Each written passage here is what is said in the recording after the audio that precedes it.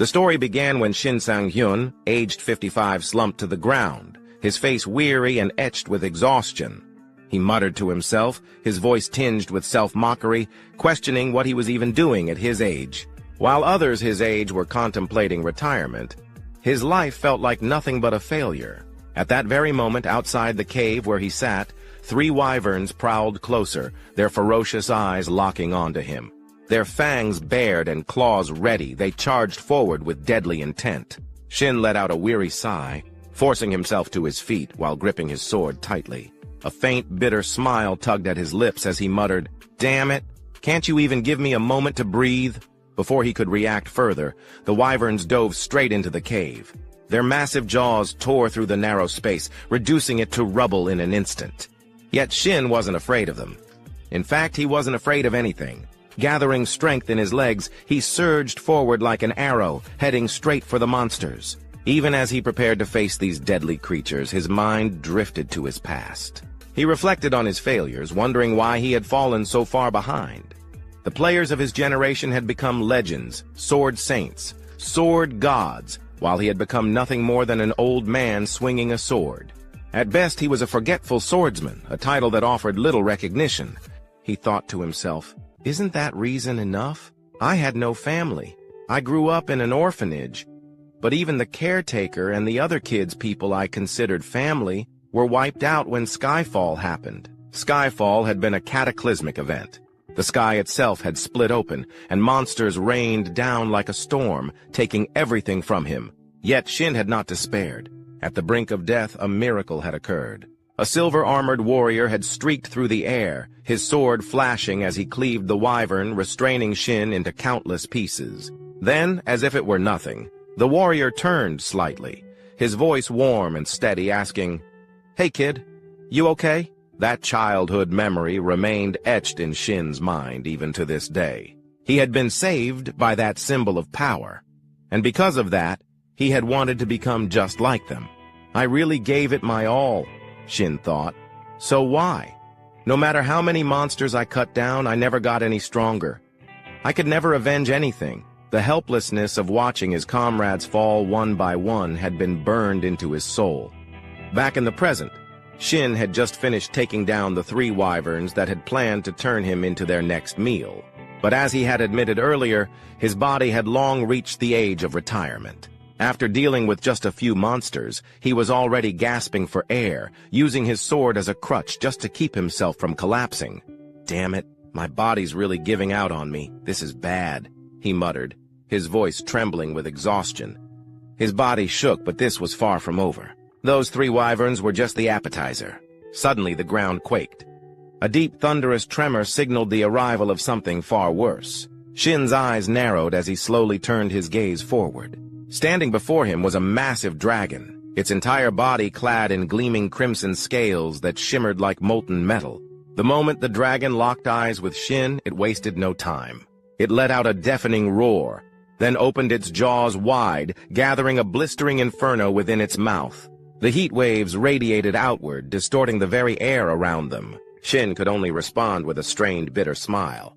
"I have no family. My life has been one endless failure, filled with nothing but regrets. Damn it, I'm screwed. To hell with this, I want a regression," he cursed internally. But time did not wait for him. The battle raged on fiercely, and by the time it concluded, the once vibrant landscape had been transformed into a desolate wasteland, ravaged beyond recognition. The battlefield was littered with the lifeless bodies of countless dragons, a grim testament to the ferocity of the conflict. Miraculously, amidst the devastation, the protagonist, Shin, remained alive. His sword was deeply embedded in the skull of an unfamiliar dragon, marking his final victory. At that moment, a system notification appeared before him. "Congratulations! You have conquered the ancient dragon nest dungeon." However, Shin ignored it entirely. Instead, he threw his head back and let out a loud, frustrated yell toward the sky. "For God's sake, why the hell am I pushing myself this hard when I'm almost 60? He shouted. Shin Sang-yun, the nameless swordsman, was 55 years old. He had dedicated 30 years of his life to being a swordsman, yet his greatest achievement was merely ranking within the top 100 in his homeland. Considering the vast number of players worldwide, this accomplishment rendered him little more than a nameless nobody.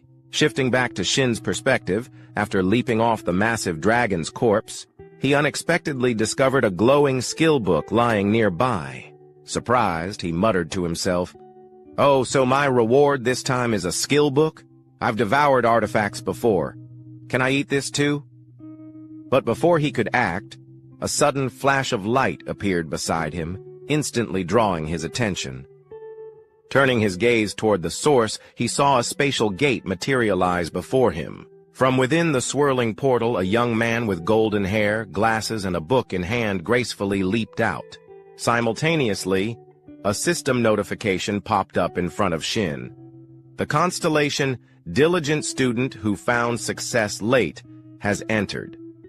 Diligent student who found success late kindly blesses you for your hard work. Additionally, he praises your flawless finishing move.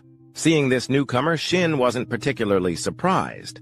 After all, this person was none other than his contracted constellation, Diligent Student Who Found Success Late. "Ha ha, thanks," Shin replied, genuinely grateful that this constellation had chosen to form a contract with a mere third-rate swordsman like him. The perks of this contract were significant. If a player reached level 850, all artifact effects and title stats would be doubled. Upon reaching level 900, all stats would be tripled. However, with his current level sitting at 650, Shin had yet to reap any benefits from this arrangement. Unaware of Shin's inner thoughts, the blonde constellation suddenly transformed into a chibi version of himself, floating closer and urging Shin to hurry up and consume the skill book. Hearing this, Shin let out an awkward chuckle. "Ha ha ha, I was planning to eat it anyway. All right, here goes." With that, he stretched out his palm toward the skill book and activated his unique ability, Artifact Devourer. This is the only skill I've had since my awakening. To understand how it works, I tried cooking and eating artifacts. I even fried them, but there was no difference. By the time I finished my useless experiments, 30 years had passed. It was only when I attempted to synchronize my mana with an artifact of the right rank that I realized it activated my Artifact Devourer skill. But by then, it was already too late. Others had grown powerful the moment they awakened. Shin reflected. Before him, the skill book glowed brilliantly as his ability took effect. However, just a few seconds later, the light suddenly flickered out, snuffed out like a flame doused in water. "That's it? Nothing happened?" Shin muttered in disbelief. Silence followed, and then frustration surged within him. In one swift motion, he grabbed the book and hurled it forward. "Shouldn't this thing come with some kind of instructions? There's no way this is an actual skill book," he exclaimed. Beside him, his constellation companion scratched his head in confusion. "There's not much information available about pre-existing skills. Sorry, I can't be of much help," he admitted apologetically. He reassured Shin, saying there was still time, and suggested he try again, perhaps by synchronizing his mana once more. But instead of comforting him, those words seemed to ignite a fire within Shin. His teeth clenched, and the corners of his eyes stung as a sudden wave of emotion crashed over him. Time? Who told you I still have time? I'm almost 60. If I had a kid at 30, they'd be nearly 30 by now. And if I had them even earlier, I'd probably have grandkids already. You might not understand this because you're a constellation, but humans don't live that long. Shin snapped. Across from him, the blonde constellation paled, cold sweat beading on his forehead. I'm sorry if I said something wrong," he stammered. Back to Shin's perspective. Seeing himself lash out at his closest companion over nothing, he realized it wasn't right. His face softened, and he let out a weary sigh, shaking his head. "No, you didn't say anything wrong. It's just, my life is full of regrets. I can't forget that person's silhouette. I tried so hard to become like him, but now I'm exhausted. I'm too old." His voice trailed off. His words left hanging in the air. Hearing Shin's lament, the young constellation fell silent, deep in thought. Then, as if reaching a decision, he broke into a smile. Shin, oblivious to this, scratched his head and said, "Anyway, I was planning to retire. Take note, I'm canceling our contract. You should find someone else to play with." Before he could finish his sentence, Shin suddenly noticed the space around him distorting. The world itself seemed to bend and melt away. At that moment, a system notification flashed before his eyes. "Constellation diligent student who succeeded late is maximizing the essence.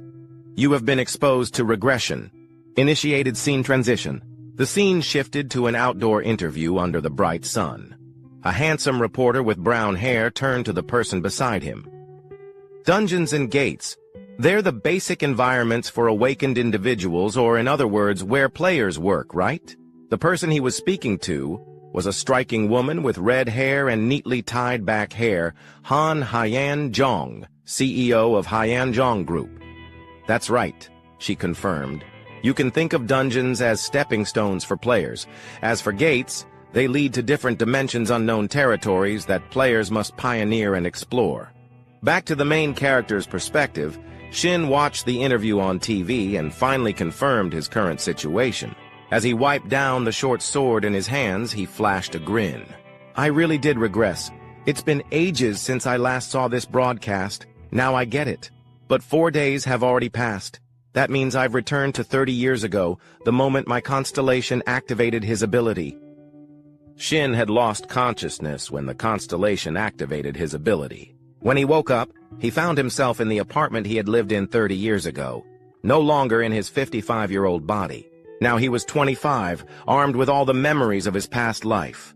"No matter how I think about it, my regression was definitely caused by the constellation's magic. There's no other explanation.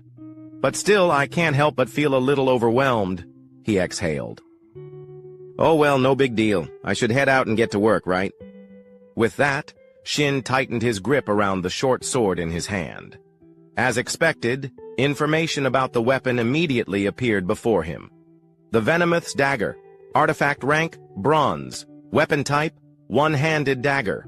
Attack power, plus 17. Speed, bonus, plus 10. Description: a self-defense dagger that does not dull easily. Looking at the dagger, a nostalgic glint appeared in Shin's eyes. "This is the bronze-ranked dagger I was lucky enough to get at this point in time. It's ranked low, but I know its hidden skill." Without hesitation, Shin activated Devour artifact, causing the dagger to emit a brilliant flash of light. A system window appeared before him. Absorption rate calculated. Base absorption rate for bronze artifacts, 10%. Past usage evaluation applied. Absorption rate increased to 20%. Since I didn't use it for long, the absorption rate is low. But what really matters is its hidden skill, Shin thought. Mana synchronization with Venomous Dagger initiated. Entering the unconscious realm. As the notification rang out, Shin's consciousness was pulled into a pitch-black space void of any light. The unconscious realm. This is the place I need to pass through in order to devour an artifact. I always get nervous coming here. I never know what kind of food will appear, he muttered. Despite his words, he smiled in anticipation. Sure enough, before he could wait any longer, something suddenly emerged in front of him. A roast chicken glowing with a gentle light.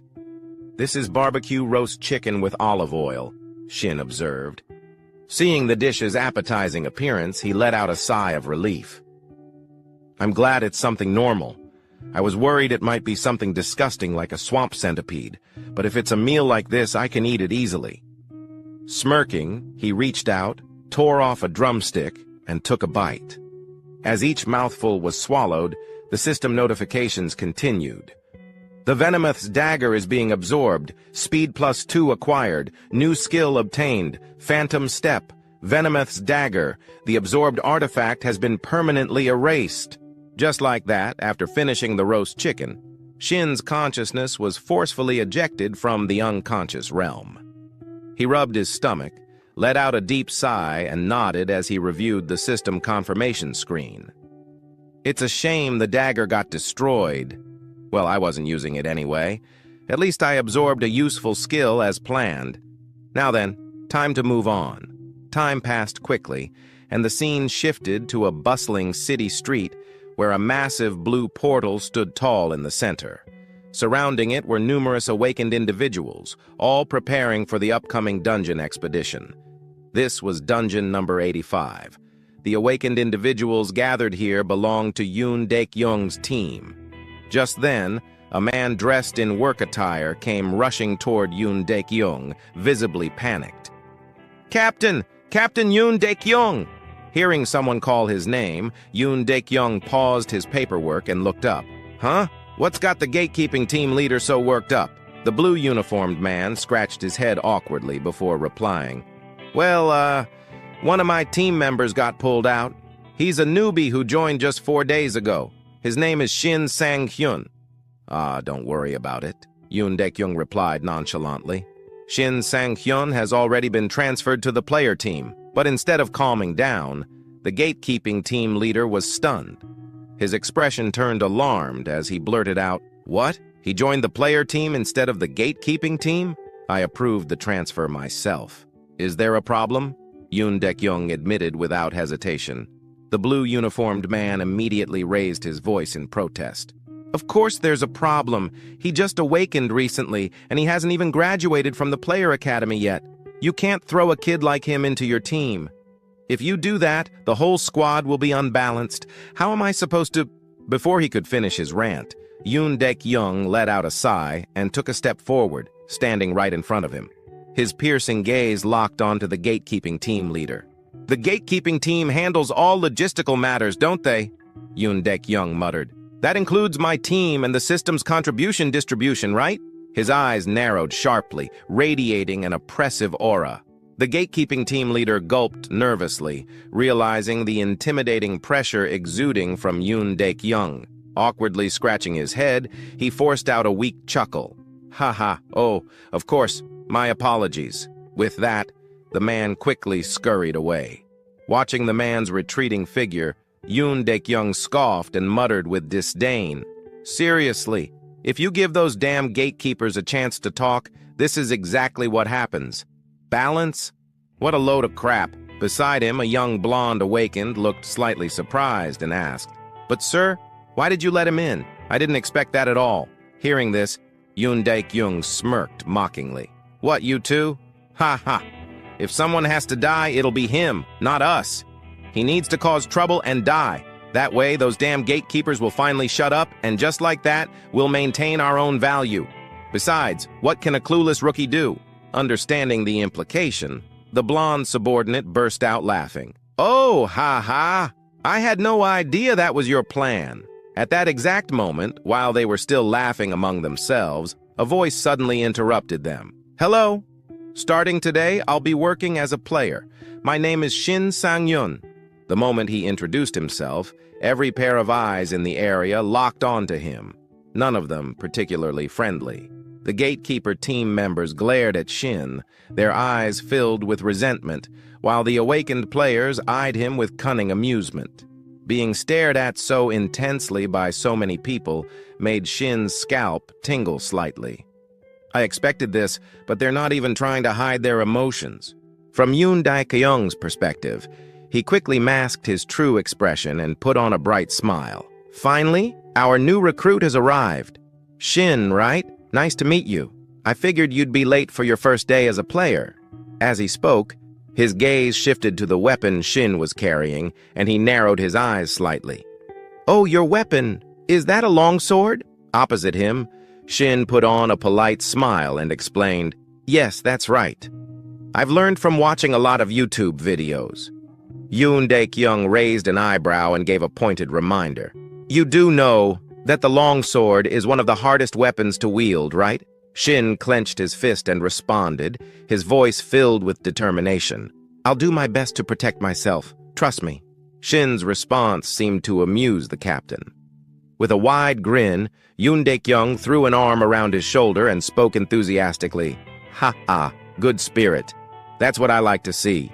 A real man should have that kind of drive, just like me." After saying that, he turned to address the rest of the team. "All right, let's get this dungeon run started. Time to fight." Hearing his command, the other team members cheered loudly, raising their fists into the air. With Shin now in the group, everyone quickly checked their equipment before stepping into the massive portal one by one. Meanwhile, Yoon Dik-young stood off to the side, making sure the entire team entered in an orderly manner. As he watched Shin's back, his expression remained neutral, but inside, he was full of scorn. He learned from YouTube? What a joke! Does he think dungeons are some kind of game? Just because he awakened and became a player, he's already getting cocky. Looks like he's asking for death. A cold smirk formed in his mind as he continued. Given the conquest strategy I have in place, this orc dungeon is known as the Wailing Wall for rookies. He'll learn his place soon enough. Stupid brat. That was what Yoon Dik-young firmly believed. But just moments after stepping inside, his face turned deathly pale. Sweat began to pour down his forehead as he took in the shocking sight in front of him. Lying all across the dungeon floor in a horrifying mess were the corpses of countless orcs, completely obliterated.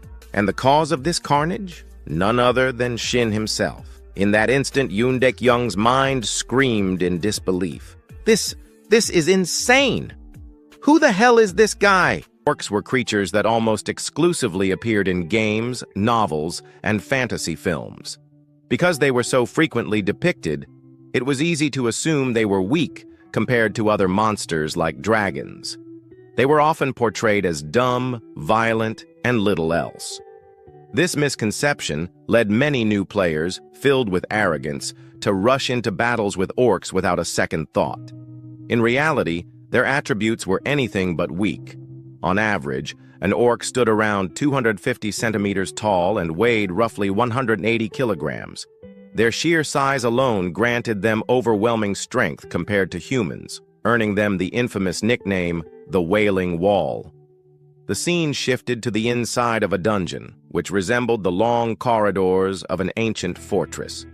As the group moved forward, a dark-haired man glanced back and reminded the protagonist, Shin Sang-yun, not to expect any special treatment just because he was new. He sternly told Shin that from that moment on, he would be on his own. Shin's eyes flickered with mild surprise, but before he could respond, the captain of the porter squad spat on the ground and scoffed from behind. The captain mocked Shin, calling him an arrogant little brat who had just awakened and was already acting like a seasoned player. For most, such words would have been deeply insulting. But Shin, having lived to the age of 55, had endured countless hardships, beatings, and the cruelties of society. He wasn't the type to take offense easily. Instead, he simply scratched his head and chuckled, saying he would do his best. Internally, he noted that no one there seemed particularly kind to rookies. Despite Shin's lighthearted response, the dark-haired man in armor remained irritable. He snapped at Shin, emphasizing that it wasn't about doing his best, but about doing things right. Trying his best, he said, was useless.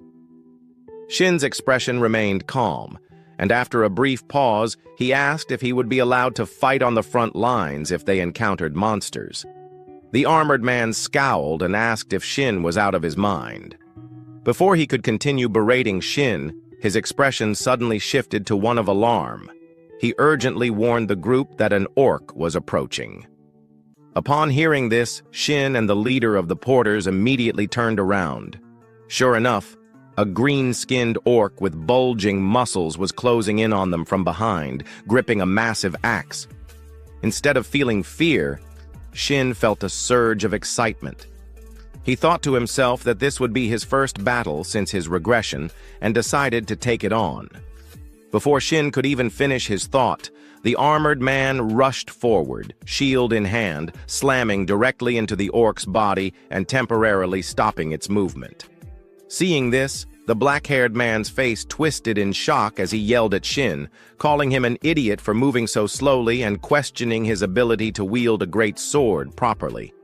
Shin calmly reminded him that he didn't have to help. The black-haired man, now even more frustrated, shouted at Shin to prove his skills.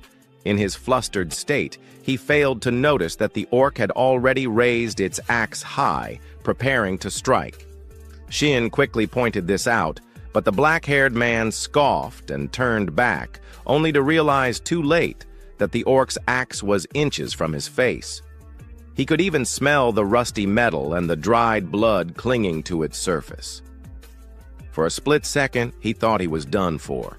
Just before the deadly blow could land, Yoon Daik-young, the leader of the team, barreled in like a human tank. With sheer brute force, he slammed his shield directly into the orc's face, sending the massive creature flying backward and crashing into the ground, leaving a small crater upon impact. Seeing that the orc was temporarily incapacitated, Yoon Daik-young turned and bellowed at the two of them, demanding they focus and stop treating the situation like a playground. The black-haired man stammered an apology, while the others looked on, amazed by Yoon Daik-young's quick reflexes. Yoon Daik-young drew his sword and took a battle-ready stance, ordering the others to fall back as he would handle the orc. At the same time, the orc had already recovered, letting out a terrifying roar before charging forward in a blind frenzy. Its axe came crashing down against Yoon Daik-young's shield, creating a deafening clang that echoed through the air. However, Yoon Daik-young lived up to his title as the team leader. His strength was extraordinary, and the moment he blocked the orc's attack, he drove his sword straight into the left side of the monster's chest. Thick streams of green blood poured out as the orc staggered. Behind him, the rest of the team clenched their fists, their faces lit up with excitement. They murmured in awe, believing the captain had pierced the orc's heart and defeated it. However, things didn't go as expected.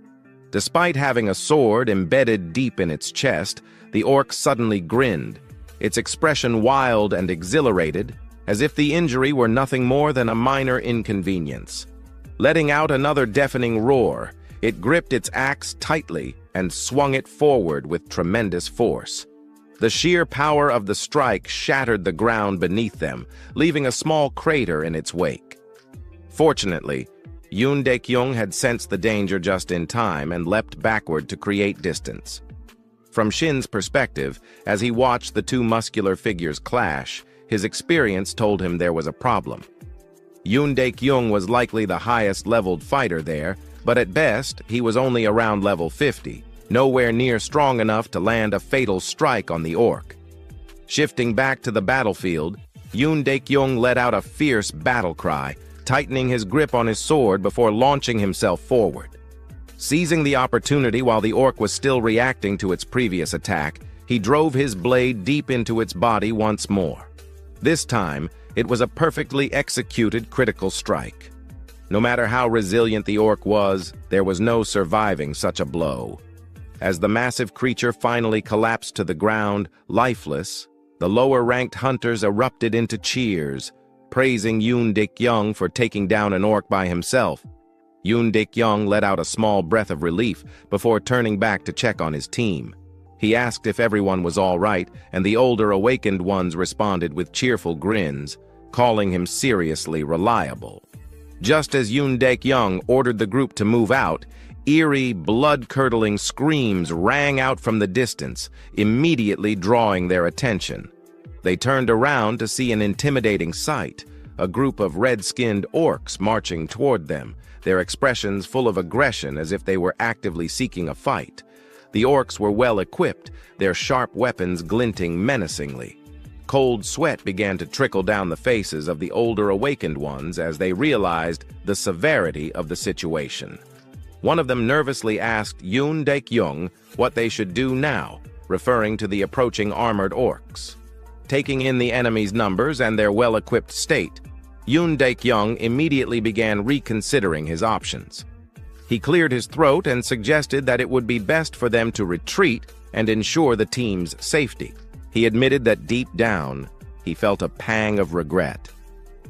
Just as they had finally taken down one enemy, an entire squad of orcs appeared.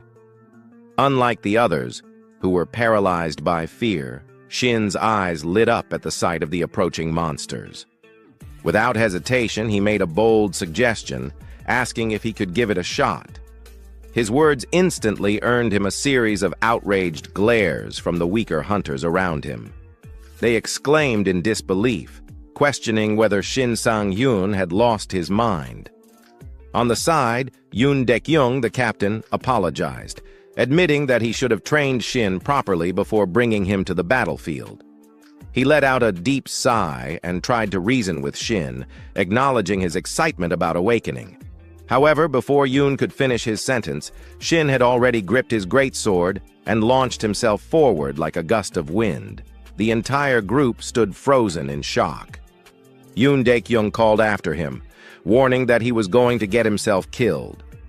Contrary to everyone's expectations, the moment Shin closed the distance, he swung his greatsword with a single devastating strike, effortlessly slicing a young red-skinned orc clean in half. For a brief moment, an eerie silence blanketed the battlefield. Only Shin's voice broke through as he remarked how amazing greatswords were. Behind him, after several seconds of stunned silence, the so-called weaker hunters began sweating profusely.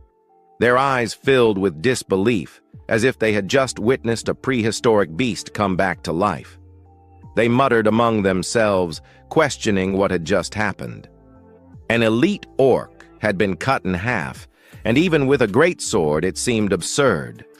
Ignoring their murmurs, Shin casually rested his greatsword on his shoulder and chuckled, wondering if he was still level 1.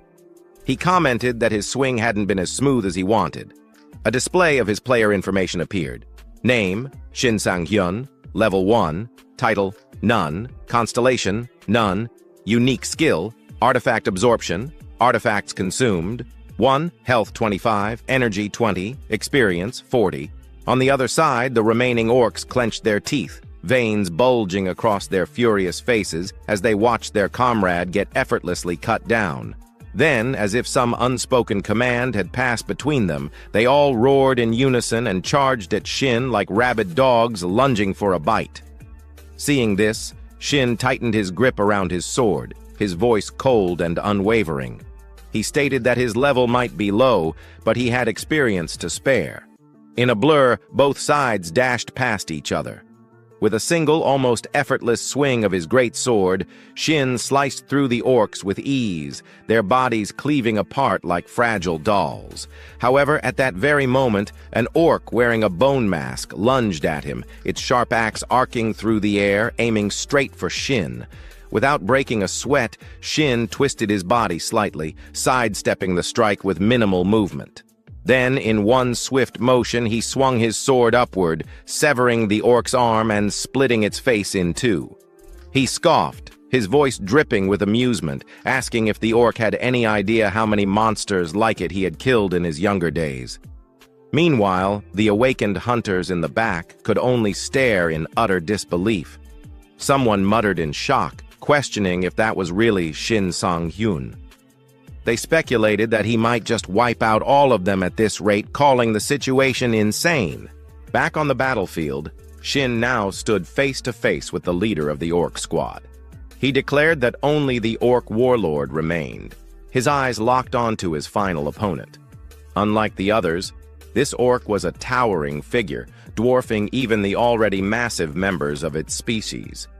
But it wasn't just its size that made it dangerous. It was clad in full armor, heavily equipped for battle. The warlord scanned the battlefield, its bloodshot eyes taking in the remains of its fallen kin. Rage swelled within its chest, and with a deafening roar, it lifted its massive spiked club and swung it downward with overwhelming force, aiming to crush Shin in a single blow. Seeing this, Shin wasted no time and leapt to the side, dodging the attack in a blink. The unfortunate wall behind him, however, wasn't so lucky. It exploded into rubble under the sheer force of the orc's strike. But Shin didn't even glance at the destruction. Mid-air, he twisted his body and swung his greatsword in a clean, decisive arc, slicing straight through the warlord's thick neck. However, the wound Shin had just inflicted was too shallow, not nearly enough to take down the monstrous orc. Seeing this, the squad leader, clearly worried, shouted that the orc's skin was too thick and that their attacks were useless. He concluded that they were screwed. Before the orc leader's words could fully settle in the air, it seized the moment Shin landed, letting out a fierce roar. It swung its massive arm backward, bringing its colossal war club down toward Shin's much smaller frame. Yet, Shin showed no sign of concern whatsoever. "Calm down, will you?" he said casually, his voice steady. At the same time, he activated his skill, Demon Breaker. A system notification appeared. Hidden skill activated. Status abnormality blocked. Cooldown, 15 seconds. Skill level, 1. Effect. When attacking a target, be it human or monster, the target will be immobilized for 2 seconds. Success rate and duration depend on the target's resistance level. The moment the skill took effect, the orc leader's entire body froze in place. Its weapon, which had been mid-swing, halted abruptly, and its massive frame trembled violently as it struggled against the invisible force restraining it. Seeing this, Shin grinned, his eyes narrowing in amusement. "Yeah, just stay put like that," he chuckled. Across from him, the orc leader let out a panicked howl, but before it could even comprehend what was happening, Shin's razor-sharp blade had already sliced clean through its thick neck, sending its head flying. The orc's massive body collapsed to the ground with a heavy thud, while its severed head rolled to a stop at the feet of Yoon Daek-young, who stood watching from a short distance away. The sheer brutality of the scene left everyone in stunned silence. "What the hell did I just witness?" someone muttered. "Didn't he just awaken 3 days ago?" another stammered. "And that disruption skill he used, isn't that supposed to be an advanced ability? I thought even high-ranked players could only stun an enemy for like 1.5 seconds at most, and he's wielding a great sword like he's been doing it his whole life.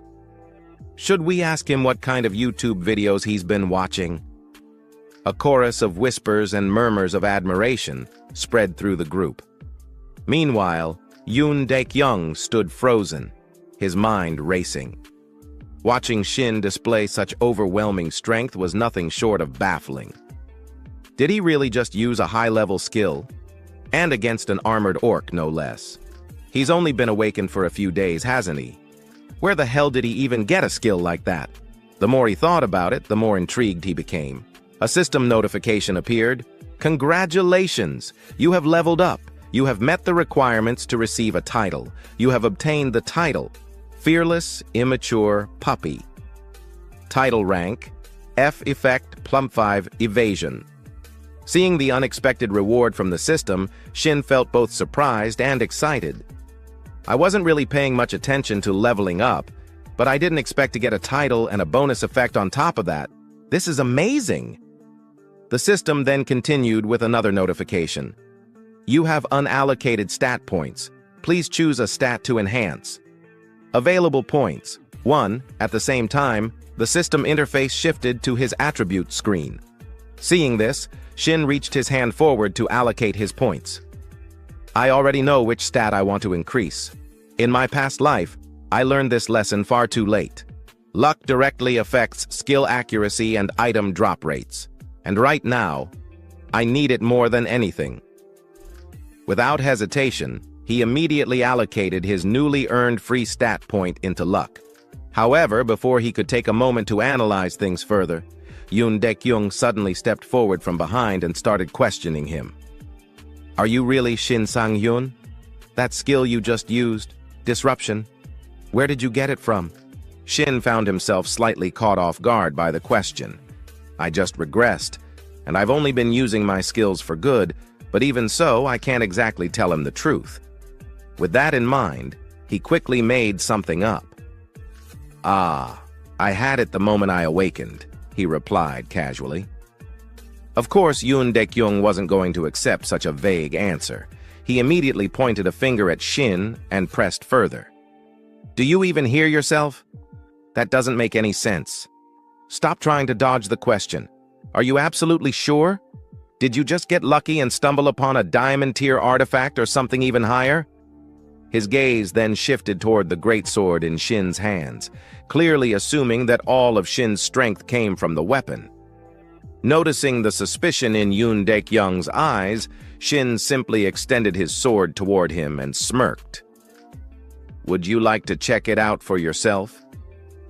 On this side, Captain Yoon Daek-young was slightly taken aback by how casually Shin handed over his weapon. However, he still accepted the greatsword to inspect it. Yeah, all right. If you're offering..." With that, he focused on examining the weapon, and in an instant, all of its details were displayed clearly before his eyes. Faded greatsword. Type, two-handed weapon. Weapon class, greatsword. Attack power, 50. Effect, none. Description, a standard greatsword with a simple design, offering no special abilities. As soon as he saw the information provided by the system, Yoon Daek-young practically screamed like his house was on fire. "What the hell? This is seriously just a normal greatsword? That means that skill was really yours?" His jaw clenched, and veins started to pop on his forehead as he silently cursed in his head. "Son of a... I've been raiding dungeons for 2 damn years, grinding my way up to level 50, and my skills still aren't as good as his. If this keeps up, then the reward distribution today..." Before he could spiral any further, a teammate suddenly shouted, "Captain, the sub-boss just showed up." Hearing that, the rest of the team turned their eyes toward Yoon Daek-young, waiting for his command. His face darkened slightly, but he quickly gave out orders. "All right, let's move then." He turned to Shin and said, "Thanks to you, we had an easier time clearing out those small fry. But don't get cocky and end up dead. A flashy skill like yours won't do jack against the demonic orc we're about to face." Shin tilted his head slightly, finding Yoon Daek-young's attitude a little strange. However, as if remembering something, a smirk slowly formed on his lips. I almost forgot why I joined this team right after regressing. This team distributes rewards based on contribution." With that, he suddenly called out, "Hey, Captain!" Yoon Daek-young turned back with a frown. Shin flashed a bright grin and asked, "If I kill the demonic orc myself, can I take the artifact as my reward?" The red crystal was a rare loot that could only be obtained by defeating the demonic orc. Even then, it was known to be incredibly difficult to acquire. No, rather, the drop rate was absurdly low. However, in his past life, after his team had failed to take down the demonic orc, Shin had witnessed another team successfully obtaining the red crystal. He still remembered that moment vividly, the sight of the victorious party standing over the slain demonic orc, holding the precious crystal in their hands. One of the team members had exclaimed in amazement, congratulating their captain and asking how he had managed to get such a valuable item.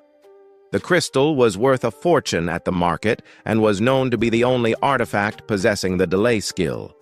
As they stared at it with eyes full of greed, their captain, looking slightly uncomfortable, had waved them off and told them to calm down, complaining that they were practically spitting all over him. The delay skill was precisely what Shin desperately needed at that moment. Brushing aside the memories, he returned to the present and repeated his request. His words left the entire team momentarily stunned. Noticing their reaction, he quickly elaborated on his reasoning. He reminded them that their team distributed rewards based on contribution. So, if he managed to kill the boss himself, there should be no issue.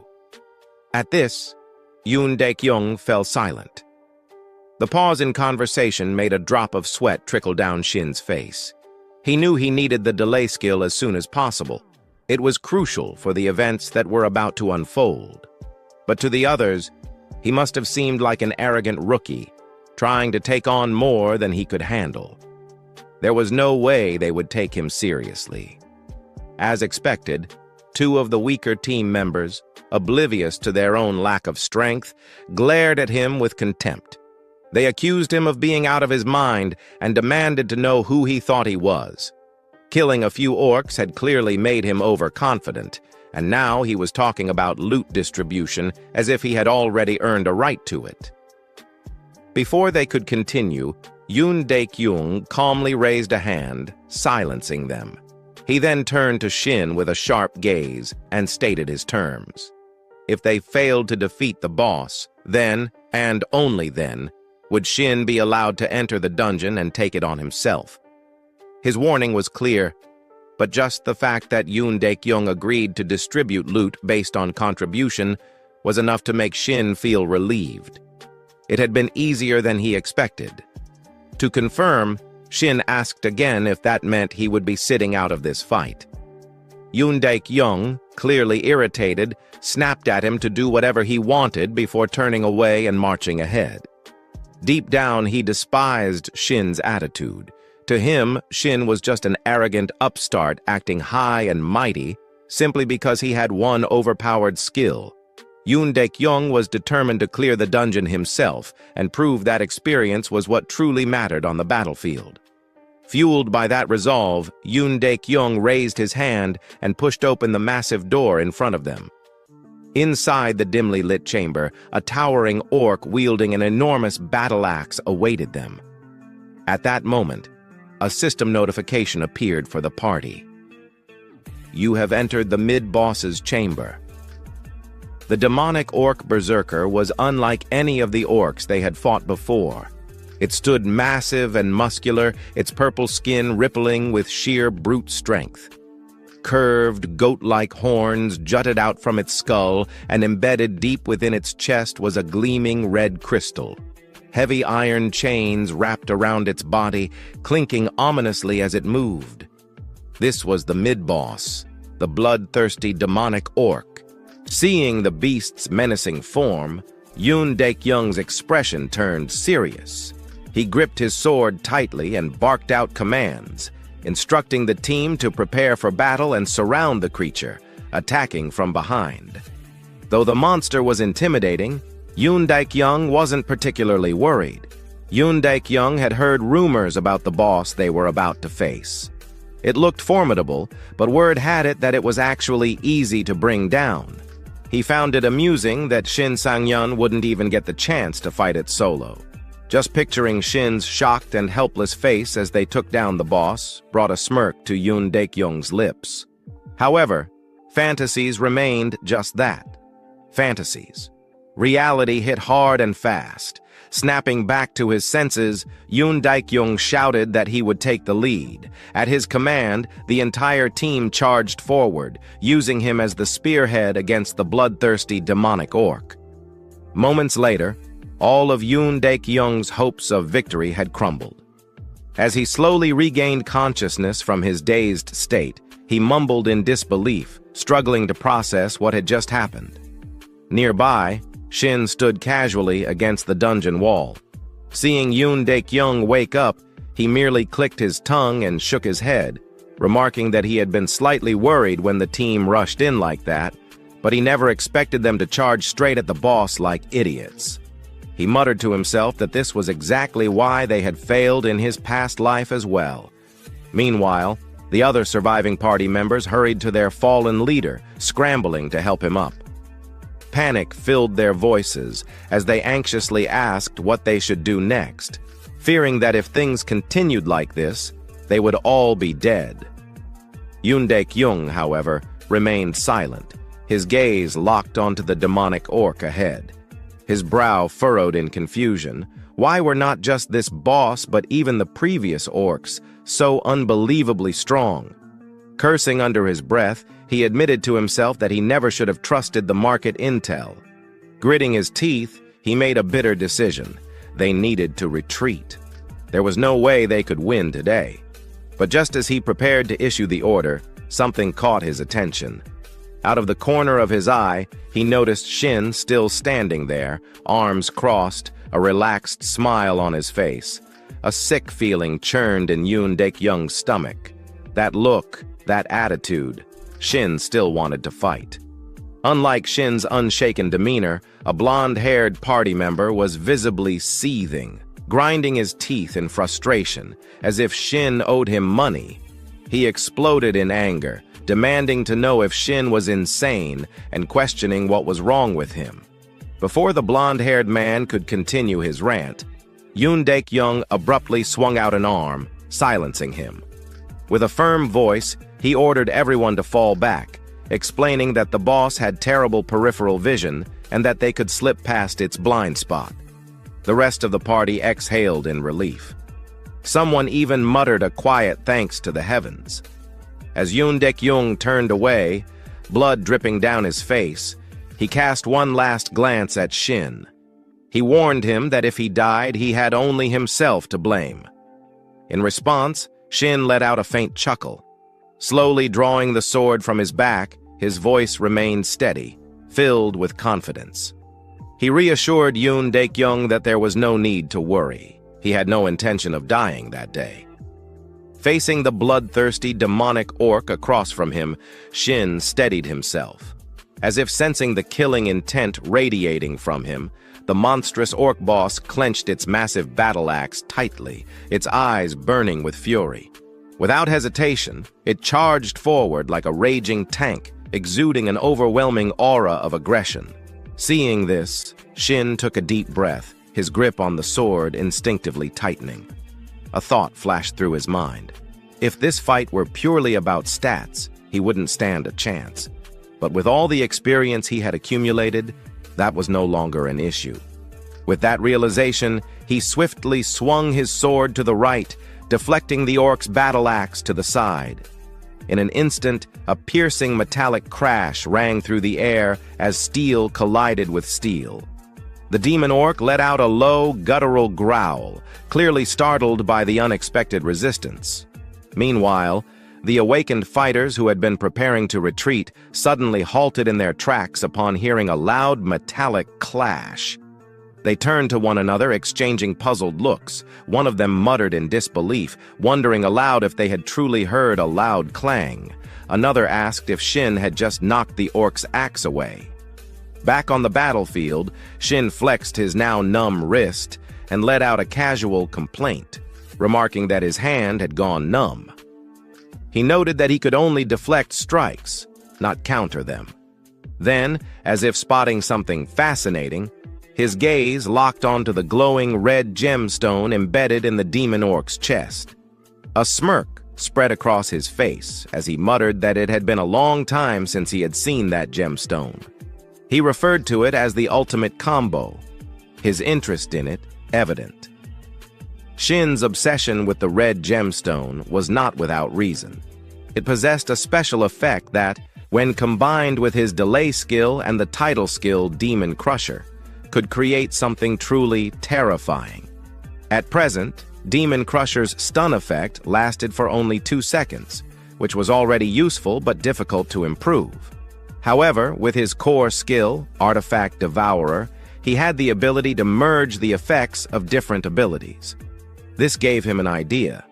What if he could stack the stun effect from Demon Crusher? He realized that this could lead to the perfect skill combination, an infinite stun lock. If he could obtain delay, this possibility would become a reality. The mere thought of paralyzing enemies endlessly while they remained completely helpless sent waves of excitement surging through him. His smirk widened as he confidently raised his sword and taunted the monster, asking what it was waiting for. As if understanding his provocation, thick veins pulsed across the demon orc's forehead like writhing worms. With an ear-splitting roar, it launched itself straight at Shin, its monstrous energy surging as it prepared to strike with devastating force. However, this was exactly what Shin had been hoping for. He thought to himself that it was perfect, just what he wanted. If the monster charged at him recklessly, he would have the perfect chance to uncover its weaknesses. With that thought, Shin charged forward without hesitation. His sword sliced cleanly across the orc's side, leaving behind a deep wound. Thick streams of dark purple blood spurted from the gash, spilling onto the battlefield. At the same time, he activated his Demon Crusher skill. The demonic orc froze in place, stunned for 2 whole seconds. Its trembling hands could no longer grip its battle axe, and the massive weapon slipped from its grasp, crashing into the ground and forming a small crater upon impact. The other awakened fighters watching from behind stared in shock, their eyes practically popping out of their heads. One of them muttered that it felt like watching a scene from a fantasy movie, struggling to comprehend what they were witnessing. Another expressed disbelief that the Demon Crusher stun had actually worked on a mid-tier boss, calling it overpowered. Yoon Daek-young, unable to process the situation, mumbled under his breath in astonishment. Meanwhile, Shin let out a smug chuckle. He acknowledged that orcs were simple-minded, but pointed out that this was a demon orc. However, before he could finish his sentence, his voice suddenly cut off. Against all odds, the demon orc had already shaken off the stun effect and launched a vicious kick straight at him. Reacting on instinct, Shin raised his greatsword just in time, using it as a shield to absorb the blow. Even so, the sheer force of the impact sent his body flying backward. His sword dragged across the ground, carving a deep groove into the battlefield. As he steadied himself, his brows furrowed in frustration. He cursed under his breath, realizing that he had forgotten about the orc's regeneration ability. His gaze locked onto the wound he had inflicted, only to find that it was no longer there. A faint green glow pulsed across the demon orc's body, and within seconds, the deep gash had completely healed. The worst part was that this very same regeneration ability had allowed the demon orc to break free from the stun effect far earlier than expected. Shin clenched his jaw, acknowledging that the battle was going to be far tougher than he had initially thought.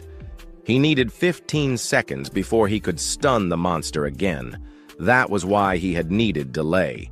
However, if he could not keep the orc stunned, he resolved to take it down the old-fashioned way. The battle raged on. Across from Shin, the demonic orc tightened its grip on its battle axe once more, its bloodlust burning hotter than ever. The wounds Shin had inflicted only served to enrage the beast further. Now, the monster had only one thought in its mind: to crush him. A swift and decisive victory was all it desired. Yet again, the demon orc swung its mighty axe, but Shin deflected the attack effortlessly. He barely twitched a muscle as he guided the attack downward, burying the axe into the ground with a casual flick of his sword.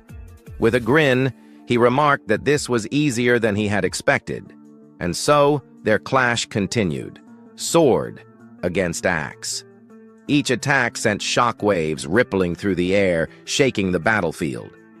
Meanwhile, among the spectators, doubt was beginning to take hold. A blonde awakener stood off to the side, seemingly uninterested in the fight. Instead, he turned toward his commander and urged him to leave, insisting that even that bastard's skill was proving useless. Yoon Daek-young, the commander, appeared stunned, his voice laced with confusion. He questioned why the stun skill wasn't working, noting that the level gap was barely noticeable. He couldn't understand why Shin looked so confident. Was he really just a newbie? The thought gnawed at him. Something wasn't adding up. Back on the battlefield, Shin was growing bored. Deciding it was time to finish the fight, he acknowledged that he had been in situations like this before. If he wasn't strong enough, he simply had to put everything into a single decisive strike. Forget slashing the enemy apart. He would use their own power against them. Gripping his sword tightly, he waited, his eyes sharp as they tracked the demon orc's movements. Then, the perfect opening presented itself. With a flash of movement, Shin lunged forward. The orc charged at full speed, completely unaware that it was running straight into its own demise. Shin's blade pierced cleanly through its chest, striking straight through the heart. The orc let out a final gurgling gasp, coughing up a mouthful of blood before collapsing lifelessly. At the same time, a system notification appeared before Shin's eyes. "Congratulations! You have defeated the mid-boss, Demon Orc. You have leveled up. You have earned the title, Demon Hunter, rank E. Title effect: when facing mid-bosses or higher, your healing ability increases by 5x. Reading through the effect, Shin couldn't stop himself from grinning. 2 titles already. Was this what it felt like to play solo? Just as he was about to revel in his victory, his eyes caught movement. Commander Yoon Daek-young was slowly approaching, his wide eyes still filled with disbelief. Even now, he struggled to accept the reality before him. The very same mid-boss that had wiped out his entire team had just been crushed effortlessly by this so-called newbie. Seeing the stunned expressions of those around him, Shin quickly forced out a crooked smile. There was only one way to avoid unnecessary trouble. Activating his amateur acting skills, he raised his voice in a dramatic wail, lamenting how he had almost died and how he couldn't have managed without the commander dealing damage. The perfect bluff. The blonde awakener, completely unaware of the situation, immediately turned to his commander with admiration. He eagerly asked when the commander had even landed a hit on the monster. Yoon Dae-kyung, however, wasn't fooled. He knew very well that he hadn't even scratched the mid-boss. His gaze shifted toward Shin, filled with confusion. Meanwhile, Shin smirked internally. Surely the commander wasn't that dumb, right? He was throwing him a bone, he just had to take it. Yoon Dae-kyung's gaze drifted to the red crystal on the ground, and he instantly understood Shin's intention. Keep your promise. That's what he's saying. Letting out a defeated sigh, Yoon Dae-kyung mumbled to himself, admitting his complete loss. However, the moment of hesitation vanished as he straightened his posture. With renewed confidence, he turned toward his team and barked out orders. Announcing that the mid-boss was down, he commanded them to prepare for the final boss. "Yes, sir," the squad responded in unison before moving forward. As they ascended the stairs to the next floor, a few of them couldn't resist sneering at Shin. Some muttered how there was no way that kid had taken it down alone. Others wished they had the stun skill, though they admitted it hadn't even worked on the mid-boss.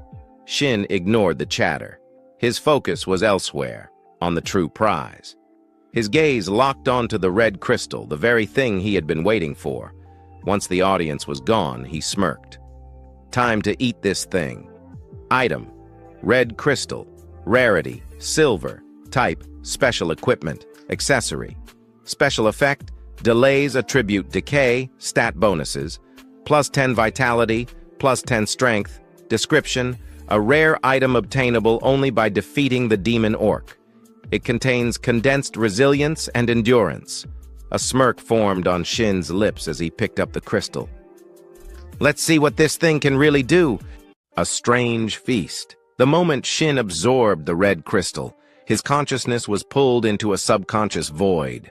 Before him sat a steaming dish, spicy cold noodles with jellied meat, prepared by the super chef. Just looking at the dish, an uncontrollable hunger surged through him. Without hesitation, Shin grabbed the bowl, lifted his chopsticks, and began eating. As he devoured each strand of noodles, a series of system notifications appeared. You are now ready to absorb the red crystal. Absorbing red crystal. Based on the base absorption rate of 20% for silver tier items, your strength and vitality have increased by +2. You have obtained the special effect. Delay. You can now embed this effect into one of your skills. A bead of sweat rolled down Shin's temple. Why do I feel so uneasy about this? Which skill would you like to combine with delay? Add it to Demon Smash, Shin replied immediately. The system confirmed the combination. The delay effect has been added to Demon Smash. If you use Demon Smash before the first stun expires, the effect duration will extend as follows. Second and third hit, 90% success rate. Fourth hit, 60% success rate. Fifth hit, 30% success rate. The moment the message ended, Shin was thrown out of the subconscious space. He stared at the system screen in disbelief, eyes wide in shock. A guaranteed 4-second stun? I only thought it was theoretically possible, but it actually works. To confirm, he rubbed his eyes and double-checked the system logs. An unexpected proposal. Just then, a voice from behind interrupted his thoughts. Can we talk for a moment? Turning around, Shin saw Yoon Dae-kyung standing behind him. What now? Sure, what's up? Shin asked. Yoon Dae-kyung's tone was hesitant, but he spoke clearly. Right ahead is the final boss room. Shin raised an eyebrow. You want me to stay behind? But what the captain said next shocked him. No, I'd be a failure of a leader if I didn't know how to use a talent like you. Let's work together, Shin Sang-hyun. As he spoke, he extended his hand. It seemed that after Shin helped him save face, Yoon Dae-kyung had fully regained his composure and was now leading like a proper commander. Shin had no reason to refuse. Ha ha, but my conditions stay the same. He grinned, clasping Yoon Daek-young's hand. Yeah, I know. The captain chuckled in response. The final boss room. At that moment, the blonde awakener approached, arms crossed. Are we finally heading in? Yoon Daek-young nodded firmly. Yeah. From this point on, everyone needs to stay alert. But as they moved forward, the blonde suddenly clicked his tongue, shooting a glaring look at Shin. This left the protagonist utterly confused. The hell's his problem? Did he eat expired food or something? Meanwhile, Yoon Daek-young didn't seem to notice the blonde's sour attitude. With a bright grin, he patted Shin's shoulder. Let's finish this up. Drinks are on me after. Time flew by quickly as Shin's team finally stepped into the last boss room of dungeon number 85. Their opponent this time was a monstrous orc with ash-gray skin covered in strange, spiral-shaped runes that pulsed faintly. In its grip was a blood-stained spiked mace, still dripping from its last victim. An overwhelming savage aura radiated from the creature. This was the final boss, the frenzied orc, a captain's resolve. From Yoon Daek-young's perspective, after witnessing the sheer power of the previous boss, the demonic orc, he no longer underestimated this dungeon. A cold sweat dripped down his face as he took a determined step forward, looking at Shin. I'll go first. However, before the captain could recklessly charge in and get himself obliterated, Shin unsheathed his sword and shook his head. Stay close to me. Yoon Daek-young hesitated. Right now, you shouldn't. But before he could finish, Shin exhaled deeply, lost in thought. The frenzied orc has lower skill resistance than the demonic orc, which means it's easier to stun. As long as I stay calm and attack properly, this shouldn't be a problem. But stay close to me. Since when did I start saying things like that with such confidence? Back then, I was always scared. Even when I grew older, I barely managed to survive. I can't live like that again. I have to change my weak past and my future. And to do that, I'll show everyone here my overwhelming strength. An overwhelming display. With that resolve burning in his heart, Shin swung his sword down, slashing deep into the frenzied orc's torso. The wound tore from its abdomen to its shoulder, causing the beast to howl in agony. Without hesitation, Shin activated his skill. Demon Smash! A shockwave of force crashed into the orc, leaving it staggered and unable to move. It's stunned for 4 seconds, he shouted. Without missing a beat, Yoon Daek-young rushed forward, leading the charge. Now get him! With the boss completely immobilized, the entire team unleashed a relentless barrage of attacks, overwhelming the beast before it could even showcase its strength. And just like that, before the orc could land a single devastating strike, it collapsed. Dead. Dungeon complete. The moment its massive body hit the ground, a system notification rang out. Congratulations! You have defeated the final boss, the frenzied orc. Congratulations! You have completed the dungeon of the Red Orc Altar. Recognition and a glimpse of the future. As the lifeless body of the frenzied orc lay in a pool of its own blood, some members of the party couldn't help but remark, wasn't this dungeon way too easy? I didn't even have to use a single potion. Another adventurer chimed in, grinning. See? I told you that stun skill was amazing! Meanwhile, a group of porters huddled together, whispering among themselves while stealing glances at Shin. Do you think he has his own gate? Should I ask him? Huh? I was about to ask first. So what? I need to make a living too. Another porter scoffed. Their team captain retorted, shaking his head. A fast-changing world. Observing how quickly people's attitudes shifted, Shin couldn't help but feel a little dizzy. These guys flipped sides so fast, I wasn't even planning to do anything for them. Just as he finished that thought, a series of system notifications appeared before his eyes. Congratulations! You have leveled up. You have obtained the rank D title, Overwhelming Power. Effect: status effect durations are increased by 10%. Reading the title description, Shin nodded in satisfaction. Not bad. A 4.4-second stun? That's crazy. In my past life, I never earned a single title. But as he thought about that, his expression darkened slightly. Even so, this is nothing compared to him, Dugansu, the demon sword, the title collector, the perfect blade, the greatest swordsman in South Korea, a legendary player with countless titles. Only 2 years after the player era began, he had already surpassed level 500. Long before Shin's regression, he had always looked up to him, a warrior he deeply respected. But now, maybe I won't fall behind this time. If I start pushing myself now, maybe, just maybe, I'll have a chance. As his determination blazed within him, Shin's nostrils flared slightly, releasing a faint puff of white steam. The sudden sight startled the porters behind him.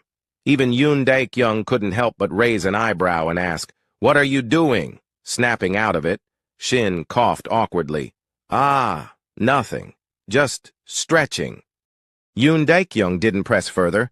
Instead, he reached into his inventory and pulled out a small ring, tossing it to Shin. "Here, you did great. Take it." Catching the ring, Shin was genuinely surprised. "Wow, did someone possess you?" Yoon Daek-young gave a sheepish smile. "Hey, give me some credit. You really carried the team this time. Still, isn't this a bit much?" Daek-young shrugged nonchalantly. "It's just a bronze-tier item.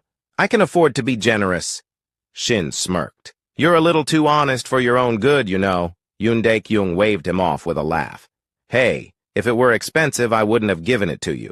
But even as he spoke, a silent thought lingered in his mind. "I gave this to you because from now on, we'll probably never cross paths again. Like it or not, even I have to admit it, you live in a completely different world from the rest of us now." As Shin and Yoon Daek-young continued to laugh and chat, neither of them noticed the blonde-haired man standing behind them, biting his lip in silent fury. His eyes burned with resentment as he glared at them.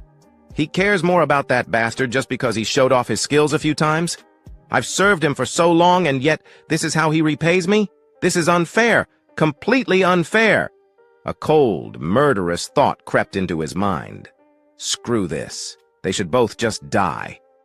Without hesitation, he pulled out his phone and dialed a number. Time quickly passed, and the scene transitioned to Shin's apartment in Jamsil-dong, Sampa district. Sitting in front of his desk, Shin grinned from ear to ear as he checked his bank account. "This is insane. Now, this is why I became a player." A notification flashed on the screen. "Transaction complete. 200 coins received. The main exchange gate alone gives me 200 coins per day?" Shin chuckled, rubbing his chin. "Looks like he gave me twice the amount compared to the others, plus an extra bonus. Damn, I hit the jackpot." He put his phone down and turned his gaze toward the ring resting on the table. Frenzy ring. Rank, bronze, type, accessory, special effect, lightweight, attributes, strength, plus 10, description. A ring that can only be obtained from the frenzied orc. It causes the wearer to enter a state of rage. Special effect, lightweight. Consumes 1 mana per second to reduce the perceived weight of all equipped artifacts to 1 gram. Reading through its stats and effects, Shin couldn't help but admire its potential. Even though it's just a bronze-tier item, I can't believe I got a free artifact with lightweight. His eyes glinted with understanding. Now I see why it's normally classified as silver. Most players exhaust their mana after just a few swings of their sword, but using 1 mana per second just to lighten their equipment? That's ridiculous. Who the hell would waste their mana on something like that? The thought made him chuckle to himself, but then his expression shifted, his grin turning sharper. Then again, none of that matters to me. Shin leaned back in his chair, deep in thought. In my past life, I only discovered my ability when I was already over 50 years old, but that's exactly why I trained so damn hard to master it. He recalled a crucial memory, a time when he consumed an artifact that required mana defunction, and the result, the penalty effect, disappeared. Artifacts that drained mana always had a drawback, a side effect that made them difficult to use. But for Shin, when I absorbed them, the penalties vanished completely.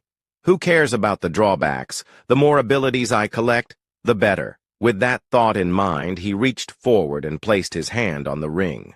A faint blue light began to swirl around his fingertips. Then, without hesitation, he started the absorption process. Meanwhile, at the H-Seoul nightclub in Gangnam, the atmosphere was thick with smoke, alcohol, and the heavy beat of music. Amidst the neon glow, the blonde-haired man from Yoon Daek-young's party lounged in a private booth, his arm draped around a beautiful woman. but he wasn't enjoying the moment. He was ranting. "I'm telling you, it's true! That bastard has a stun skill that lasts for 4 whole seconds!" His voice was loud, too loud. Across from him, a thuggish-looking man narrowed his eyes in irritation. "Oi, who the hell do you think you're raising your voice at?" The blond man immediately shrank back, bowing his head. No, I'm sorry," the thug scoffed, his expression full of disdain. Then he leaned forward, eyes gliding dangerously. "So what? You want me to take revenge for you?" The blond man shook his head violently. "No, but I swear he's cheating. He even used multiple stun items." Before he could continue, the thug suddenly slammed the table. "Then what the hell do you want from me, you idiot?" His voice boomed through the room, making the surrounding club-goers flinch. "I'm in the middle of business here, and you're wasting my time with your whining." The blond man gulped, but then he added, voice trembling, "But Yoon Dae-kyung seems to like him a lot." That got the thug's attention. His lips curled into a smirk. "Oh, so you do want revenge after all?" Meanwhile, not far from the booth, a blonde-haired woman leaned in close to a man with an eye patch, whispering seductively into his ear. "You're not close to that guy, are you? He looks like a total loser." "Ha ha ha ha, Tilda," the one-eyed man chuckled, then straightened up. He wanted to impress the woman, so without hesitation he called out, "Hey!" The blond man turned toward him, but before he could even react, schlick! A cold flash of steel, then pain. His left ear hit the table with a wet thud. Blood spurted from the side of his head as he screamed, clutching his wound, his entire body convulsing in agony. But the one-eyed man simply smiled. "Who do you think we are, huh?" He leaned down, lightly slapping the blond man's tear-streaked face. Then, in a voice as cold as ice, "You thought we were your personal errand boys?" The blond man trembled, his eyes wide with fear. The one-eyed man sneered. "Then you better pay the price." He grabbed a glass of alcohol from the table and poured it over the fresh bleeding wound. The blond man howled in pure agony, writhing as the liquor burned through his exposed flesh. But the one-eyed man just laughed, thoroughly enjoying the sight. Then, with a casual tilt of his head, he asked, "Now, tell me, where the hell is this bastard you're talking about?" Time passed quickly, returning to Shin's current situation. He was still completely unaware that the blonde-haired guy and a group of thugs had set their sights on him. So, for now, he remained relaxed, strolling leisurely without a care in the world. Taking a seat near the staircase, Shin let out a weary sigh. Just remembering the taste of the food he had eaten earlier was enough to make his stomach churn. The mere thought of it made him feel nauseous, like he was about to throw up any second. Who the hell would have guessed that cold cucumber soup could come out of the Ring of Frenzy? Cold Eastern cucumber soup, the ultimate killer of anyone who dares to eat it. My stomach is turning inside out right now. But as they say, there's always light at the end of the tunnel. At that thought, he casually twirled the massive greatsword in his hand, effortlessly spinning it like a windmill despite its insane weight. All of this was thanks to the lightweight effect he had obtained from the Ring of Frenzy. Lightweight, a special passive effect with no cooldown, and due to his artifact devourer skill, the original mana consumption penalty of the ability had been completely removed as a side effect. However, the lightweight effect had been nerfed. Now, instead of completely negating weight, it simply set the weight of all artifacts to a fixed 100 grams. Well, I guess I'll be using this greatsword for now. But what if I accidentally drop it? That would be a disaster. All right, next up. As he spoke, Shin quickly pulled up his status window. Gazing at his current stats, Shin reminded himself of his next step. I need to start drawing the attention of the constellations. A player could only have one constellation, so he had to choose carefully. If possible, I want a constellation that matches my strongest stat. That means luck. But then he let out a small sigh. Well, at the moment, I don't have any outstanding stats that would attract them. I guess all I can do for now is train. With that thought, Shin slowly stood up, his eyes locking onto the countless training dummies lined up ahead. Time to get to work. Days later, at this moment, Shin had just arrived at an unfamiliar location, having driven there himself. The moment he stepped out of the car, his face was completely pale, as if he was about to drop dead at any second. I seriously thought I was going to die back there. I guess 3 days of non-stop training plus a long road trip was way too much. Well, at least I got a new skill out of it, so I guess it was worth it. As he spoke, Shin twisted his torso left and right, stretching his body a little to shake off the fatigue. The new skill he had acquired was ambidextrous sword mastery, basic passive ability for swordsman. Skill level 1. Description: increases adaptability with all types of swords, excluding short swords and one-handed long swords. Now, as for the place Shin had come to, this was none other than Dungeon Number 1, a solo-player exclusive dungeon. Looking at the glowing blue portal before him, a faint smile appeared on his lips. Today, I get to go all out by myself. No more worrying about people staring at me like I'm some kind of freak. Not only that, but getting access to a solo dungeon like this usually meant waiting in line for months. I should be glad I managed to slip in through the cracks. Just as he was about to step forward, he suddenly paused. His gaze shifted toward the distance behind him, and his expression darkened. A black car sat idly in the distance, parked in complete silence. It had been following him for quite some time now, and at this point, Shin was sure of it. I can't believe they actually followed me all the way into the damn forest. I don't know what they want, but whatever it is, I'll settle it inside the dungeon. His voice turned cold, and his eyes gleamed with a dangerous edge. Inside the dungeon entrance, the entrance to Dungeon 101 resembled a massive cave, its dark, ominous passage stretching deep inside. Emerging from the blue portal, a group of thugs stepped forward calmly, their expressions unreadable. It seemed that the blonde-haired traitor had somehow convinced them to take the job. But before they could take another step, Shin's voice rang out, cutting through the air. "This is a solo-player dungeon, isn't it? You guys couldn't have gotten lost. That means you're trespassing in my playground." Hearing that voice, the leader of the rat gang raised an eyebrow in slight surprise. His eyes swept over Shin, taking in his posture. The guy looked like he had been waiting for them this whole time, but that moment of curiosity quickly turned into mocking laughter. "Are you stupid or something?" Turning back to Sang-un, the whole gang erupted into laughter, their expressions full of amusement at his supposed foolishness. Shin, however, remained calm. The moment he got a good look at them, he immediately realized something was off. These guys weren't a normal dungeon raid team. Thinking it over, he decided to give them one last chance to avoid unnecessary bloodshed. "I won't report this, so get lost." His eyes narrowed slightly as he spoke. At the same time, he silently analyzed the entire group, scanning them carefully before coming to a quick conclusion. No healers, no mages. They gave up stability, the one thing every dungeon party needs, to form an all-swordsman and archer team. These guys aren't dungeon hunters.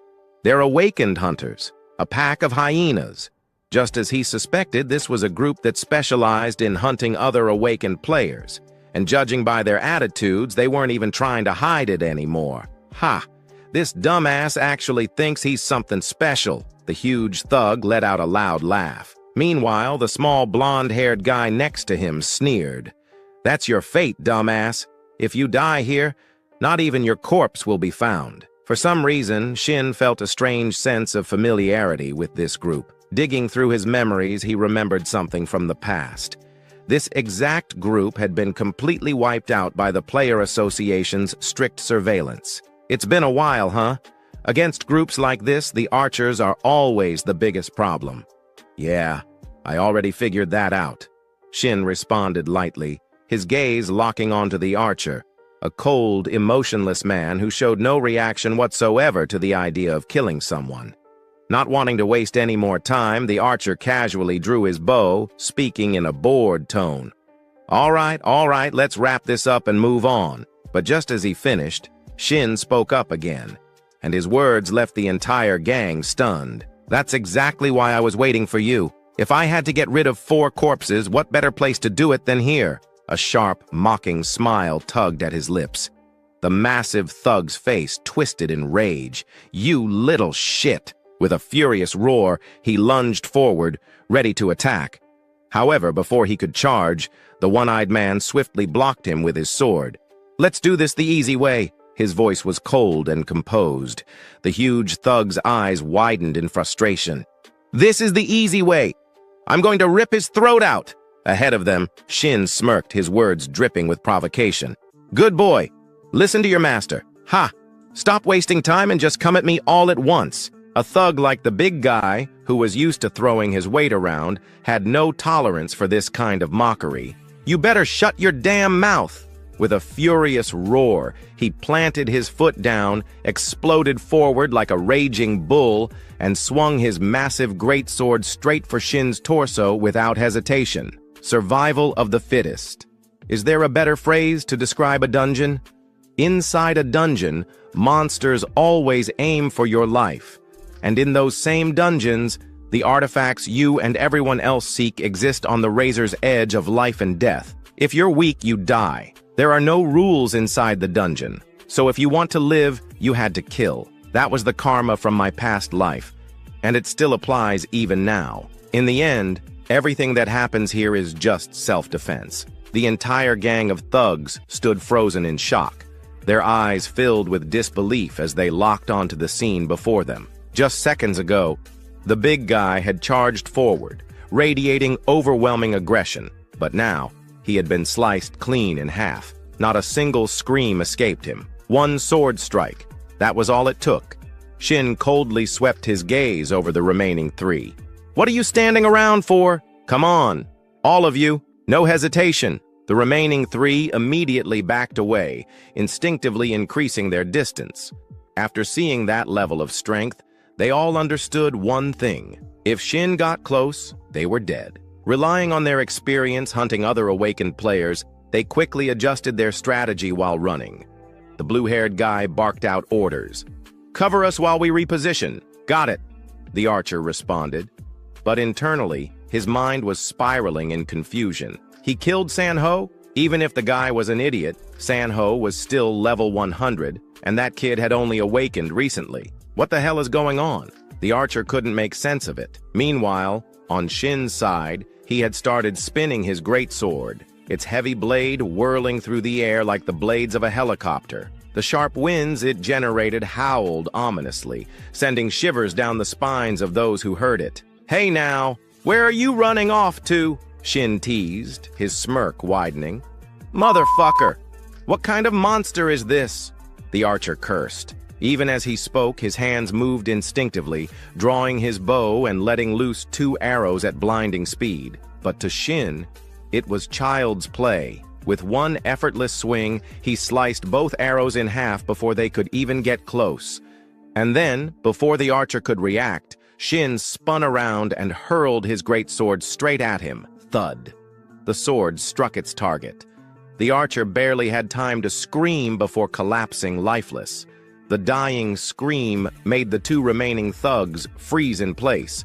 They turned their heads in shock, their faces going pale. Who the hell is this guy? The small, orange-haired thug shouted in disbelief. Unlike him, however, the blue-haired one had a completely different thought process. His sharp gaze locked onto Shin, and more specifically, the fact that he was now unarmed. He threw away his great sword. That means he's got no weapon right now. This is the perfect chance to strike. Attack! At his command, both of them charged at the same time. Shin also dashed forward, heading straight for his great sword, which was still lodged in the archer's corpse. The race was on. But just as his fingers brushed the hilt of his weapon, the 2 thugs' blades came slashing toward him. Slash! The sound of steel cutting flesh echoed through the air. A spray of fresh blood splattered onto the ground, but it didn't come from Shin. It came from the archer's corpse. Because in the moment just before the blades reached him, Shin had used his sword as a pivot point, launching himself into the air with an acrobatic flip. You're insane. The orange-haired thug gritted his teeth, stunned that Shin managed to dodge even in that tight window of time. But Shin wasn't interested in conversation. Still midair, he reached down and ripped his great sword out. At that moment, the blue-haired thug, Juntae, suddenly reached out, grabbing the orange-haired one's head from behind. The smaller thug flinched in confusion. Juntae, what the hell are you doing? Before he could react, Juntae shoved him forward like a human meat shield. Slash! The orange-haired thug barely had time to scream before Shin's greatsword cut through him like paper. Just like that, he was gone. Damn. That's some real brotherly love right there. Selling out your own teammate the second things go south, Shin said, mocking. After that, he paused his assault for a moment and casually added, "You guys were selling organs, right?" Juntae's eyes narrowed. Shin smirked. "Yeah, no way in hell people like you would trust each other just out of goodwill. So let me guess. Your real goal was awakening mana stones through organ transplants, right?" For a brief second, Juntae's expression shifted. Shin immediately caught it. Bullseye. Still, Juntae let out a cold chuckle. "So what if you figured it out, huh? You little shit!" As soon as the words left his mouth, Juntae lunged, his sword aimed straight at Shin's chest, and on his lips, a victorious grin. But just when the blade was barely 5 centimeters away from Shin's face, it stopped, frozen in place, unable to move forward even a single inch. Because crushing kneel has been activated. A debilitating shock surged through Juntae's body. For the next 4.4 seconds, he was completely paralyzed. Like a statue. Shin took a step forward, looked him in the eye, and spoke. "Let me ask you something." A cold chill crawled up Juntae's spine. He tried to move. Nothing. Tried to speak. Nothing. All he could do was stand there, feeling sweat drip down his face. "What the hell? I'm paralyzed? But how? Those wounds from earlier? No way! Just from those tiny cuts? There's no skill that broken. And what is he talking about? I'm the one who kills. That's how it's always been. I take lives, not the other way around." Yet now, for the first time in his life, he saw the end. And as death loomed closer, his mind flashed back to the past. Back to when he tricked a fresh, new, awakened rookie. "Give it your all this time, okay?" He had smiled, placing an arm over the young, freckled boy's shoulder. "With you here, we can do anything. I'd trust you, bro." The rookie grinned back, completely unaware. Scene transition. A different memory. A young rookie, his face covered in blood, trembled in fear. Tears mixed with red streaks as he stared at Juntae. Why are you doing this?" His voice cracked. "Please don't. I'll do anything you say." Back to the present. Juntae's entire body shook uncontrollably. Shin watched him, then smirked. "What's wrong? Didn't you already go through this yourself? Oh, or are you scared now because it's finally your turn?" Time passed. Now, Shin sat beside a small stream, carefully wiping his sword clean. Juntae was gone, sent to reunite with his comrades. And even though this wasn't the first time, even though he had witnessed this kind of thing countless times before, a part of him still felt off. I shouldn't get used to this. I haven't even been regressed for that long. At this rate, there's no way I'll ever form a contract with a constellation.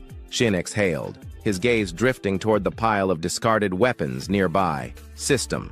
Notify. You have obtained 8 artifacts from this dungeon. Shin raised a brow, then grinned. Well, if it's self-defense, then I guess all of this belongs to me now. Time passed quickly.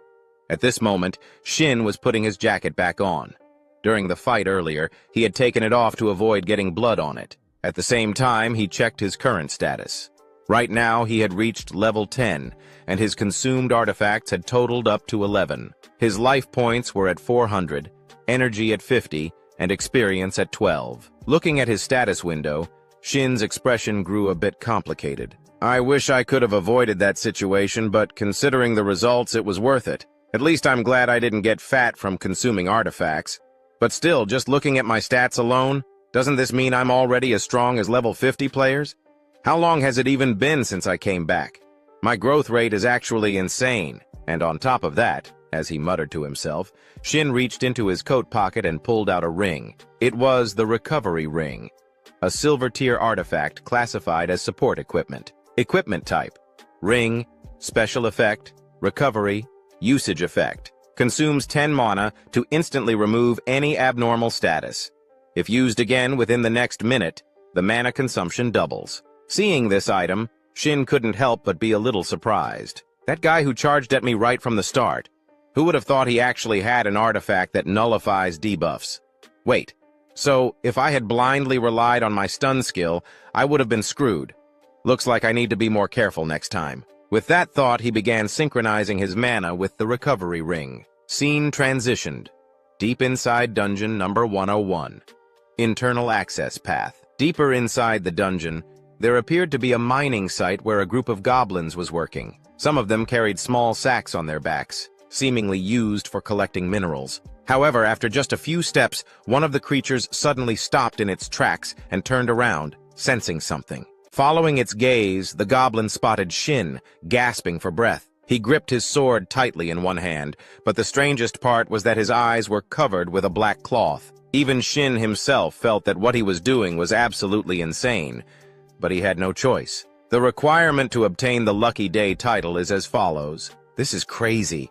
It wants the player to kill 500 monsters while keeping their eyes closed. On the other side, the goblins hesitated for a brief moment upon witnessing Shin's strange behavior. They didn't immediately charge into attack. Come on, when are these monsters going to make a move? Shin muttered in frustration. Once they confirmed that Shin was truly unable to see, the goblins let out amused chuckles. Drool dripped from their mouths as their excitement grew. Back to Shin's perspective, he suddenly lifted his head slightly, sensing something in the air. I can feel them. I had to sense the airflow and listen carefully to everything around me. Focus. I need to maintain this heightened state of awareness. Inside his mental world, it was as if he were standing on the surface of a still body of water. Then, from behind him, countless sounds and ripples began spreading rapidly toward him. The sounds and ripples became increasingly clear and intense, surrounding Shin from all directions, appearing and disappearing unpredictably instead of following a linear path. I can do this, he reminded himself. At that very moment, one of the goblins let out a roar, gripping its axe tightly. It swung straight at Shin. However, what it didn't know was that Shin's heightened perception had already detected its movement well in advance. Without a moment of hesitation, he swung his sword in a sweeping arc, slicing through the air with breakneck speed. In an instant, 4 goblins were cleaved in half simultaneously. A rain of blood erupted, and the area was instantly suffused with the thick stench of fresh blood. And yet, rather than feeling repulsed, Shin seemed almost exhilarated. This feels damn good, he let out a low chuckle. Just then, a blinding streak of light shot toward him at breakneck speed, aiming straight for his head. For an ordinary person, there would be no time to react. But Shin? Not a chance. The moment it entered his range of perception, Shin's hand snapped up, effortlessly catching the arrow mid-flight before crushing it into pieces in a single motion. The goblin archer in the distance broke into a cold sweat, letting out an unintelligible noise. Back to Shin's perspective, his perception was expanding in all directions, allowing him to sense countless pairs of eyes watching him from within the darkness. And yet, he felt no fear whatsoever. Just moments ago, I was in a terrible situation, but because of it, I got to relive my past. Maybe that's why my senses have been sharpened, huh? Well, either way, come at me, you bastards! He taunted them outright. And how could these green-skinned creatures possibly hold back after hearing that? With their overwhelming numbers, the goblins charged forward like moths to a flame, but the only thing awaiting them was death. Shin's sword whipped through the air at lightning speed, slashing and cutting down the goblins before they could even get close. His attacks were so relentless and precise that the goblins collapsed into pieces mid-charge, never even realizing how they had died. Rather than slowing down, Shin grinned in exhilaration. He lunged forward aggressively, cutting down everything in his path without the slightest hesitation. Only one goblin, lagging behind, had the misfortune of witnessing everything. It stood frozen, watching its comrades get obliterated in an instant. Terror was etched all over its face, but before it could even think about running, it soon joined its fallen brethren in the afterlife. Having temporarily wiped out the group of monsters ahead, Shin finally stopped for a moment. The tip of his sword still smoldered with heat, drenched in the blood of the fallen goblins. The scene around him was even more gruesome than a slaughterhouse. Every single monster's sacrifice had become fuel for Shin's growth. Suddenly, a notification popped up before his eyes. Congratulations! You have leveled up. You have obtained the title, Lucky Day, rank D. Hearing the announcement, Shin ripped off his blindfold in one swift motion.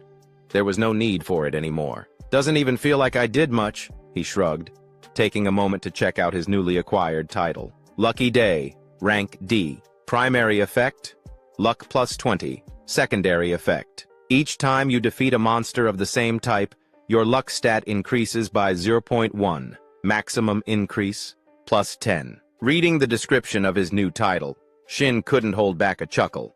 Ha ha! I'm finally gathering all the titles I need. Meanwhile, a new group of goblins had been drawn to the area by all the commotion. But the moment they arrived, their eyes landed on the horrifying sight before them. Limbs and body parts of their fallen kin scattered all over the place. Every hair on their bodies stood on end. But before they could even think about retreating, Shin was already standing right in front of them, flashing a deranged smile. Ha ha ha! Can't let this opportunity go to waste. More stats for me, and they even walked right into my lap, drenched in blood, his face twisted into that of a bloodthirsty executioner.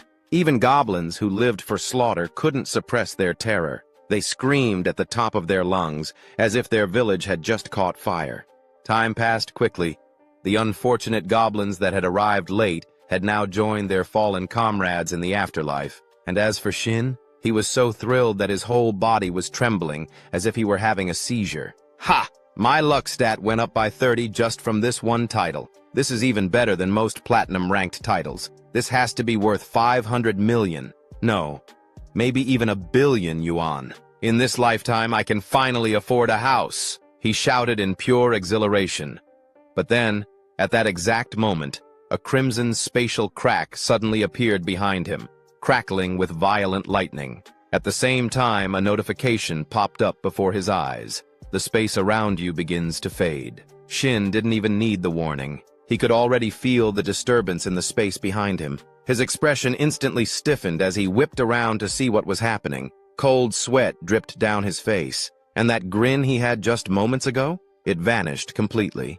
A series of notifications began to appear in front of him. 3 constellations have taken an interest in you. The constellation Dimensional Ruin Cleaner asks, "Are you interested in bringing misfortune to others?" The constellation Grand Voyager of the Void is intrigued by your mysterious nature and wishes to converse. The constellation Goddess of Luck smiles at you while extending her hand. At this moment, the physical manifestations of the 3 constellations stood before Shin. First was the Dimensional Ruin Cleaner, a grotesque entity resembling a giant insect, yet it had a pair of wings and an unnervingly long tail. Next was the Grand Voyager of the Void, shrouded in mystery, draped in a flowing white robe. An enigmatic and unfathomable aura emanated from his presence. Lastly, there was the Goddess of Luck, an overwhelmingly beautiful figure capable of captivating one's very soul. Switching to Shin's perspective, he couldn't help but feel a mix of excitement and nervousness upon witnessing all 3 of his close friends being noticed by the 3 Grand Elders at the same time. That was fast, and all 3 of them too, he thought to himself, a bit overwhelmed. Then, in an attempt to draw some attention to himself, he spoke up half-jokingly, "Ha ha, did you guys see my performance?" To his surprise, the Goddess of Luck suddenly floated right in front of him. Rather than being mesmerized by her beauty, Shin felt a creeping sense of unease. Had I done something to offend them? Wait, was my tone too arrogant? I've never been in this kind of situation before, not even in my past life.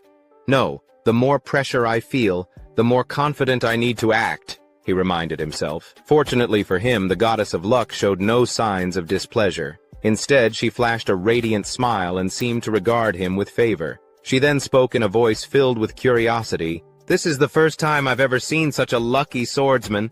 How unusual." Hearing that, Shin scratched the back of his head awkwardly and chuckled. "Oh, luck. Yeah, I guess I really am insanely lucky.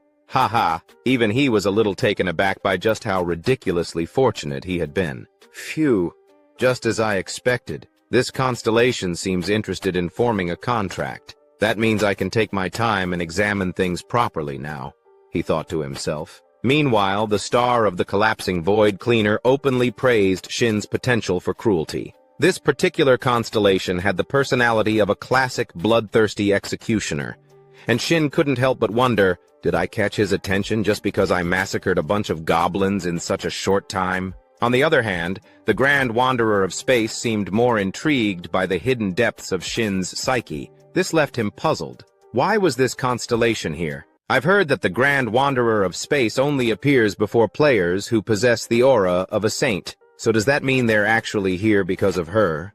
He murmured, his gaze shifting forward with a hint of doubt. At that moment, the goddess of luck was happily chatting with the other two constellations. She even reached out and ruffled the Grand Wanderer's hair, causing his face to flush a deep red. Seeing this, a rumor from Shin's past life suddenly resurfaced in his mind. The goddess of luck.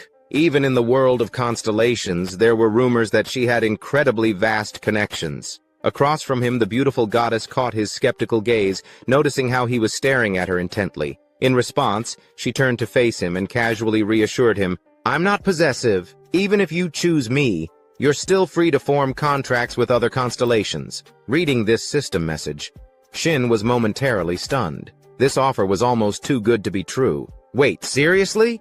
He blurted out before thinking to himself, "This is a massive advantage. A sharpshooter can hit their mark even when firing into the air under the blessings of the world. They never run out of arrows." The miracle archer, among all archers, Hashimoto Yugi, was the one who had defeated countless top swordsmen. Not only did he have an absurdly high luck stat, but his destructive power was overwhelming. People suspected he was cheating or exploiting a loophole, but in reality, it was simply because he had contracts with two constellations, and it was the goddess of luck who made that impossible feat a reality. With that thought in mind, Shin knew better than to offend these three constellations, so he could only force a smile and chuckle awkwardly. Ha ha ha. Having three constellations appear at once sure makes it hard to choose. Across from him, the emotional state of the three constellations shifted instantly. They urged him to cast aside the petty concerns of a mere mortal and make a decision of fate. One of them even began to question whether they had chosen the wrong person. From Shin's perspective, however, it wasn't that he was playing mind games to raise the value of his contract. He was genuinely struggling to make the right choice. The goddess of luck is definitely a good constellation. But if choosing her means no other constellations will appear in the future, then this decision is practically locking in my entire fate as a player. Over the 10 years I spent as a player, only one constellation ever approached me, the model student who succeeded late in life. When he appeared, it was like a beacon of salvation. I was overwhelmed with joy. No matter how much I struggled, I believed that the future would be bright. But nothing ever changed. Not until I turned 55. That's right. I never got any real benefit from my constellation. The activation condition was absurd. The ability required me to reach level 850 before it would double all stat effects from artifacts and titles for my entire life. I couldn't use the constellation's most important power.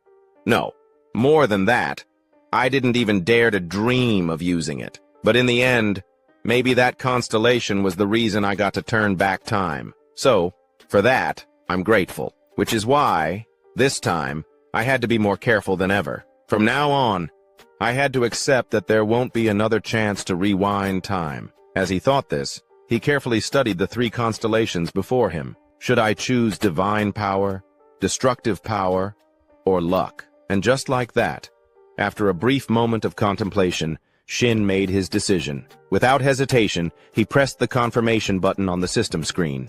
Immediately, a notification popped up. You have signed a contract with the constellation, Goddess of Luck. Once the contract is established, even if the player dies, it will remain in effect for 30 years without disappearing. In another realm, an entity was closely monitoring the contract between the reincarnated player and the Goddess of Luck. Friendly constellations sincerely congratulate your contract and wish for your victory. Hostile constellations have decided to use their players to hinder your growth. A series of notifications flooded the screen, causing Shin to glance nervously at the bright red warning messages before him. Haha! What the hell is this? Why am I suddenly attracting so much attention?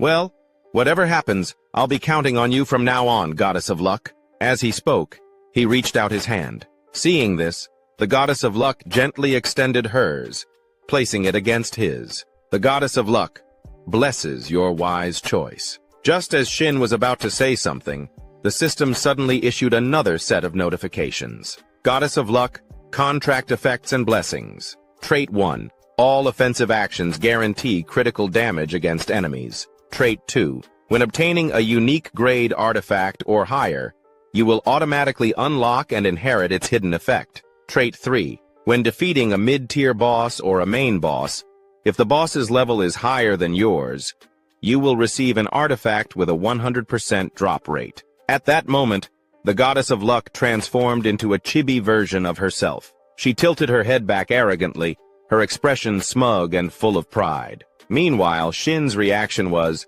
"Wow, what the hell is this? Why are these abilities so overpowered?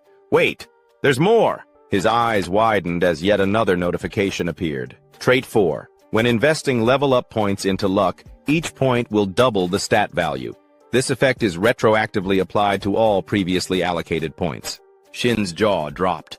Looking at the 4 contract traits granted by the goddess of luck, Shin was so overjoyed that he cried like a baby. Guaranteed critical hits and artifact drops? You've really had it rough, Shin. As he spoke, he felt like his life was only now truly beginning. Then, out of nowhere, the goddess of luck turned to him and asked, "The goddess of luck inquires, what will you do about the offers from the other constellations?" To Shin, after witnessing firsthand what he had gained from the goddess of luck, why would he even care about the other two? He turned around and dismissively waved his hand. "Ah, it's fine.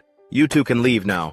I need to focus on the goddess." Hearing this, the other two constellations immediately bristled with irritation. The Grand Voyager of Space. Take a number. See you next time. The Spatial Collapse. Janitor. Warning. One day, I will take something from you.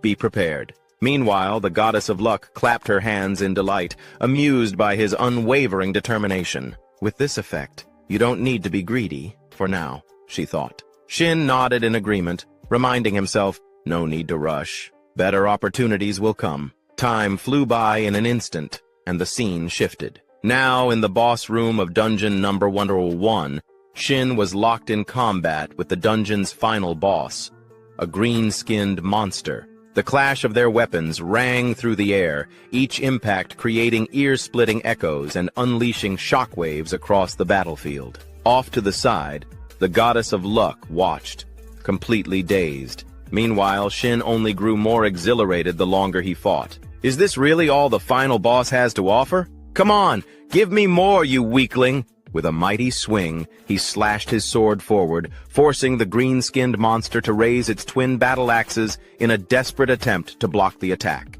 This was the final boss of the dungeon, the greedy Goblin Warlord. Next, the Goblin Warlord channeled all its strength into its arms and shoved Shin backward. Reacting quickly, Shin drove his sword into the ground, using it to halt his movement before he could be knocked too far back. A deep trench was left in the earth where his blade had dug in. Then, the Goblin Warlord suddenly threw its head back and let out a deafening shriek. Its eyes blazed a furious red as a system notification appeared before Shin. The Goblin Warlord has inflicted weakness and oppression on you.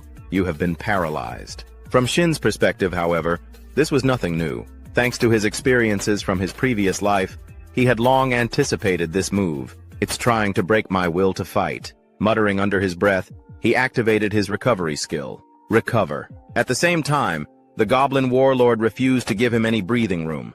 With a ferocious charge, it swung its battle axe downward in a crushing blow. The sheer force of the attack shattered the ground beneath them, sending sharp shards of rock flying in all directions. However, as the Goblin Warlord surveyed the aftermath, a flicker of confusion crossed its face. It hadn't felt the sensation of hitting anything solid, and sure enough, Shin's voice rang out, completely unfazed. This skill has a clear limit. It can't completely lock down movement. Guess it's only good for dealing with small fry, huh?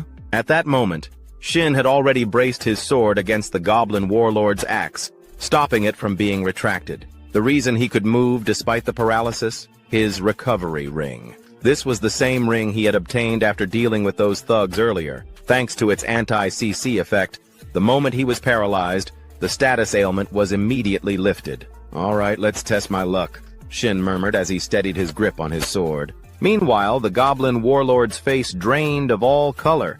Panicking, it attempted to inflict weakness on him again. However, this time, Shin simply smirked coldly. You think that trick will work twice? With a lightning-fast dash forward, Shin slashed his blade across its chest, carving a deep wound into its left side. The goblin warlord let out a blood-curdling scream as pain surged through its body. Without wasting a second, Shin activated his skill, Demon Breaker. The effect was immediate. The goblin warlord was paralyzed for 2 whole seconds. Seeing the opportunity, Shin lunged forward.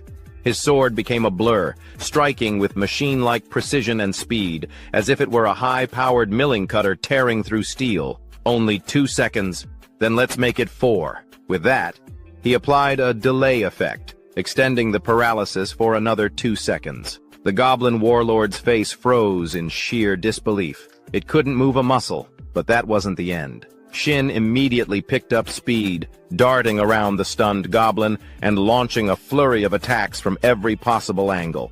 Secondary delay effect activated. 90% chance of prolonging paralysis. Success.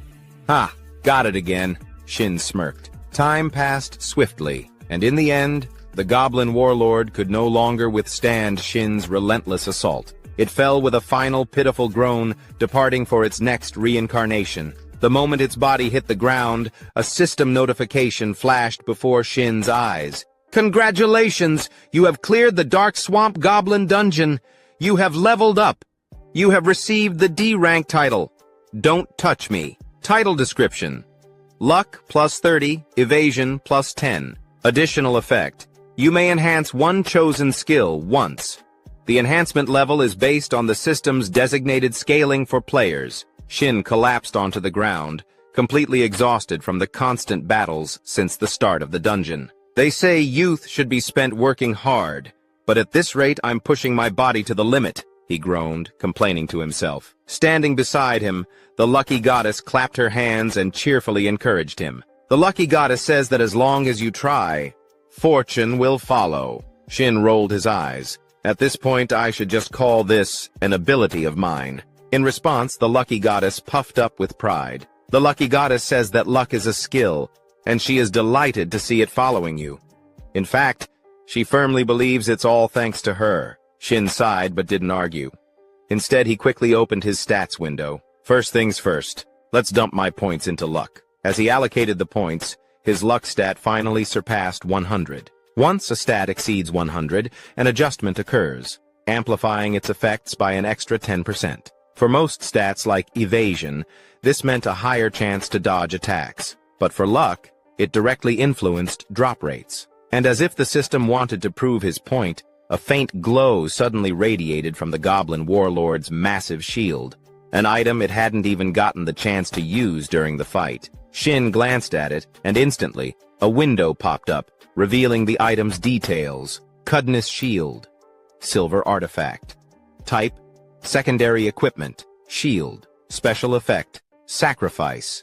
Defense, plus 20. Description. A shield left behind by a goblin warrior named Cudness. It fortifies itself using mana and converts received damage into healing. However, the entire process consumes an equivalent amount of mana. Shin whistled in admiration. Now this is one hell of a shield. It seemed like this item was specifically designed for tank-type players. However, Shin had no complaints about obtaining it. After all, it's a guaranteed drop, thanks to the goddess. So that means luck affects the drop rate of artifacts, right? One thing's for sure, this is even more troublesome than when I was contracted with the constellation of the late-blooming model student. With that thought in mind, he activated his skill, Devour, to absorb the shield's attributes. Meanwhile, the goddess of luck suddenly lunged forward, hugging him tightly and rubbing her cheek against his. Time quickly passed, and the scene transitioned to the interior of the Q area building. At this moment, Shin was there, trying to explain something. However, he was immediately rejected by a female employee, her eyes heavy with exhaustion. "No way," she said, shaking her head. Standing across from her, Shin persisted. "I understand what you're trying to say, but look, I have my reasons." Before he could finish, the woman cut him off. "I'm sorry, but can you reconsider? I'm about to lose my mind. I don't even know how many corpses I've seen this week." Hearing that, cold sweat dripped down Shin's face. He muttered to himself, "I can't let things go off track from here." To understand how things got to this point, we need to rewind to 2 hours earlier, on the Hanam Expressway. Seated inside a car, Shin was reminiscing about the ordinary moment when he devoured the shield. I was worried since it was a goblin's shield, but a simple meal of kimchi and white rice, a classic peninsula-style dish. At least there was kimchi with the rice. Thinking about this, Shin's car suddenly came to a halt, shaking violently. A moment later, the control panel lit up with a flood of crimson warning icons, startling him into shouting, "What the hell? Why are all these warning lights on?" "Is it finally time to get a new car?" he muttered to himself, but quickly shook his head. No. Moving to a new area is more important than getting a replacement. The lower a player's level, the more criminals will have their eyes on them. I can't live in a constant state of paranoia. Moving to well-guarded places like Player Street will be more convenient. And if I factor in artifacts, I should buy used ones, so they're easier to consume and absorb. Money. I need a ton of money, and I need it fast. There's only one place I can get that kind of cash. The system appeared when the player era began, bringing with it a slew of quests. The organization overseeing all of these missions was none other than the Player Association. If it's a system managed by the association, I can make it work. Here I come. Quest Zone. With that thought, Shin floored the gas pedal, racing toward the Player Association. Back in the present, being rejected right at the entrance crushed his dreams of quick riches. Across from him, the dark-eyed employee desperately tried to knock some sense into him. "So, please, enter a dungeon appropriate for your level. Why on earth would you go into a level 100 zone? Besides, you're not even ranked yet." In response, Shin pulled out his best pleading face. "I won't cause any trouble. I swear. Please trust me. Maybe I'm only level 17, but with my current skills, going into a low-level area would be a complete waste of time." From the employee's perspective, she was practically on the verge of tears. Her entire body trembled as she weakly pointed to the side, her voice quivering. "Yesterday someone said the exact same thing. Guess what happened to them? So please, just go somewhere appropriate for your level." Seeing her like this, Shin could somewhat understand her reasoning. I get why she's acting this way. Too many players overestimate themselves and end up dying like idiots. But in moments like these, you just have to grow a thick skin. With that in mind, he put on a face so convincingly trustworthy, it could rival a shady multi-level marketer's. Then, with absolute certainty, he declared, "No, absolutely not." At that moment, a purple-haired girl overheard the commotion and approached. "What's going on here?" she asked. Hearing this, the black-haired employee quickly turned to her, shaking her head. "Hello! It's nothing, really." This purple-haired girl was Miso, a member of the Eden Guild, a level 100 player, and an A+ ranker. When Shin recognized her face, his eyes flickered with shock for a brief moment as he realized who she was. She's called the Slaughter God Archer, Kim Miso, the first level 100 player to reach A+ rank and earn the title Divine Archer, a rising star. But more than her skill, what truly makes her stand out is the fact that she's the daughter of Kim Yun-cho, the chairman of Holy Biotech. That means she's also known by another alias, Shadow Reaper, alongside Shinty Rei, the country's top assassin player, and Do Jinho, one of South Korea's best swordsmen. Her family holds the most shares in the Eden Guild. You could say she's the most privileged player in history. Miso, noticing Shin staring at her, turned to him and asked, "This is our first time meeting, isn't it? I've been watching for a while. Why are you insisting on taking a level 100 quest?" Without hesitation, Shin replied, "Because it pays well." At that moment, he caught the murmurs of nearby players. "Whoa, Kim Miso is the one who started the conversation? But what's with that guy's attitude? Is he insane?" "Hey, just drop it. She's about to say something to that level 17 trash," a guy in a cap muttered, holding his friend back. Hearing their words, Shin simply closed his eyes in silence, though in his mind he was cursing them all. "I can hear you, you bastards." Unaware of his inner thoughts, Miso warned him, "That zone is going to be difficult for you." Shin sighed and shrugged. "Of course I know that, but the greater the risk, the greater the reward." He paused for a moment, thinking to himself, "I'm definitely not doing this out of personal feelings. Even though in my past life, I applied to join Kim Misa's party and got rejected, I'm absolutely not doing this out of spite." Unaware of Shin's petty inner thoughts, Miso remained enthusiastic as she continued speaking. "But you do know that completing a mission alone is against the association's regulations, right?" Her words immediately snapped Shin back to reality. He quickly realized the problem. Now that I think about it, solo missions won't have their restrictions lifted for another 4 years. Knowing that he wouldn't be able to go at it alone here, he scratched his head awkwardly and said, "I guess I didn't read the details carefully. Well then, I'll be on my way." With that, he quickened his pace. However, he failed to notice that his odd behavior had caught Misa's attention. Out of nowhere, she suddenly made an unexpected offer. "Then, do you want to form a party with me?" Around them, the nearby players who overheard her words widened their eyes in disbelief, as if they couldn't trust what they had just heard. Whoa, is she crazy? Why the hell would she pick that bastard? I could go too, damn it. This is so unfair, I'm so jealous. From Shin's perspective, he wasn't naive enough to believe that a golden opportunity had simply fallen into his lap without reason. Suspicious of Misa's true intentions, he immediately asked, "What's the catch?" Hearing that, Miso gave him a look of approval and smirked. "Oh, so you don't believe this is just a simple favor, huh?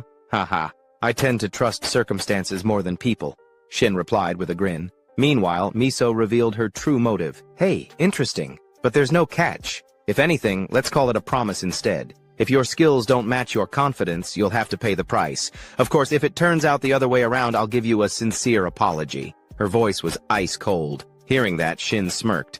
He had already figured out Misa's angle. "So this is a test, huh?" Kim Misa's influence extends far beyond just being a famous player. The brand value of any outfit she wears skyrockets instantly. With just a few words, she can flood the news. The moment she labels someone as an arrogant player, their career is as good as over. This is going to be interesting. With his usual, "if I like it, I fight" attitude, Shin accepted without hesitation. "Then let's head out right now." From Miso's perspective, just a few minutes earlier, as Miso stepped out of her car, the driver had reminded her, "I'll be waiting here, miss." In response, Miso waved her hand dismissively. "Do whatever you want. This might take a while." After that, she couldn't help but feel a little frustrated about having to go alone. All the guild members are busy.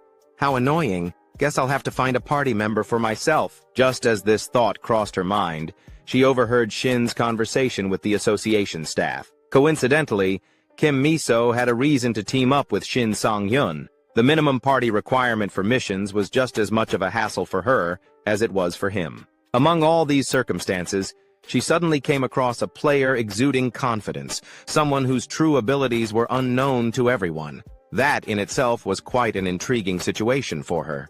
And so, their unexpected partnership was formed. Meanwhile, the staff member caught between the two was sweating profusely. Then, out of curiosity, Miso casually asked, "By the way, what mission was Shin Sang-hyun planning to take?" Hearing a famous player ask about him, the staff member fumbled for a moment before responding, "Ah, yes. Please wait a moment." She quickly checked the system screen in front of her, and then tilted it toward Miso for her to see. The mission details read, "Defense Mission. Eliminate all monsters approaching the Guardian Tower. If the Guardian Tower's core is destroyed, the mission will fail. Monster type: wolf-type creatures. Number of monsters: 300.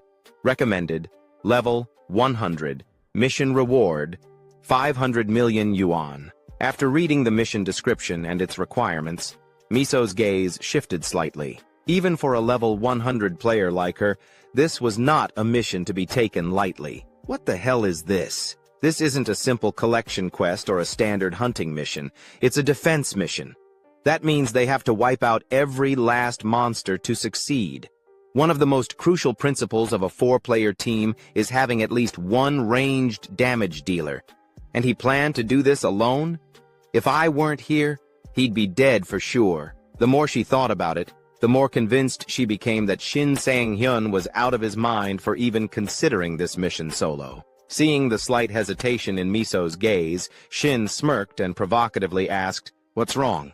Are you scared?" Miso blinked in disbelief for a moment. "Did I hear that right?" Shin grinned and replied casually, "Oh no, it's just that you suddenly went quiet, so I was wondering if you were having second thoughts. If it's too much, we can always recruit more members before heading in. Maybe a tank or a high-damage range DPS." As Shin continued listing off suggestions, the staff member beside them broke into a nervous sweat. She noticed that Miso's entire body was trembling, but not from fear. It was pure, unfiltered rage. Feeling her pride taking a serious hit, Miso suddenly grabbed Shin's wrist and hissed through gritted teeth, "No, Shin Sang-hyun, this mission is perfectly fine." Before he could say another word, she slammed the accept button. The moment she did, a system notification appeared before them. Mission accepted. You will now be transported to the designated mission area. As the message flashed on their screens, a dazzling light engulfed both of them. Bolts of energy crackled wildly in all directions as the teleportation process began. Meanwhile, the staff member watching this unfold had gone completely pale. She mumbled anxiously to herself, "Since Kim Miso is going with him, nothing bad should happen, right? Hopefully. I really hope nothing bad happens. No one knows how this is going to turn out." Elsewhere, a black-clad player who had been watching them disappear into the mission zone scratched his head in confusion. "Do you guys think he'll actually pull it off?" Hearing this, the burly player in the iron helmet scoffed and responded with absolute certainty, "No way. He's only level 17.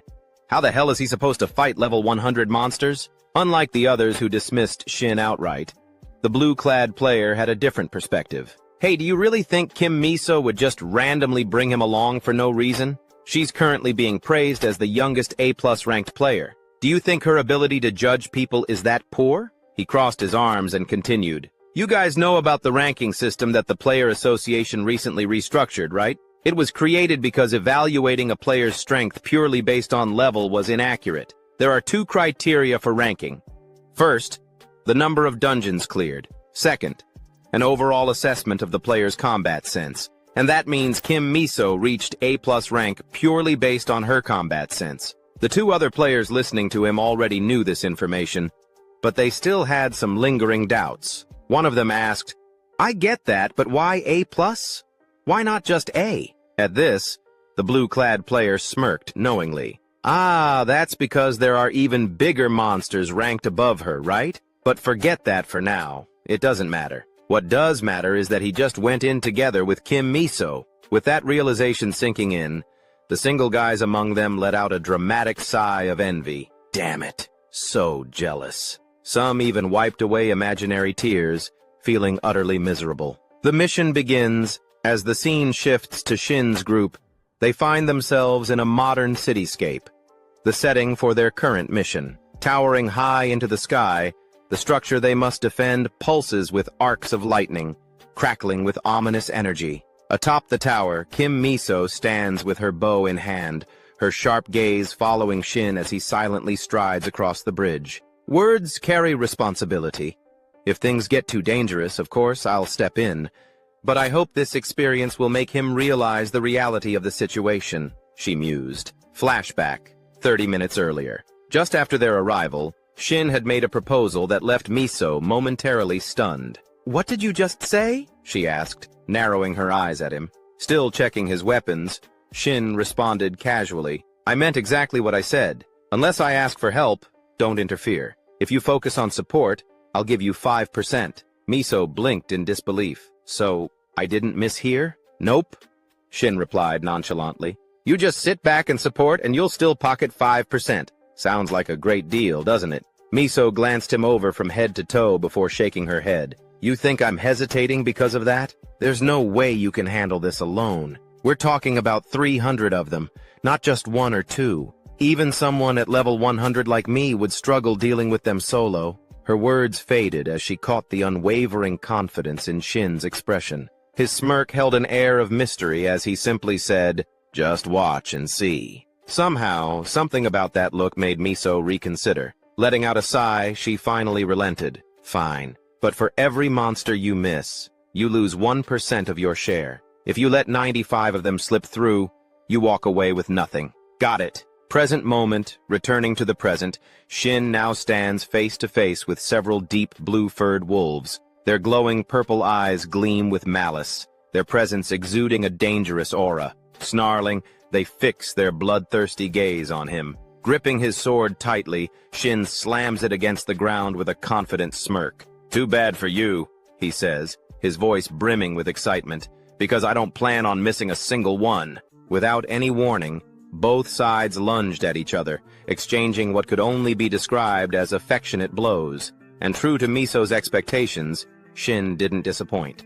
With a single fluid dash, his greatsword cleaved through the air at lightning speed, striking the monstrous wolves with pinpoint accuracy. They barely had time to let out a single cry before collapsing in lifeless heaps. After finishing his attack, Shin turned back to admire his handiwork, a slight smirk forming on his lips. For creatures that look this menacing, their death cries are actually kind of cute, huh?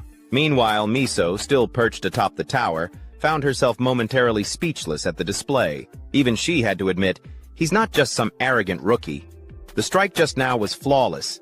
His stance maximized the greatsword's reach with perfect precision. It was the ideal form. Similar to the elite swordsman in my guild, he always talks about offense and defense as one. And more importantly, he minimizes unnecessary movements, cutting down multiple enemies in a single swing. However, despite his confidence, there were still far too many enemies. A level 17 player going up against an overwhelming number like this, it's just not possible. That was when a creeping realization hit her. Her expression stiffened as she replayed what she had just witnessed. Wait a second, something's off. Her gaze sharpened as her mind raced through the events. Why weren't the monsters moving at all just now? A chilling thought struck her, making her eyes widen in shock. No way. Could it be? Stun?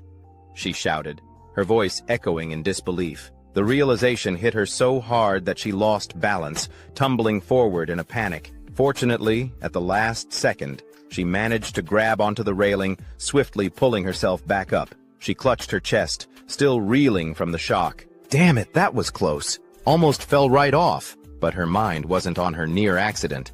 It was still racing over what she had just witnessed. That was definitely a stun effect, and I counted 4 whole seconds. If that's really the case, then he even surpasses Jinho in that regard. That means he can leisurely apply crowd control and wipe out enemies at his own pace. Her heart pounded as she processed the implications. Just who the hell is this guy? From Shin's perspective, with his stun ability, cutting down the monsters was as effortless as slicing through paper. "Ha, why is this so easy?" he laughed, thoroughly enjoying himself. But as if the heavens decided to spice things up, the difficulty of the mission was suddenly cranked up a notch. Without warning, one of the wolves was sent flying forward, forcing Shin to halt his movements. His eyes flicked toward the source of the disturbance. In the distance, something massive was hurtling toward him at an astonishing speed. Every wolf in its path was being tossed aside like rag dolls. The sight made a bead of sweat roll down Shin's temple as he muttered, "So it's finally here." Black Wolf. Standing before him was an enormous black wolf, its sheer size rivaling that of a truck. Its imposing presence filled the air with a terrifying aura, and the moment it locked eyes on Shin, it unleashed a deafening roar. Black Wolf. I didn't encounter it too many times in my past life. But is this why it feels so familiar? At that moment, Shin felt his entire body seize up. A system notification flashed before his eyes. Black Wolf has inflicted the negative status, stun. And it wasn't just him. The wolf's powerful stun effect extended all the way to Miso, who had been observing from afar. However, just as the effect should have taken hold, a protective aura shimmered around her due to her artifact's effect. The negative status, stun, has been nullified. Seeing this notification, Miso's eyes snapped open in realization. That's right, the Black Wolf can use stun too.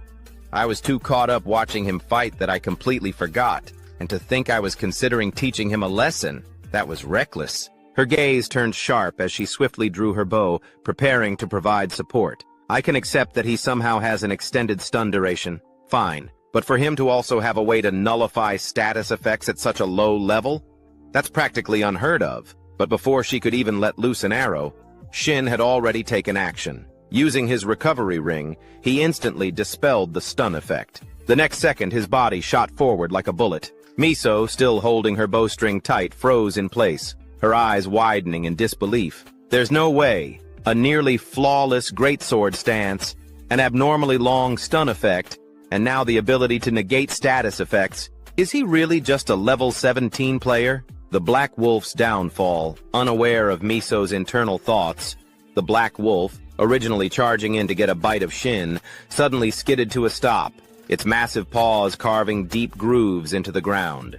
Seeing its prey casually shake off the stun effect, the beast's once ferocious eyes now flickered with a hint of panic. Shin, amused by the wolf's dumbfounded expression, let out a chuckle. Surprised, huh? You thought your prey would be paralyzed, completely defenseless, but here I am, moving freely. That moment of hesitation has already decided the outcome of this battle. Without giving the wolf a chance to recover, Shin shifted his weight backward, lowering his stance before executing a swift slide under its belly. In the same motion, he thrust his great sword upward, slicing deep into the beast's underbelly, leaving behind a long, gruesome wound. The mighty black wolf, without ever getting a proper chance to show its strength, could only let out a regretful whimper before succumbing to the abyss. Standing beneath its massive body, Shin grabbed its tail and gave it a yank before sighing in annoyance. Damn it, my clothes are covered in blood. Thought I'd make it through clean. He clicked his tongue, glancing down at the crimson-stained fabric. Then, as if a mischievous idea struck him, his lips curled into a grin. Well, since I'm already messy, should I just go all out for fun? His gaze lifted toward the remaining monsters, his eyes gleaming with danger. Miso's realization. Meanwhile, from her vantage point, Miso's expression had completely transformed. No longer was she merely observing with mild curiosity.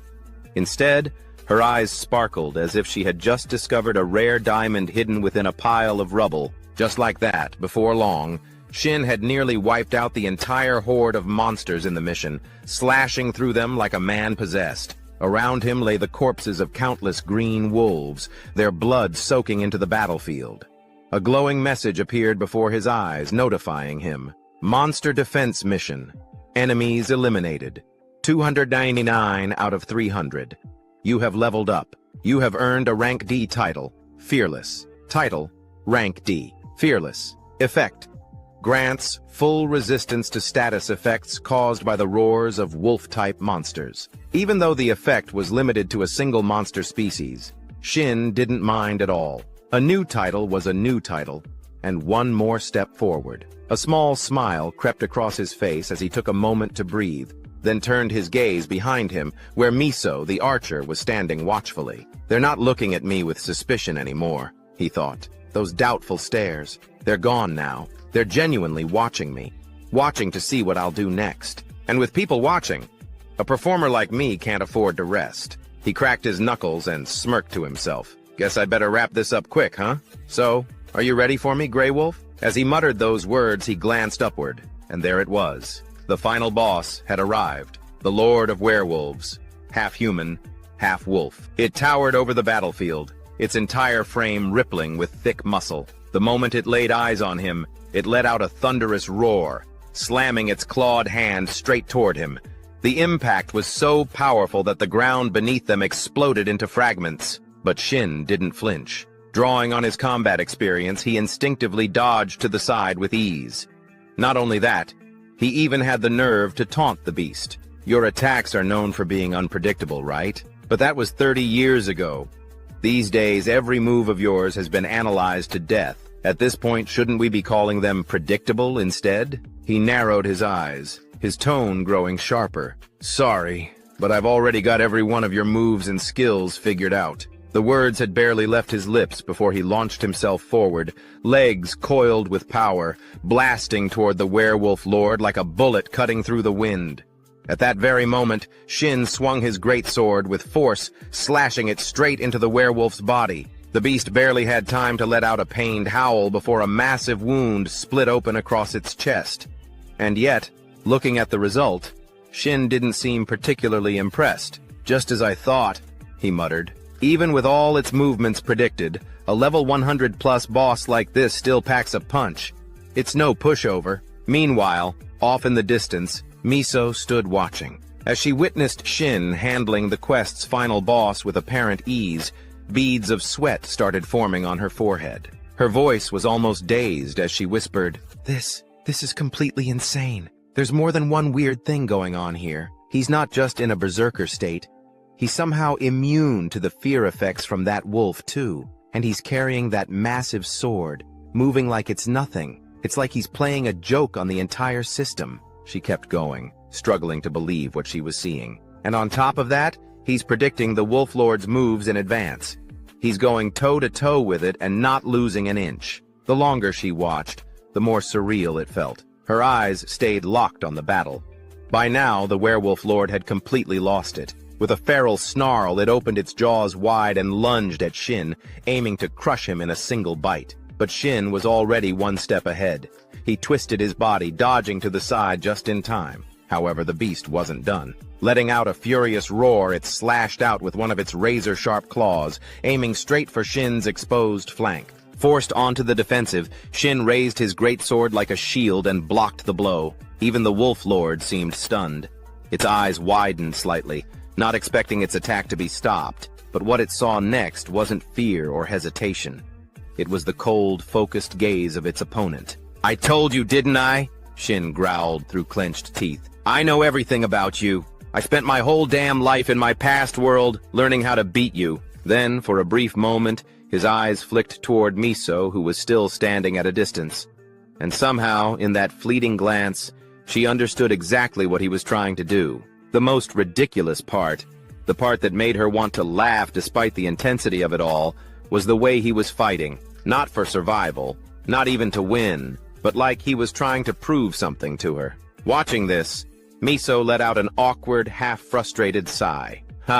What kind of guy is he? Seriously. Back in the heat of battle, the sound of clashing steel echoed relentlessly through the air. As the fight dragged on, Shin started to feel the toll it was taking on his body. His stamina was dropping fast. "This fight's dragging out way longer than I thought it would," he muttered under his breath, frustration building. "I've been showing off trying to look cool in front of Kim Miso, and now it's eating into my time with this boss. If things had gone according to plan, this thing should have been out of gas by now. So why the hell is it still going strong?" Behind him, the Werewolf Lord continued its relentless pursuit. It was like the beast wouldn't be satisfied until it had landed a few solid blows on him. Shin could hear the piercing whoosh of claws slicing through the air at his back.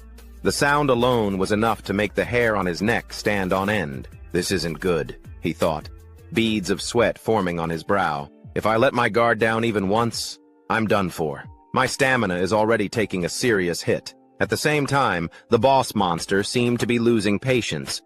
No longer content with simply chasing him down, it suddenly gathered strength and lunged forward with explosive speed. Shin, sensing the shift, snapped his head around just in time. But then something clicked. "That movement. I know this." His thoughts raced.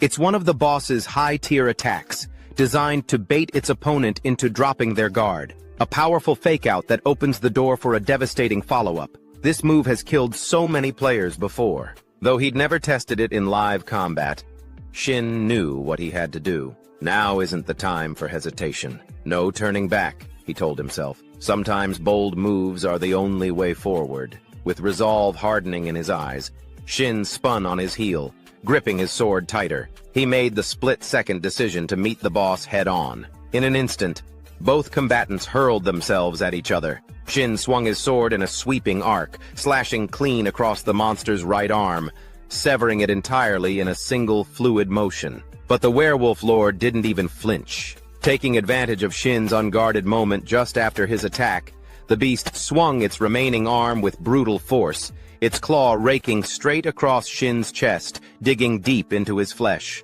A sharp spray of blood burst into the air, painting the battlefield in red.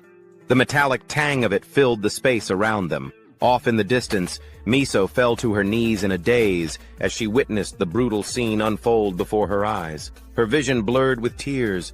"For someone I've barely even known," she whispered shakily. "Shin Sang-hyun, this is so stupid. I should have jumped in to help him right away. Even if he showed unbelievable skill just standing here doing nothing, it's no different from killing him with my own hands. I'm sorry. I'm so sorry, Shin Sang-hyun." The archer could barely contain the guilt in her voice as she berated herself. But of course, there's no way our protagonist would go down that easily, right? Then, at the center of the battlefield, a soft green glow began to emanate from Shin's body. The light was gentle, almost calming. Miso's sobs faded as she lifted her head to watch in stunned silence. To understand what was happening, we need to rewind a bit. back to the time when Shin had cleared out the goblin dungeon and obtained a shield, Cutness's Barrier. That item had long since been absorbed and reduced to ashes, but now its special ability was finally being activated. The effect was called Sacrifice. Sacrifice. Conditional passive skill. Activates under specific circumstances. Fully restores any damaged body part, selected in advance. Converts the damage received into restorative energy. If the incoming damage exceeds the player's max HP, the effect revives the player with full health, using the value of that lethal blow. After reading the effect's description, Shin instantly understood how the skill worked. A conditional healing skill that only triggers in specific moments. It becomes insanely useful after taking fatal damage, so I need to select a body part for it to protect, right? A system screen popped up, displaying a selection of body parts that he could assign to activate the sacrifice effect. Seeing the options laid out before him, Shin couldn't help but swallow hard. What is this? They've broken it down way too specifically. There are 16 sections in total. That's insane. The safest choice would usually be the back, but even the back is split into 4 sections. That's completely inefficient and dangerous. I can't even predict where I'll be hit. He knew that if he wanted to survive, he couldn't just rely on luck. In that case, he thought to himself, eyes narrowing, I'll have to use this ability strategically. Back in the present moment, thanks to the sacrifice ability, all the damage Shin had just taken from the boss's vicious strike was instantly converted into life force. His health bar surged to full in the blink of an eye. Still, even Shin couldn't help but break into a cold sweat from the gamble he had just taken. Phew, it worked. If I had miscalculated even a little, I would have been dead on the spot. That was way too risky, he muttered to himself, but I guess I pulled off a lucky 2-for-1. In front of him, the werewolf lord was now stunned, its body locked in place, frozen by the effect. Seeing this, Shin gave a small shake of his head and chuckled at the monster's misfortune. I can't tell if I got lucky or if you got unlucky, he said aloud. The right arm you used as bait to lure me in. It got chopped off. Who would have thought you'd lower your guard just to land a lethal blow? But now, how about we test your endurance at a whole different level? And with that, the tide of battle was sealed. Missing an arm and stuck in a stunned state, there was no way the bulky boss monster could withstand what came next. In no time at all, it had collapsed before Shin, down on its knees, barely clinging to life. Only the faintest trace of breath remained in its massive body. Shin exhaled deeply, finally allowing himself to relax. That's the end of it. The stun didn't last long, but it was enough to take you down. Just then, he heard footsteps rushing toward him from behind. Turning, he saw Miso sprinting up beside him.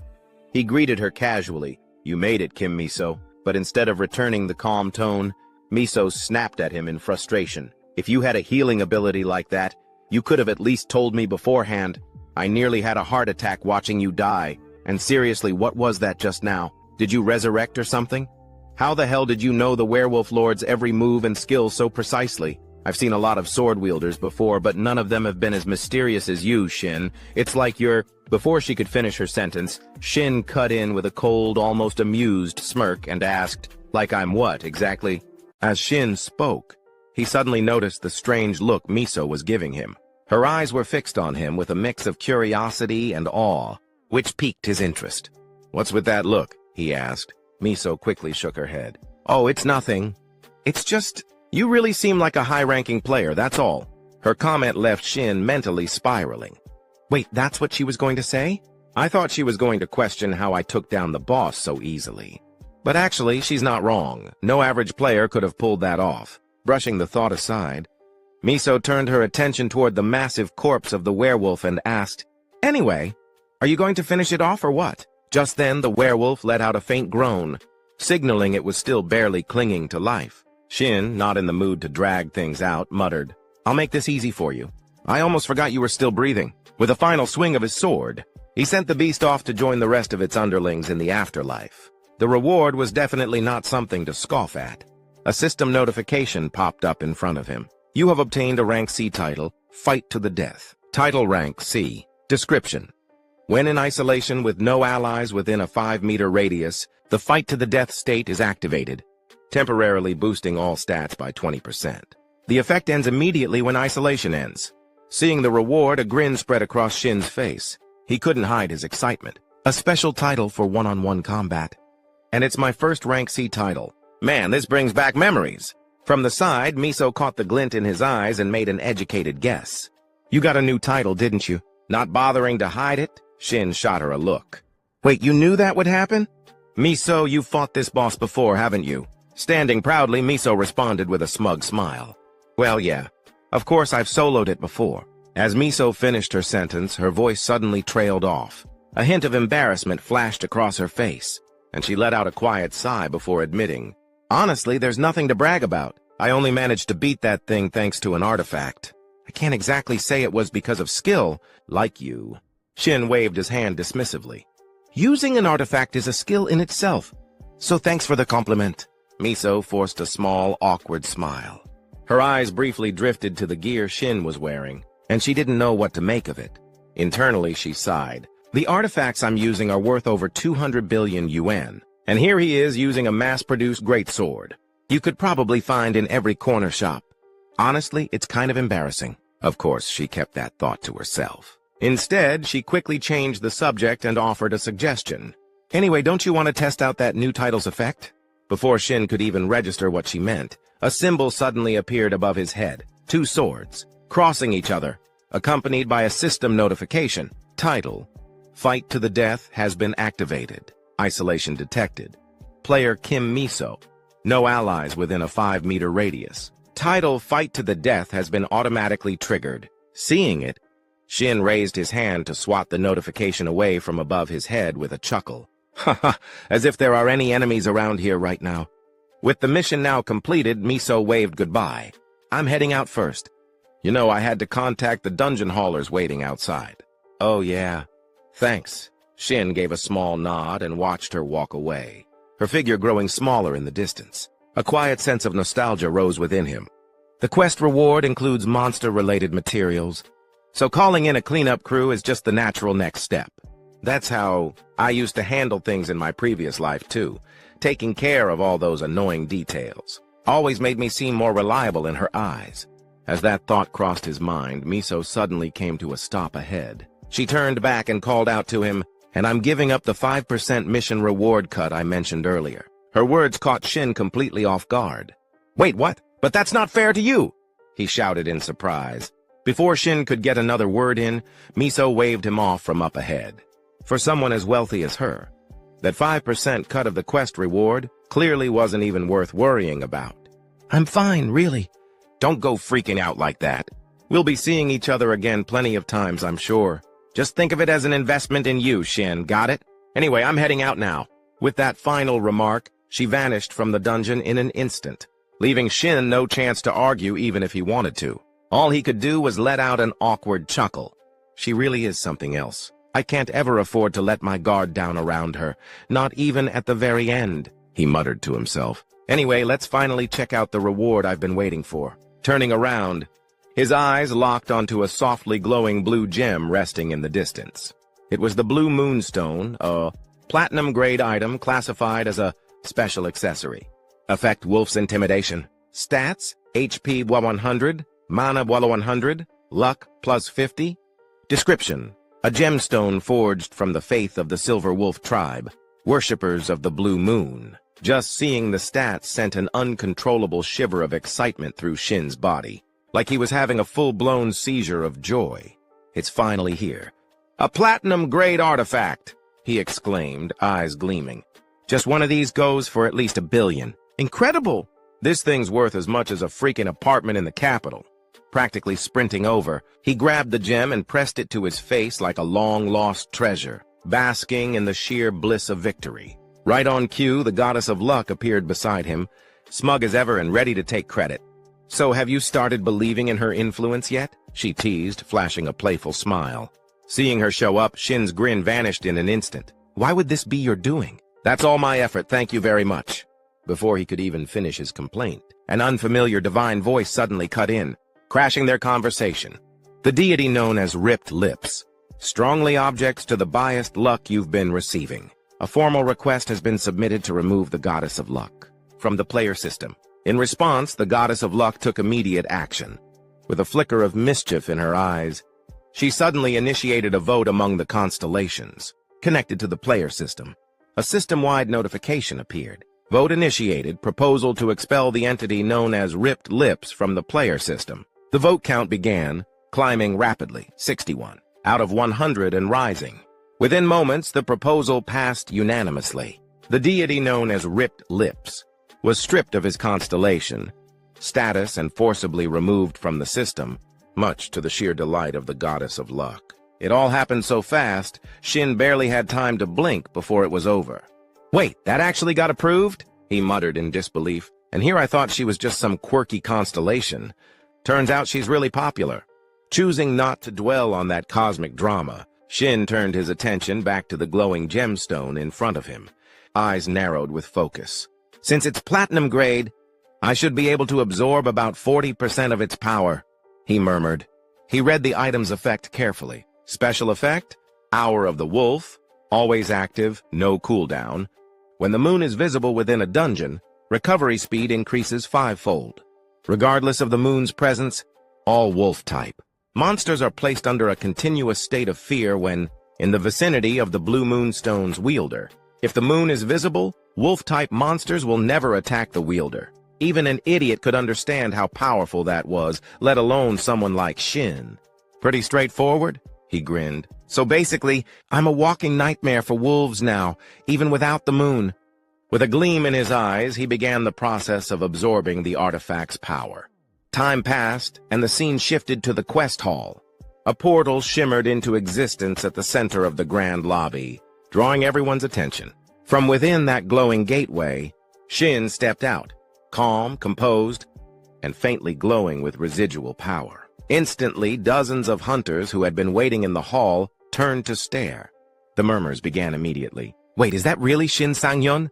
Did he really clear a level 100 quest solo?" One voice asked aloud. Another responded without hesitation. "I think so." Kim Miso wouldn't lie about something like that. Among the gathering crowd, a young staff member stood nervously, her worried eyes fixed on Shin.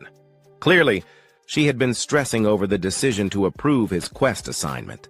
Sensing her concern, Miso quietly approached and gently reassured her. "Don't worry about it," she said warmly. "No one in their right mind would have assigned a level 17 player to a level 100 dungeon. I would have stopped it myself if it was really a mistake. You did a good job." The kind words hit home. The young staffer's eyes welled up with emotion, and before she could stop herself, tears began to stream down her cheeks. As Miso gently patted the young employee on the shoulder, she added with a smile, "You should start remembering Shin Sang-hyun's face. He's going to become one of our regulars very soon." From a distance, Shin watched the emotional scene and chuckled softly. "Thinking about it now, I kind of feel bad for the staff," he thought. "They must be under a ton of pressure." But he didn't get much time to reflect. Before he knew it, a crowd of guild members swarmed him, all trying to recruit him on the spot. "Shin Sang-hyun, I'm Yoon Jun, scout team leader of the Guardian Guild. You seem like an amazing player. How about joining us?" No, don't listen to them. Our guild offers the best support and benefits. Just hear us out." "Wait, we also—" Voices overlapped in a chaotic flurry of guild advertisements. But just as things were getting noisy, Miso stepped forward and cut them off. "Sorry," she said with a cool smile, "but Shin has some matters to settle with us first. We'll be taking our leave." The abrupt statement left the other guild members visibly unsettled. "Wait, what does that mean? Has Eden already recruited him?" someone whispered, trying to make sense of the situation. Miso didn't bother explaining further. Instead, she turned to look at Shin meaningfully and asked, "Right?" Yeah, I guess so." "Sure," Shin replied awkwardly, clearly caught off guard. A faint sense of unease stirred in him as he thought to himself, "She definitely just saved me from a headache. But what exactly is her plan?" Time passed quickly. The scene shifted to the inside of a luxury car. Shin stared at his phone screen, eyes wide with disbelief as he watched. 500 million? One get deposited into his account. A huge grin spread across his face. He couldn't stop smiling. Seeing his reaction, Miso laughed. "The quest payout got processed pretty fast, huh?" Snapping back to reality, Shin tried to compose himself and scratch the back of his head. "Yeah, that was honestly faster than anything I've experienced before. I'm not complaining, though. Feels great getting a payday like that." Miso responded with a casual wave of her hand. I called in a few A-rank agents. They handled the paperwork and reward processing so things could move along quicker for you. Thanks. Seriously, thank you for helping me with all this, Shin said sincerely. Just as Shin was still basking in the joy of his freshly earned fortune, Miso suddenly spoke in a calm, almost casual tone. Driver, the chauffeur up front seemed to immediately grasp what his lady intended. Without needing further instruction, he responded promptly. Understood, Miss Miso. Activating private mode now. The moment those words left his mouth, a partition slid up from behind Shin's seat, sealing off the front of the car. Startled, Shin turned his head sharply. He quickly realized the situation. Yep, just as I suspected, he thought, narrowing his eyes slightly. What the hell is going on here? Nobody does anything this nice without wanting something in return. Shifting his gaze to Miso, he waited for her to explain herself. Miso didn't bother dancing around the topic or sugarcoating anything. She leaned in slightly with a grin and went straight to the point. Haha, I'm not good at sweet talk, she said. Shin Sang-hyun joined my guild, Eden. Even though Shin had already seen it coming, hearing Miso lay it out so directly still threw him off a bit. You're surprisingly straightforward. I expected more small talk and dancing around the subject, he said, clearly flustered. Miso just smiled, her eyes narrowing with amusement. Well, there's a reason we're called Eden. It's supposed to be a paradise for players. I don't think you'd regret joining us. Shin fell silent, her offer making him pause. I'd be lying if I said I didn't see this coming. Back in my previous life, I joined an average guild after I was reborn. At the time, being part of something gave me a sense of security. It was a small guild full of nobodies with nowhere else to go. But it was fun and comfortable, at least until that accident happened. Now I'm growing so fast that fancy facilities don't matter much. And sure, having a big opportunity like this could give me an edge. But it would also come with restrictions.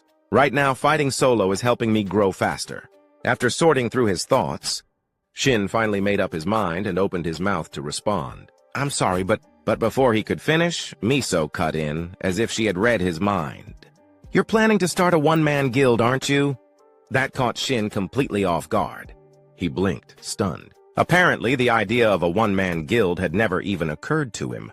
Still, he played it off like it was old news and nodded like a pro. Wow, you really do catch on fast. Not knowing his true thoughts, Miso simply shrugged. Well, I am the daughter of a major conglomerate's chairman. Considering your potential, Shin, it wasn't hard to figure out. And the thing is, I'm the only one who knows that right now. As she said this, she looked at him with clear intrigue in her eyes, like she was thoroughly enjoying the moment. All Shin could do in response was smile awkwardly. Even though she figured out that I'm planning to start a solo guild, she still made her move, showed her interest, and created a connection she can leverage later. Honestly, she's one hell of a negotiator, he thought to himself. Time passed quickly, and the scene shifted to the player district, specifically, Building C near Jamsil Station. As planned, Shin was in the process of securing a place to live in this area for safety reasons. Standing in front of him was a cheerful employee, smiling from ear to ear after closing a contract. As I mentioned earlier, the deposit is 100 million won, and the monthly rent is 5 million won, she said, her expression like a wolf eyeing a sheep. Shin couldn't help but scratch his head, slightly uncomfortable. You say that price with such a big smile that it almost doesn't sound too bad, he joked. She laughed brightly. Haha, well, you're actually getting a pretty sweet deal. Places like this usually have a long wait list. Anyway, I'll get going now. Feel free to reach out if you run into any problems. With that, she turned and walked off. Shin waved at her from behind. Of course. Take care on your way back. Once she was gone, he let out a long sigh.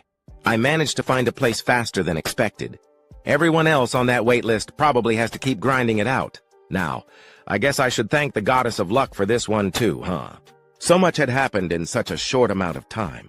His mysterious return to life, the strange new changes. It was all still kind of mind-blowing. For days, he'd been wrapped up in trying to make sense of everything, even if none of the information really helped in the immediate moment.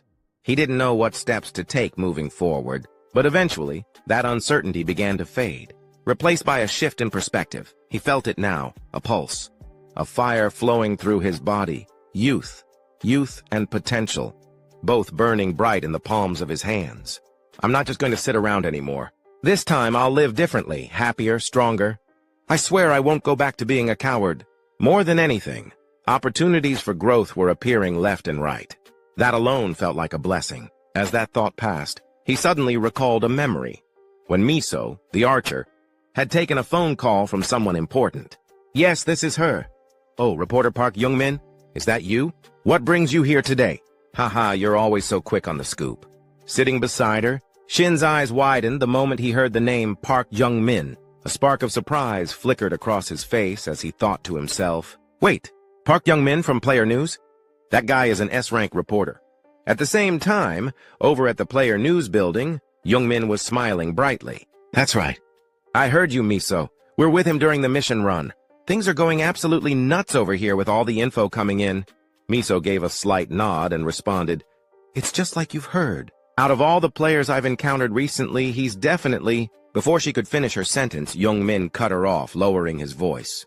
He could feel the nosy stares of his co-workers bearing down on him.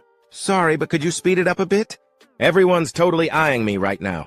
Time skipped ahead once again. Shin had just gotten out of the car and was politely thanking Miso. Thanks for the ride. But just as he turned to leave, Miso quickly called out, wait, Shin, just a second. We're about to explore an unidentified gate. We're putting together a temporary team, 4 members max, all under level 120. Don't worry, it's not an official guild mission.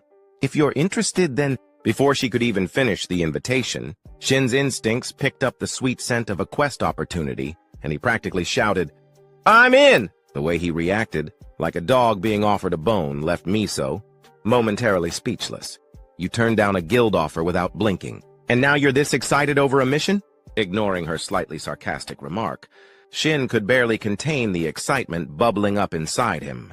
Finally, I've got a shot at entering the gate, he thought to himself. To put it simply, dungeons are fixed locations. Once you're in, the entrance and exit are set, and the traps and monsters all behave in predictable patterns. But a gate is different. It constantly changes. While you're dealing with one situation, the paths in and out can shift in real time. And sometimes even the monsters themselves change based on the nature of the gate. But as always, the greater the risk, the better the reward. That's a rule every player lives by. And if it's an unidentified gate, there's a special reward system in place for the first person to conquer it, guaranteed.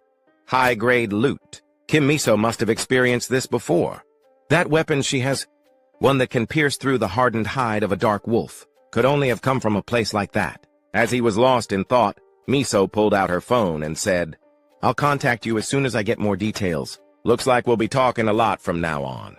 Here, punch your number in. She handed her phone to Shin, but something on the screen caught his attention. An event reminder popped up right at the top. Friday, June 20th, Chestwalker 10:30 p.m., meeting with Mr. Gregory. Noticing it too late, Miso quickly snatched the phone back, flustered. I'm so sorry, that was careless of me. What's wrong with me today? She let out a small sigh, clearly rattled, while Shin quietly mumbled over what he saw. Looks like she's got some kind of secret she can't talk about. But then again, who doesn't?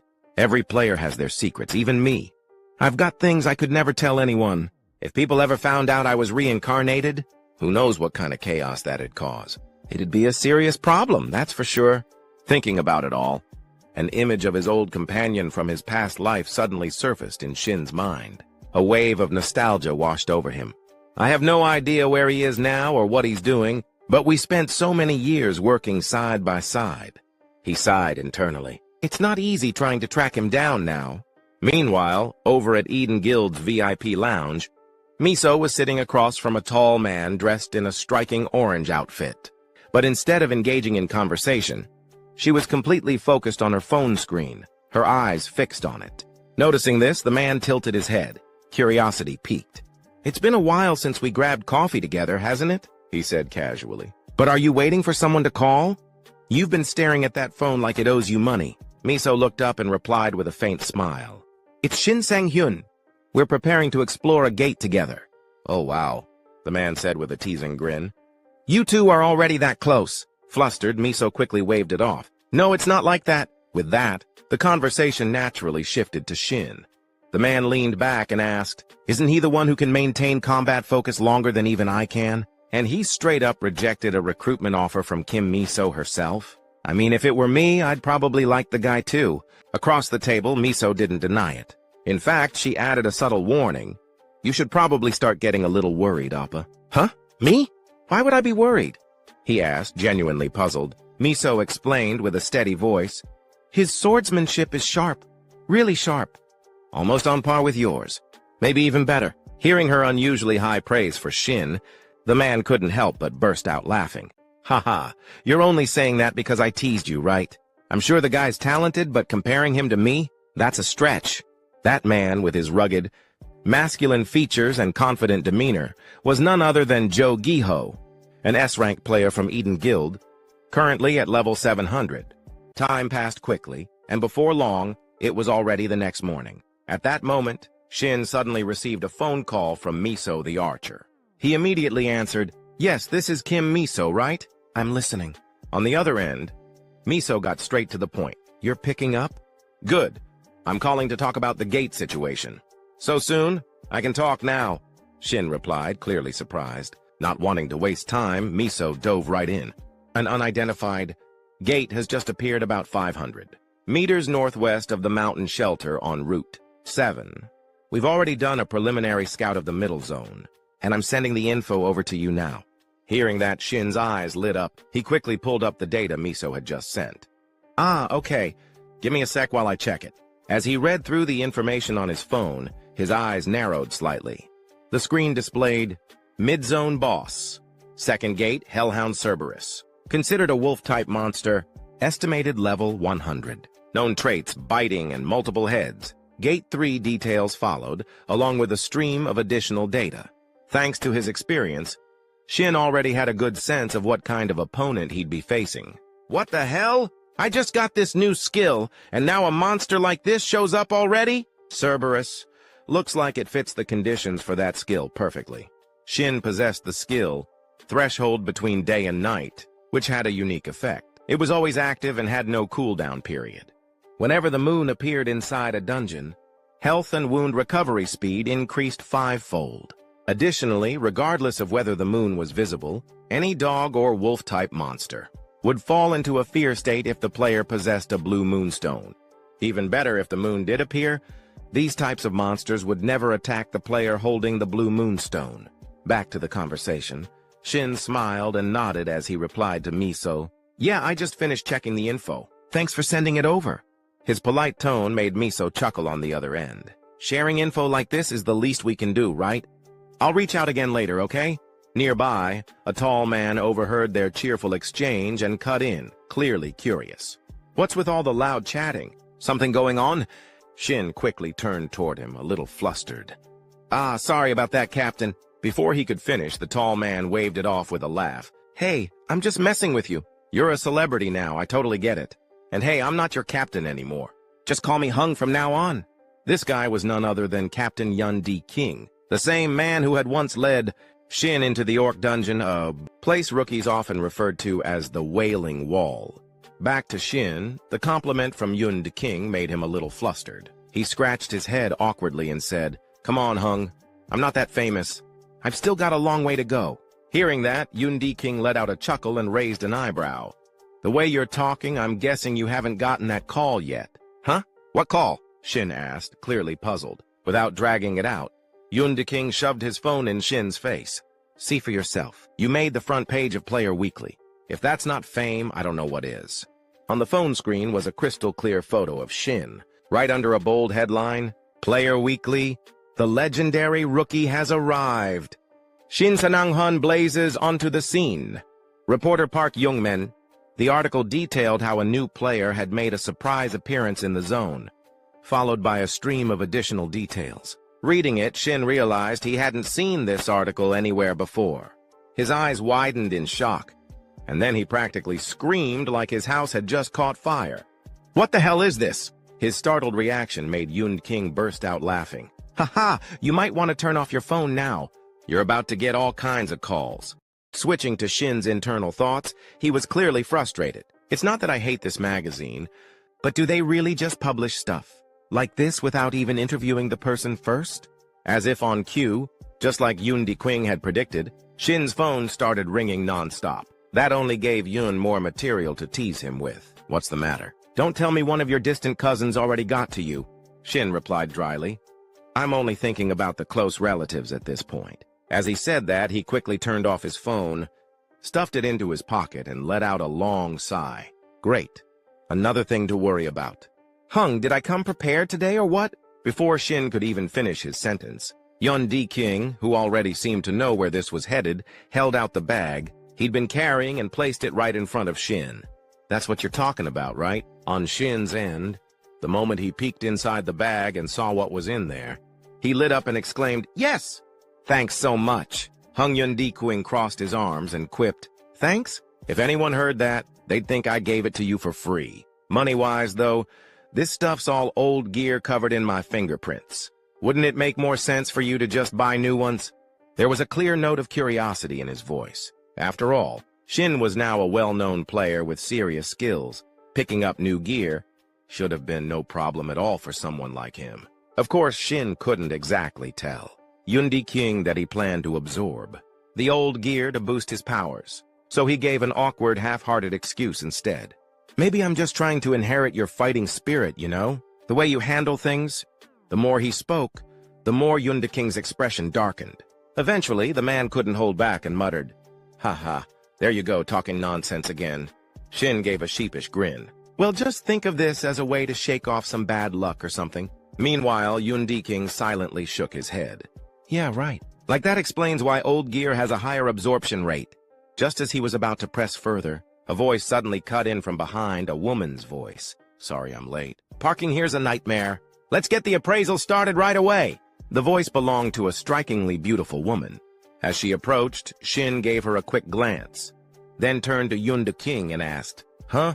Who's that?" "Oh, that's the appraiser I called in to help with our transaction," Di-King replied casually. "Brought her along so you don't get ripped off. Gotta look out for my people, you know? Ha." He threw an arm around Shin's shoulder. Wasting no time, the appraiser got straight to work. A soft purple glow shimmered from her lips as she cast a skill that enveloped all the items in a faint light. Moments later, she let out a relaxed breath, nodded, and turned to both of them. "All set. The evaluation's complete. You two can go ahead and trade based on the pre-agreed price. Looks fair." Hearing that, Yun Di-King shot a sideways glance at Shin. "So you were planning to haggle, huh?" "What? Of course not!" Shin shook his head firmly. Then, maybe because his hands were starting to itch for action, Yun Di-King suddenly drew his sword and said with a grin, "All right then. Before we lock in the deal, how about you take a look at my swordsmanship first?" Shin quickly raised his hands in refusal. "No way, Hung! I'm not qualified to judge something like that." But before he could finish, Yun Di-King cut him off, blunt and honest. "Quit pretending to be humble. I'm not dumb. I know full well you're way better than me. And I'm not stupid enough to let my pride get in the way of improving myself. No, really, I mean it," Shin tried to explain, genuinely hating how awkward and complicated this was becoming. But when he saw the serious look on Di-King's face, he sighed inwardly. Turning down someone who's that sincere would just be rude. So in the end, he agreed. "All right, just pretend I'm not even here. Do what you usually do." At that, Di-King's face instantly brightened. He got into his stance, ready to go. Shin, watching him, turned to the appraiser and gave a quick heads up. "You might want to stand behind me for this." "Oh, right. Got it." The appraiser nodded, quickly stepping aside to give them space. Once she moved to a safe distance, Yun Di-King shouted, "Here I come!" and charged forward. His movements were sharp, and each strike of his sword sliced through the air, stirring up powerful gusts that whipped outward in all directions. Even Shin couldn't help but be impressed, thinking to himself, "Whoa, he's gotten way stronger since the last time we met in that dungeon. Looks like he hasn't stopped training for even a second." But then he noticed something off. "Hold up for a second, Hung," Shin called out. "Huh? Already? I've still got more," Di-King said in surprise. But Shin walked over and pointed something out. "Your left arm, is something wrong with it?" That caught Di-King off guard. "How'd you know?" Shin explained. "When you swing with your right, your left shoulder opens up too much. It felt like you weren't fully aware of that side of your body." "If I'm right," Di-King let out a resigned breath and finally admitted it. "You nailed it. I've had a minor injury on that side. Something from blocking hits with my left shoulder. Guess I couldn't hide it, huh? Most of the damage I've taken during training or in dungeons has ended up on that side." I know it's a problem, but there's not much I can do. As he spoke, he reached up to rub his left shoulder with a frustrated expression. But what Shin said next left Yun King stunned. That injury? It's treatable. It's actually way easier to fix than you think. Don't hide it. Own it. Choose a sword style that flows better with your current form. Make it your strength, from the way you control your movement to the rhythm of your steps. It won't be easy to adjust everything, but trust me, you'll improve a lot. Try gripping like this. Just tighten your fingers a little more. As he spoke, Shin stepped in and physically guided him through the motion. Yun King clicked his tongue. It's not as easy as it sounds. Hey, Shin, that hurts, man. Ha ha. Just hang in there for a bit longer, Shin encouraged him. A few seconds later, a relieved sigh came from King. Hey, it's kind of embarrassing to admit, but wow, that actually feels way better. Shin smirked. Right? It'll keep getting better, I promise. Now twist your hips this way. And just like that, the two of them got caught up in fixing each other's posture, totally focused on the task. Meanwhile, standing off to the side, the appraiser was watching with her face turning completely red. What are these two idiots even doing? She thought, flustered. What exactly am I witnessing right now? Time flew by, and after wrapping up the gear exchange with Captain Yun King, Shin cheerfully drove his beat-up car back home. He was in such a good mood that he started whistling to himself. Sure, this deal cost me over 100 million yuan, but it was still worth it. What I'll gain from this far outweighs what I paid. King seemed satisfied after the little sword training session. But that appraiser girl looked kind of weird toward the end. Was she just tired? Whatever. I can't wait to devour these items and see how much stronger I've gotten. There's no way I can wait until the next gate opens. Maybe I should just call Kim Miso already. As he spoke, Shin gave a quick glance at the gear bag on the passenger seat. But that one moment of distraction nearly cost him. He almost hit two people walking in front of his car. Slamming the brakes just in time, Shin stuck his head out the window, flustered. I'm so sorry. Are you okay? You were right in my blind spot. Before he could finish, one of the men, dressed like a total thug, cut him off, clearly having waited for this moment. Took you long enough. I'm sick of standing around waiting for your sorry ass. What are you staring at? Get out of that piece of junk car now! His tone was more of a command than a request, leaving Shin confused and annoyed. What the hell? Debt collectors or something? Who are these guys? Seeing the look on Shin's face, the scrawny blonde one just shrugged and mocked him with a smirk. Haha, you clueless types always react the same way, huh? What, did I hear that right? Then, just to drive the point home, the heavy-set one suddenly activated a skill, summoning a searing fireball right in front of his chest. His voice turned cold and threatening. Cut the small talk. You want to burn up with that crappy car of yours, or are you getting out right now? From Shin's perspective, he finally realized who these two idiots were. Faces from his past life. Oh, right. I remember now. These guys are Choi Yong-chol and Choi Sang-ho from the Unopia Guild. Yong-chol, in particular, always preyed on those weaker than him. Sang-ho was his lackey, the one who filmed all his YouTube videos. Thanks to his toxic, extreme content, he had a handful of loyal followers who always watched his stuff. But after crossing the line one too many times, he ended up with a life sentence and faded into obscurity. So yeah, in other words, both of them are absolute scum. Thinking about all that, Shin let out a deep sigh, not knowing what was going through his mind. Yong-chol and Sang-ho looked at his face and started mocking him. Haha, look at that, Yong-chol. This kid's frozen stiff. Yeah, why is he pissing me off so much already? But with just one glance, Shin had already read their stats like an open book. Choi Yong-chol, level 100 B-rank player. His lackey, Sang-ho, level 75 C-rank. Just realizing these two trash bags were targeting him to film. Some kind of video again made Shin feel tired. Seriously? I just wanted to test out my new artifacts and see how much stronger I've gotten. Why does annoying trash like this keep finding me? Huh. These guys aren't even worth using as test dummies. Still, not wanting his car to end up a flaming pile of scrap metal, Shin grabbed his gear, stepped out, and said, All right, so what's your deal? Seeing that Shin didn't look like someone easy to push around, the fat one snapped his fingers, extinguishing the fireball he had conjured earlier. He scoffed and said mockingly, You want to know? Chill out, man. We're just the local peacekeepers around here, keeping this multiplayer city safe and sound, you know? We've been getting complaints about someone, apparently. There's this jackass driving a piece of junk car all over town. People say they're sick of having to deal with it just being around. Know who I'm talking about? As he spoke, he raised one foot and slammed it into Shin's car. Shin's expression darkened immediately, but Yongchol, clueless as ever, didn't pick up on it. He kept flapping his mouth with a smug grin. Now do you get it? Unless you want this trash heap of yours to rot away right here. Pack your junk and get lost, got it? Meanwhile, the commotion had caught the attention of nearby pedestrians. A few people were already starting to murmur, as they noticed who was causing the disturbance. Hey, what's going on over there?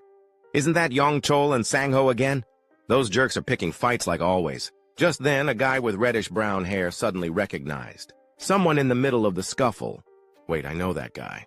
Isn't he the one who was featured in Player Weekly? He's the one who went into that mission zone with Kim Miso. What was his name again? Shin Sanang-hyun, right? Their voices got loud enough for Yongchol to overhear. His smirk faded a bit, a trace of unease appearing on his face. He turned to his sidekick and muttered, "Wait, is he strong?" Sango quickly pulled up something on his phone, squinted, then rubbed his chin. Yeah, I remember now. This guy entered the mission zone with Kim Miso. There's a rumor he completed, a level 100 mission solo. Yongchol clearly didn't buy any of it. He did it solo? No way. That guy looks weak as hell. Sango just smirked and replied, "Haha, come on." Yongchol, Kim Miso was there too, remember? You really think she'd let some rookie hog all the glory for himself? No chance, I already got the title for our next video. Hearing that, Yongchol instantly caught on to whatever twisted idea. His buddy was cooking up and laughed along. Haha, can't believe you're this good at milking this stuff. Without wasting another second, Sango whipped out his phone, turned on the camera, and gave a little cue. Time to teach the rookie that Kim Miso's been babysitting a real lesson. We're live! At that, the fat one stepped up and glared coldly at Shin. Hey Shin Sanang-hyun, I'm going to be generous here. Let's switch to training mode and have ourselves a duel. If I win, you pack up and leave Player Town immediately and, of course, you'll star in our next video. But if you win, we'll back off and stay out of your way. Fair deal? Switching back to Shin's point of view, he was already livid after they messed with his car, so he didn't even hesitate before spitting out his reply. Fine by me. But you're adding 500 million wan and your damn wrist into the bet. If you're too scared, get the hell out of my face. His voice was razor sharp, and his eyes burned with a wild, unhinged fire like a rabid dog ready to bite. That did it. Veins popped across Yongchol's neck as his temper flared. Just as he was about to curse Shin out, his partner suddenly called out from behind. Hey yo, wait a sec. Annoyed, Yongchol snapped back. What now, dumbass? Can't you see I'm busy? But Sangho didn't flinch. His face had turned pale and sweat dripped down his temples. Look, check the chat channel right now. On the public channel, messages were flooding in, all echoing the same thing. 500 mil. Everyone watching was already on board with Shin's raised stakes. Yongchol couldn't hold back a string of curses. Shin, meanwhile, didn't take his eyes off him for a second and added, What's it going to be? You in or are you scared? Back on Yongchol's side, a realization finally hit him like a brick. Wait a minute. If we actually go through with this, the video won't even be monetized. Too much violence might even get flagged as adult content. Still, with his pride on the line and rage boiling under the surface, he muttered, screw it. Maybe this is just the outlet I need to blow off some steam. Time passed quickly, and the scene shifted to the plaza in front of Building C, deep in Player Town. By now, Shin had arrived with Yongchol and Sangho, drawing the attention of a growing crowd of curious onlookers. A girl with jet black hair spoke up first. What's going on here? Is that really Shin Sanang-hyun? Next to her, a guy in a blue jacket looked a bit worried for Shin. Those guys are just punks. They're always pulling stunts and picking on new players. Hey, do you live around... Before he could even finish his sentence, the girl cut him off flatly. I have a boyfriend. Just then, a system announcement echoed across the square. Training mode has been activated. All participating players have received the protective shield buff. Training setup is complete. Players, please begin your combat training. At this point, Yongchol still had no idea just how dangerous the person he was provoking really was. He kept running his mouth, laughing loudly. Just like you said, 500 mil and our wrists on the line. And don't worry, I keep my promises, so don't chicken out now. If you're smart, you turn around and walk away while you still can. Up front, Shin didn't say a word. He just let out a long, slow breath like he was trying to keep himself calm. Meanwhile, Yang-chol continued to flap his gums. You hear me? Let's get this started. I don't mess around when it comes to fighting, but before he could even finish his sentence, a panicked voice rang out. Yang-chol! Startled, Yang-chol looked up and his eyes went wide. Shin was already airborne, leaping down at him from above, sword in hand. His gaze was icy cold, his voice even colder. I'm not playing either. Even if you beg, I'm not going to spare you.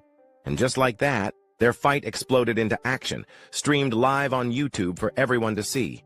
By pure chance, someone else happened to be watching. Kim Miso. The moment she saw what was happening, her eyes went wide with shock, completely frozen in place. Miso couldn't help but feel curious, wondering what the hell was going on with Shin. But once she got a better look at his opponent, her expression shifted as she recognized the man. Wait a second, isn't that Choi Young-chol from the Inopia Guild?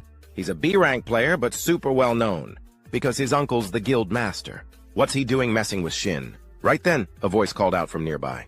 Hey Miso, what's going on? Why the long face? The voice belonged to a woman with short hair and a physique, like a panther, Shintiri. A top-tier S-rank player from the Eden Guild, level 700. Her sharp eyes flicked over to the TV screen, and she immediately caught on. That player? Isn't that the one you've been trying to recruit? Miso turned to her and admitted, yeah, that's Shin. But I have no idea why he's there or what's going on. Tiri took one more glance at the screen and smirked. Whatever the reason, he moves well. Sharp reflexes. Back on the battlefield, Yang-chol was caught completely off guard by Shin's sudden charge. You bastard! He cursed, scrambling backward just in time. If he'd hesitated even half a second longer, Shin's blade would have sliced him clean in two. Fuming, Yang-chol retaliated by hurling a massive fireball. You've got some nerve, he roared as the blazing orb rocketed toward Shin. But it wasn't enough, not even close. Shin gripped his sword tighter and swung it upward in one fluid motion, cutting clean through the fireball. It split in half before exploding in the distance. One hell of a blast, but still no match for him. The crowd around them was stunned, jaws dropping at the unreal scene. How the hell is he doing that? Sango stammered, eyes wide with disbelief. As for Shin himself, a grin tugged at the corner of his lips. He could feel it, his body finally moving exactly how he wanted. Finally, he thought. Ever since I returned, this is the first time I've felt completely in sync again. Flashback 3 hours earlier. After finishing up the equipment transaction with Captain Yun King, Shin didn't forget to turn to the appraiser girl and express his gratitude. Thanks to you, the deal got done so quickly. Today went really well. Hearing that, the girl in the white outfit quickly waved her hand in modesty. Oh, it wasn't all me. You two were really hard workers, too. Plus, I benefited from it as well, she said, her cheeks slightly flushed, which left Shin completely confused at that moment. Captain Yun King burst out laughing. Ha ha, a day like this we've got to go out for drinks. You should join us. Now that we've got money, we can eat whatever we want, salmon or beef. Despite being very tempted to go, Shin awkwardly declined. Sorry, I have some errands to run. You two go ahead and enjoy yourselves. Immediately, the burly captain asked, taken aback. Hey, what's going on, Shin? Is it because I asked too much of you? Shin quickly explained. No, I'm really sorry. Although Yun King wanted Shin to come along, he reluctantly accepted. Oh, is that so? Well, I guess we can't force it. Looks like it's just the two of us, huh, my friend? Upon hearing that, the girl in the white outfit covered her mouth in surprise and exclaimed, Oh no, what am I doing? I totally forgot something important I need to do. I have to go! With that, she hurried off, leaving the burly captain standing there completely stunned. Afterwards, Shin headed to an unfamiliar park to start sampling each item he had. He let out a deep sigh, and just as he did, the system notification rang out. Based on the absorption rate, the basic stat absorption rate is at 10%. The previous artifact usage has activated, increasing the absorption rate, finally reaching 90%. Upon hearing this, Shin's eyes widened in disbelief. 90%? He exclaimed. At that moment, the goddess of luck appeared beside him. The goddess of luck believes all this joy you're feeling comes from her good fortune, she said, her voice light and teasing. This time, Shin didn't claim the luck for himself. His face showed a hint of annoyance as he said, Normally, I only get around 10% due to the absorption limit. As expected, the items used by the appraisers are truly on another level. Then, as if suddenly remembering something, Shin turned to the goddess and asked, "Oh, right. There's something I wanted to ask you, goddess. You're really famous in the constellations, right? Have you heard of the constellation called the Late Blooming Model? Student success?"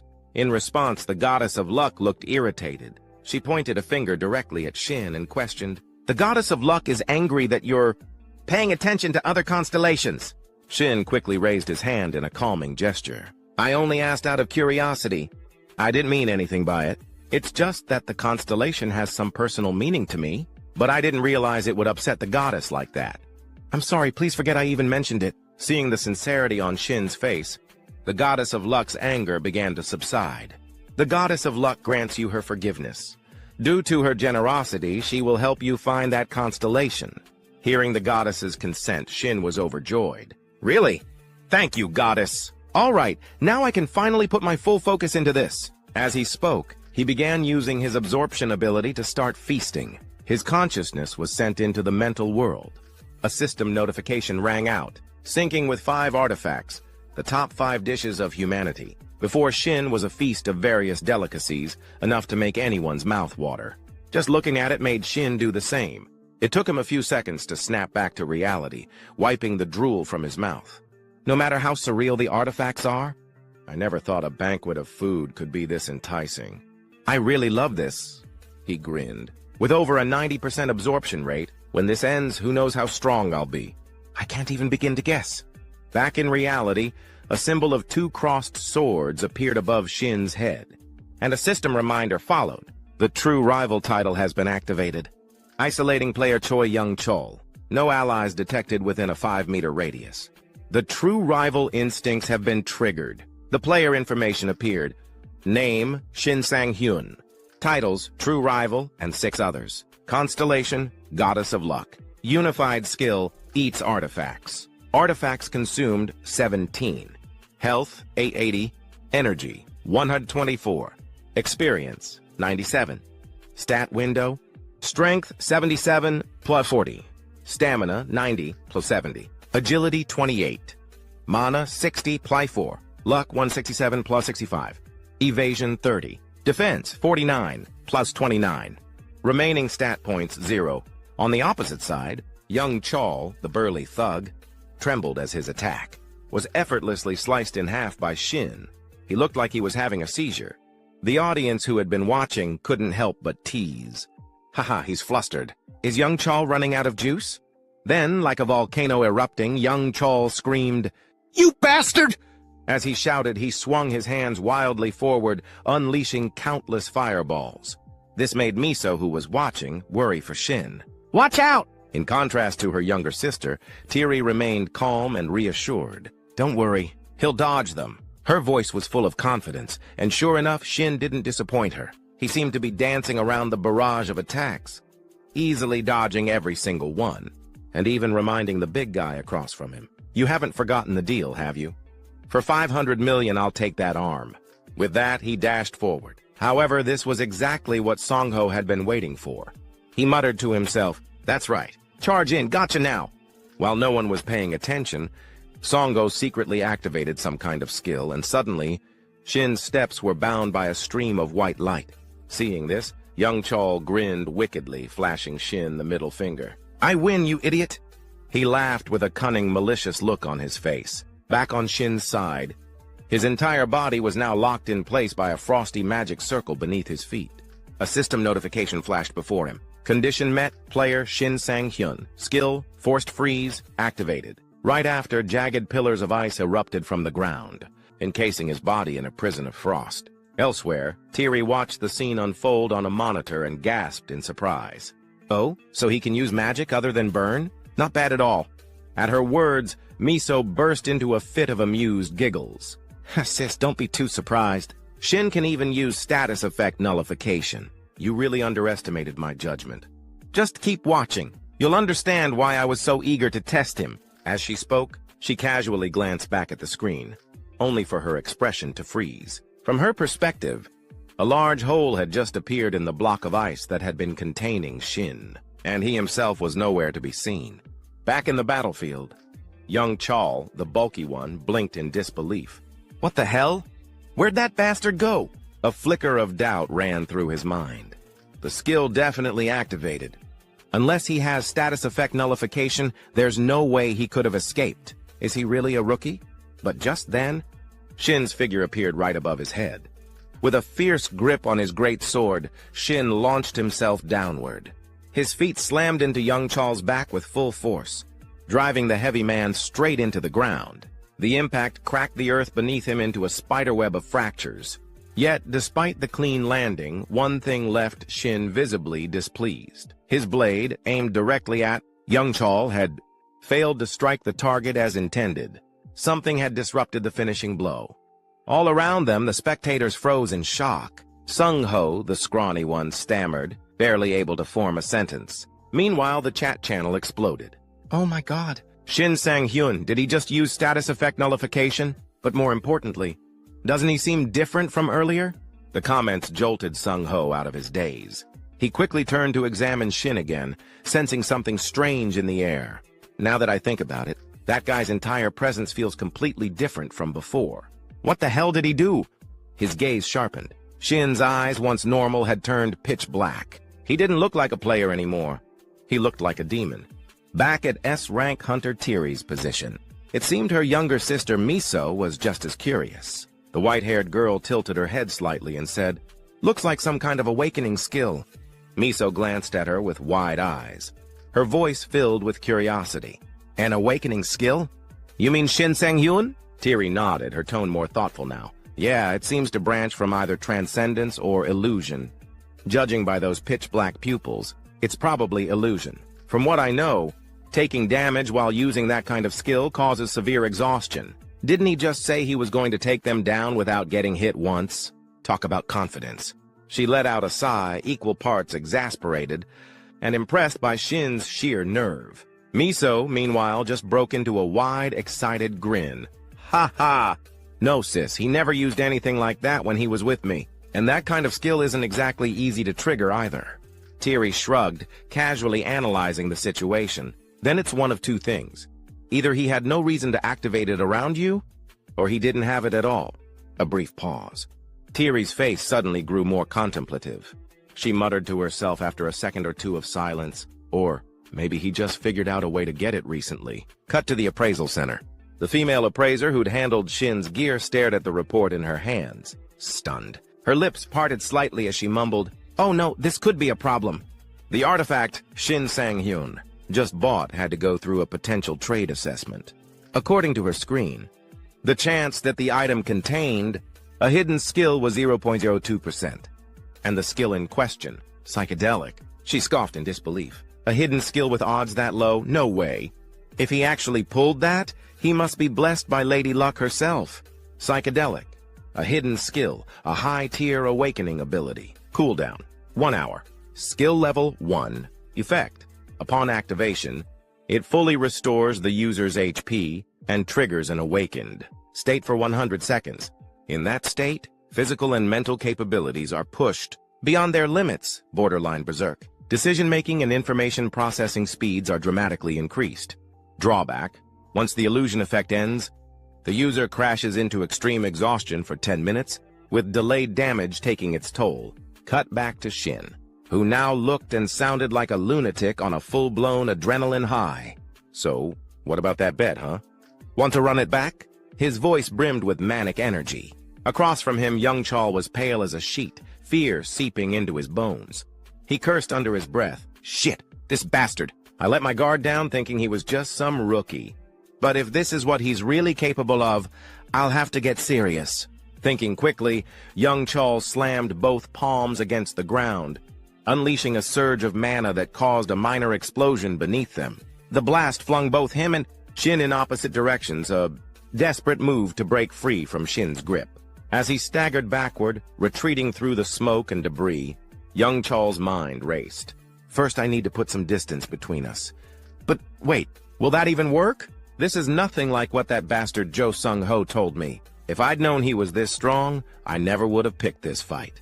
Don't tell me. Those bastards! His thoughts spiraled into confusion as he glanced toward his own subordinate.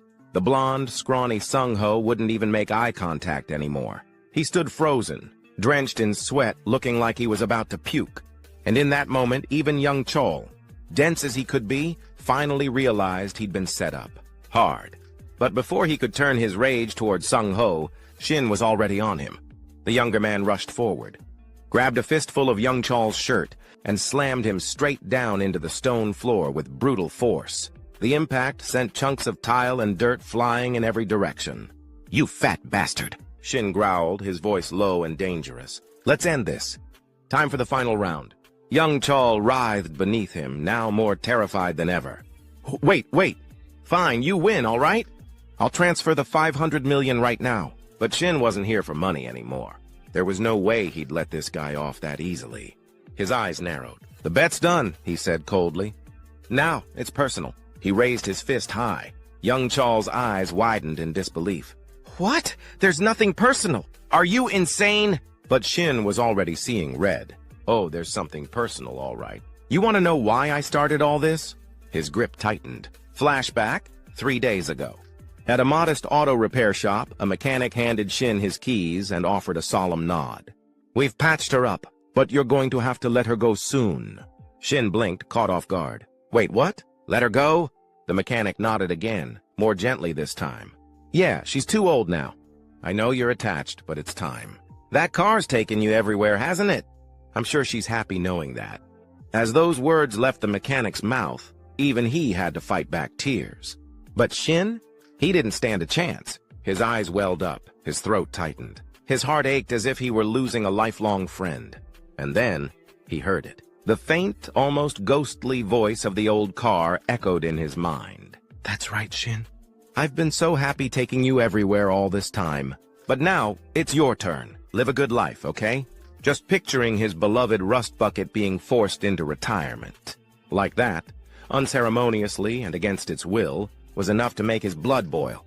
His face twisted with rage, veins bulging in his forehead as he screamed at young Chol like a man possessed. "This is for my scrapped baby, you bastard!"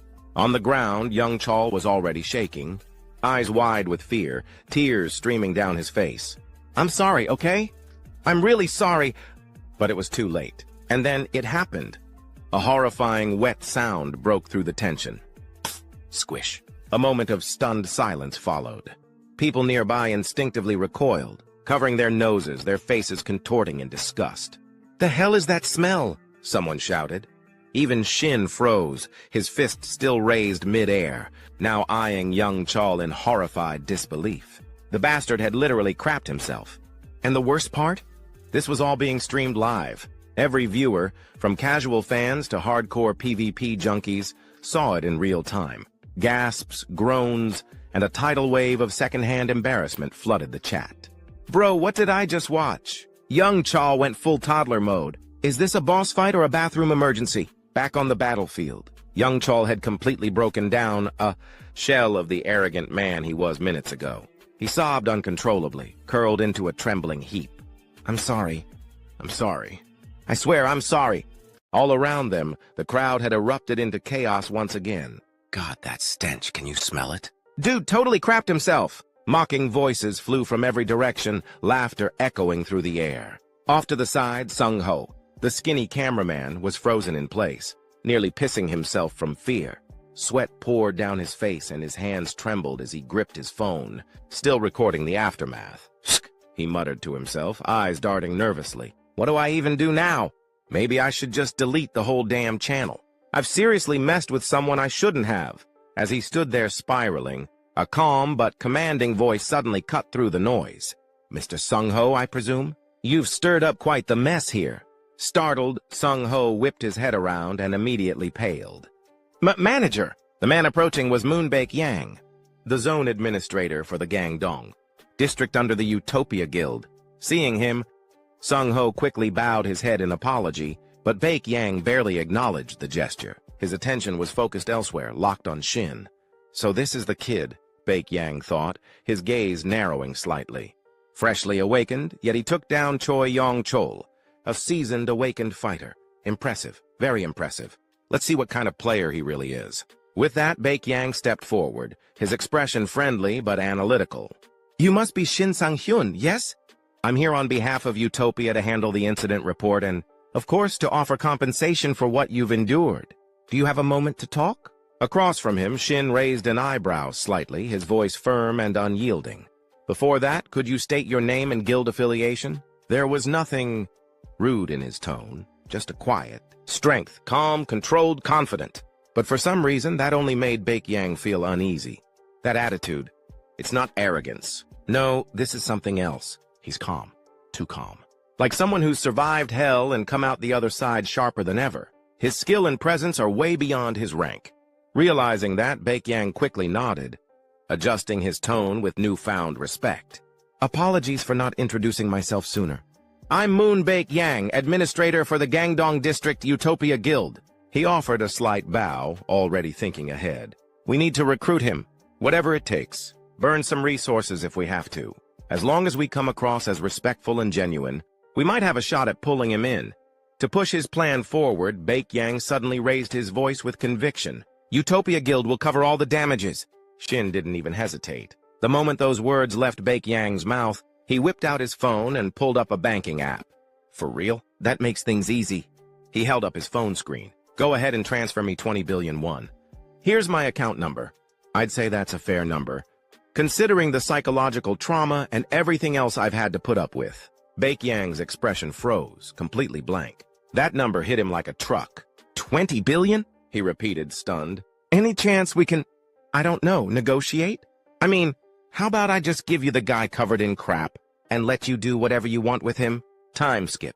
Shin's apartment. From outside his door, Baek-yang's voice could be heard again, annoyingly persistent. Mr. Shin, are you sure the Utopia Guild's compensation reached your account? Inside, Shin groaned in frustration, shouting back, Dude, are you still here? You seriously haven't heard from Kim Miso yet? Baek-yang fired back another question. You're absolutely sure you're not affiliated with the Eden Guild, right? Shin opened the door, rubbing his temples, utterly fed up. Nope, not even close.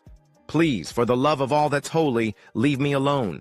But the moment he tried to shut the door, a swarm of reporters shoved their microphones through the opening, shouting over one another like a chaotic press conference.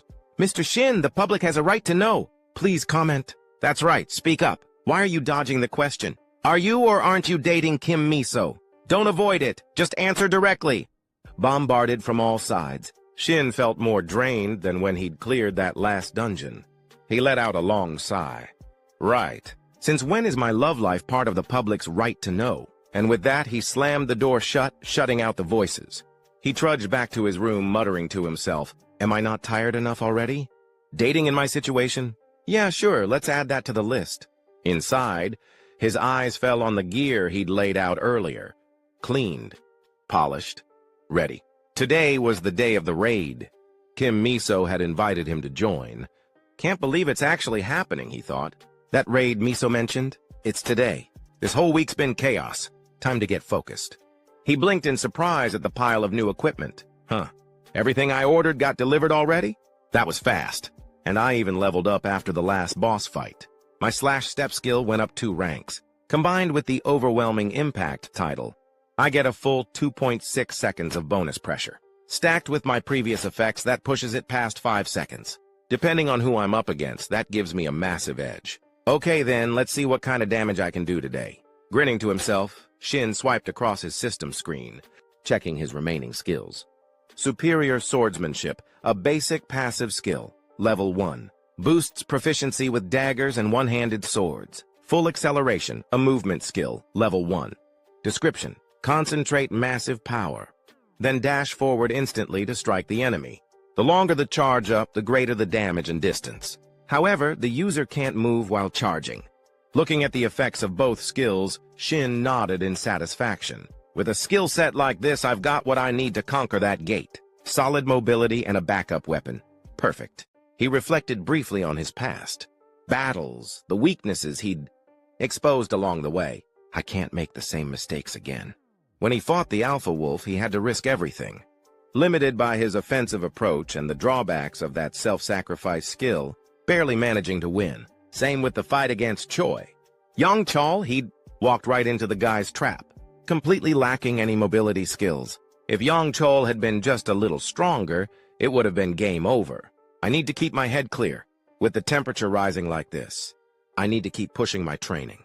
Otherwise, I'll just repeat my past failures just like the disaster in 2040. This time, he had to make sure the future changed.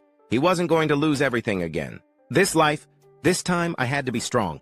I had to become strong, like him. As those words echoed in his mind, an image surfaced. The knight who had once saved him when he was a child. Suddenly, his phone rang, snapping him out of the thought spiral. He reached for it, answering casually. "Hello?" A youthful voice came through the line. "Hi, Mr. Shin Sang-hyun. This is reporter Park Young-min. I'm calling about the interview we scheduled for today. Just wanted to confirm you're still available." The moment he heard that, Shin's face twisted like someone dealing with a serious case of constipation. But he recovered quickly and forced a cheerful tone. "Ah, of course. Still early, right?" Young-min replied. "Exactly. I'll see you at the cafe I messaged you about earlier." Shin had completely forgotten about the interview. Damn it, totally slipped my mind. "The gate raid is at 7 p.m. The interview's at 2, right?" He quickly glanced at the time on his phone and could only offer a crooked, defeated smile. Time flies by. The scene shifted to the hallway outside Shin's apartment. The reporters had practically set up camp. Mats, blankets, and all just to catch him the moment he stepped out. So when Shin finally emerged, the whole crowd lit up like it was Christmas morning. "There he is! Shin, over here! Tell us about your relationship with Kim Miso."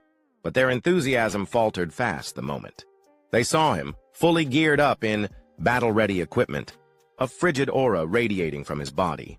The temperature in the hallway seemed to plummet. Everyone froze. The air was heavy, almost suffocating. Shin barked, "Move, now!" Without waiting for a response, he activated every buff and enhancement skill he had, launching himself forward at breakneck speed.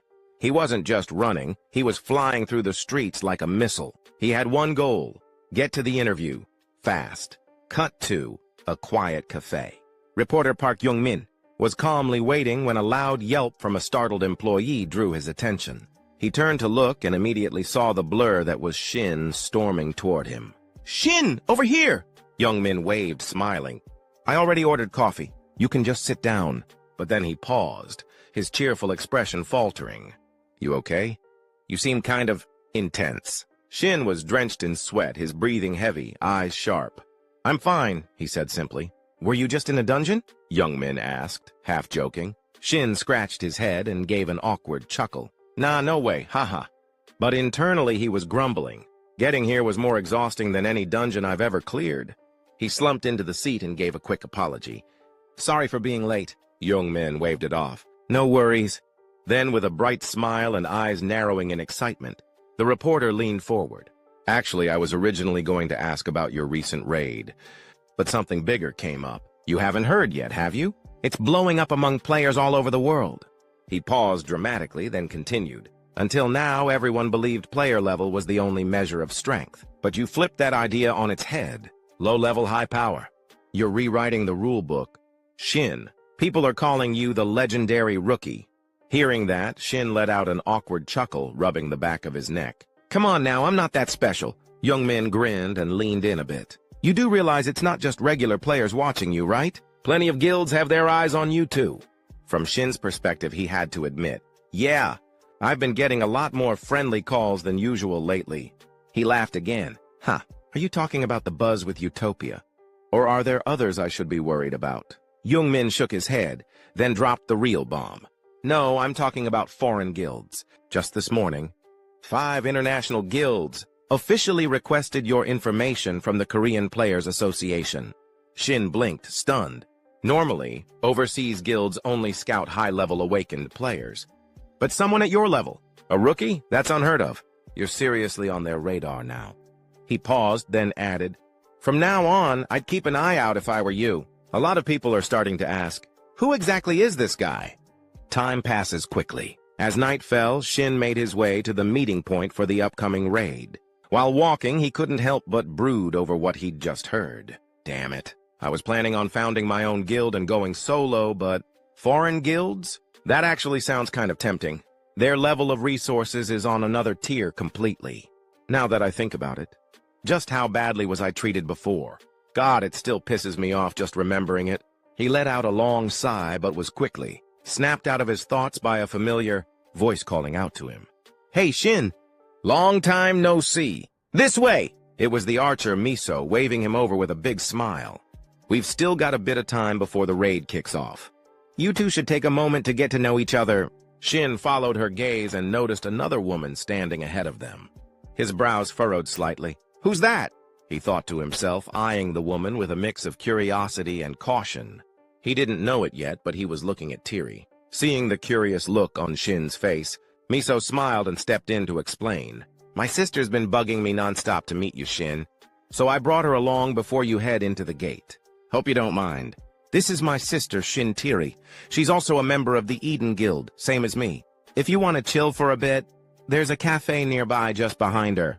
The S-rank hunter, Shin Tiri, stood silently, her eyes fixed on Shin with a calm, unreadable expression.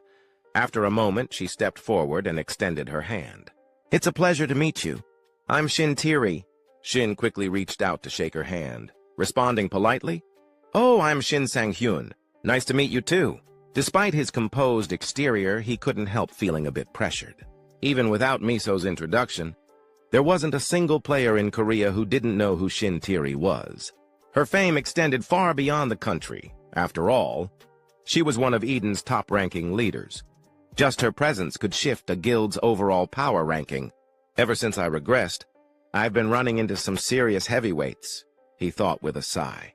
"Man, the last timeline was pure suffering."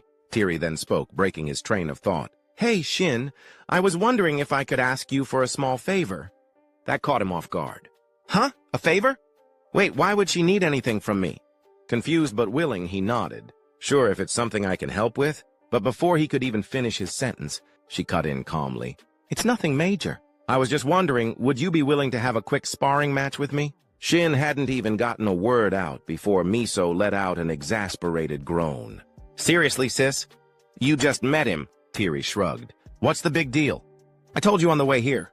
Apparently, in Tiri's mind, she had already voiced her desire to test Shin's strength, but judging from Miso's blank expression, that conversation may have only happened in her head.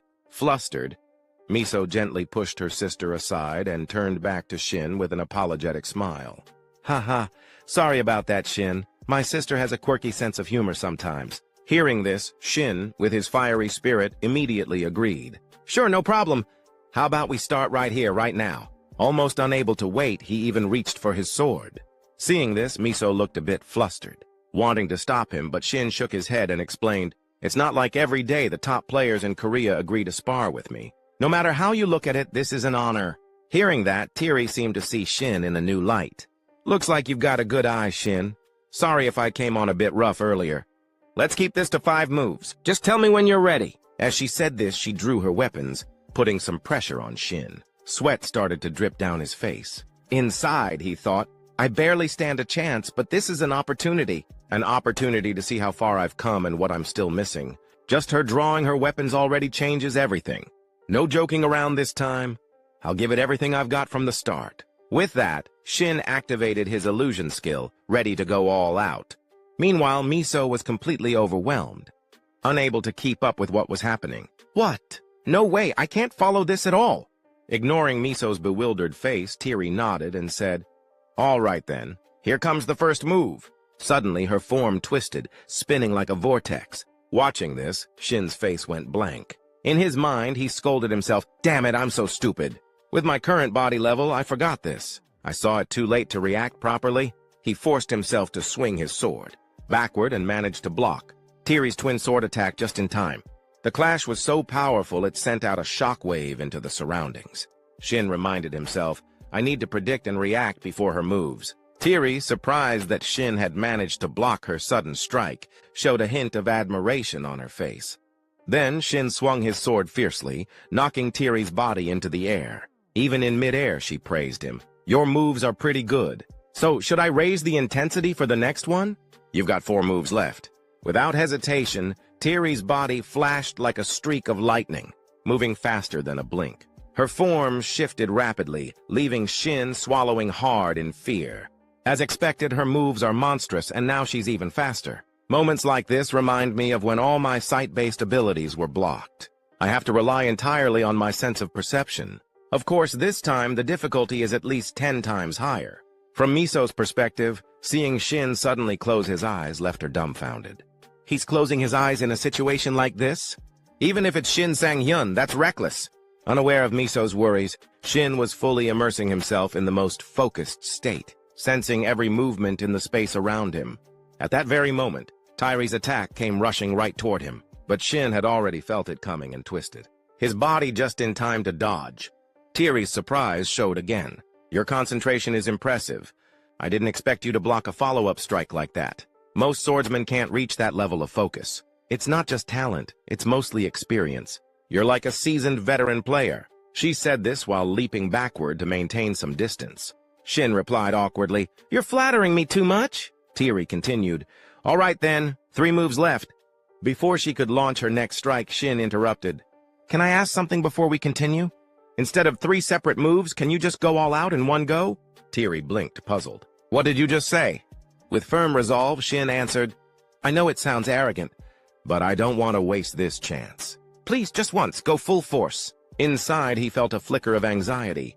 "If I say this, and she doesn't give it her all, I won't grow from this." Nearby, Miso wanted to stop her sister, but Tyrie agreed immediately, driving Miso crazy.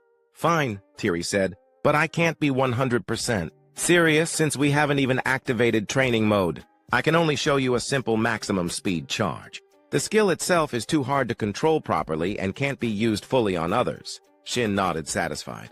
"That's more than enough," he thought to himself. "If this is Shin Tyrie's maximum speed charge, the fact that she's serious with me already feels like a win. I'll treat this like real combat, because if I fail, I'm done for." On the opposite side, Tyrie assumed her starting stance. "All right, here I come." With that, her body surged forward at a wind-tearing speed. Seeing this, Shin quickly raised his sword high into the air, silently reminding himself, "I don't even have time to sense her movements. I had to go all out." Instead of swinging his sword before she arrived, he had to move as if he were already there first. He swung his sword wildly forward because neither his sensing ability nor his eyesight could keep up with Tyrie's speed. At that very moment, whether by luck or fate, Shin's sword nearly grazed the hunter's face, making her eyes widen in surprise. With no other option, she activated her skill, Phantom Shadow, and twisted behind Shin to evade the strike. Seeing this, Shin immediately turned to look behind, but at that exact moment, his face collided with the hilt of his sword, producing a sharp, painful sound. Witnessing this, both beautiful girls anxiously asked, "Are you okay?" Though Shin was in immense pain, he forced a confident reply, "I'm fine," but inside he silently scolded himself. She said she wouldn't use skills. Shin sat on the ground, wincing in pain as he clutched his forehead. Above my head? Did my forehead crack open or something? Suddenly, a hand reached out in front of him, catching him slightly off guard. When he looked up, he saw Tyrie standing. "There." Her expression filled with concern as she spoke quickly. Sorry. I promised I wouldn't use my skill, but it just triggered on reflex. Are you okay?" Without hesitation, Shin grabbed her outstretched hand. He slowly got to his feet as he responded. "I'm fine. Honestly, it's an honor to see you this serious." Tyrie chuckled mischievously. "Well, it's an honor for me, too. And next time," Shin added, "I hope we get a chance to have a proper conversation." She finished, looking straight at him with a charming smile curling on her lips. Shin let out a hearty laugh. "I'd love that." Tyrie raised an eyebrow, surprised. "Really? Well, then maybe someday." The two of them shook hands enthusiastically as they chatted, but nearby, Miso was clearly not thrilled about it. She quickly walked over and gently pried their hands apart, smiling as she reminded them, excuse me, the raid at the gates is about to start." Hearing that, Tyrie finally snapped back to reality. Right. But Miso's irritation wasn't over yet. She scowled and muttered through gritted teeth. "And don't forget, we still have to submit a report to the guild about what happened today. Do you even realize how reckless you were?" Faced with Miso's sharp tone, Tyrie could only let out a helpless sigh. I know, I'm sorry." With that, the hunter gave them a casual wave goodbye. "All right, Miso. Good luck with the raid, and let me know how it goes." "Okay." Miso responded dryly. Yeah. Be safe. All right. Shin, however, kept his eyes fixed on Tiri's retreating figure, letting out a small sigh of disappointment. Still, this is my first real defeat since returning. If Tiri had been serious from the start, I wouldn't have lasted a single move. This encounter was unexpected, but now I found another mountain to climb. A little while later, after she'd walked some distance away, Tiri glanced back over her shoulder. There was a playful, mysterious smile on her lips, and Shin saw it. A knowing smirk formed on his face. Is she saying, "Let's see if you can surpass me"? Later that day, at the still unidentified gate number 727 in Jirjo-Kinui, several people had already gathered. Clapping her hands together brightly, Miso beamed. "All right, let's start with introductions. These are the folks who will be joining us today," she added cheerfully. As soon as she finished, Taisio Juhi stepped forward with friendly greetings. Shin responded enthusiastically. "I'm Shin Shanghyun. It's an honor to work with such talented people like all of you." Taisio politely waved it off. "Oh, don't mention it. I actually just read an article about you, Shin." "Super impressive, really?"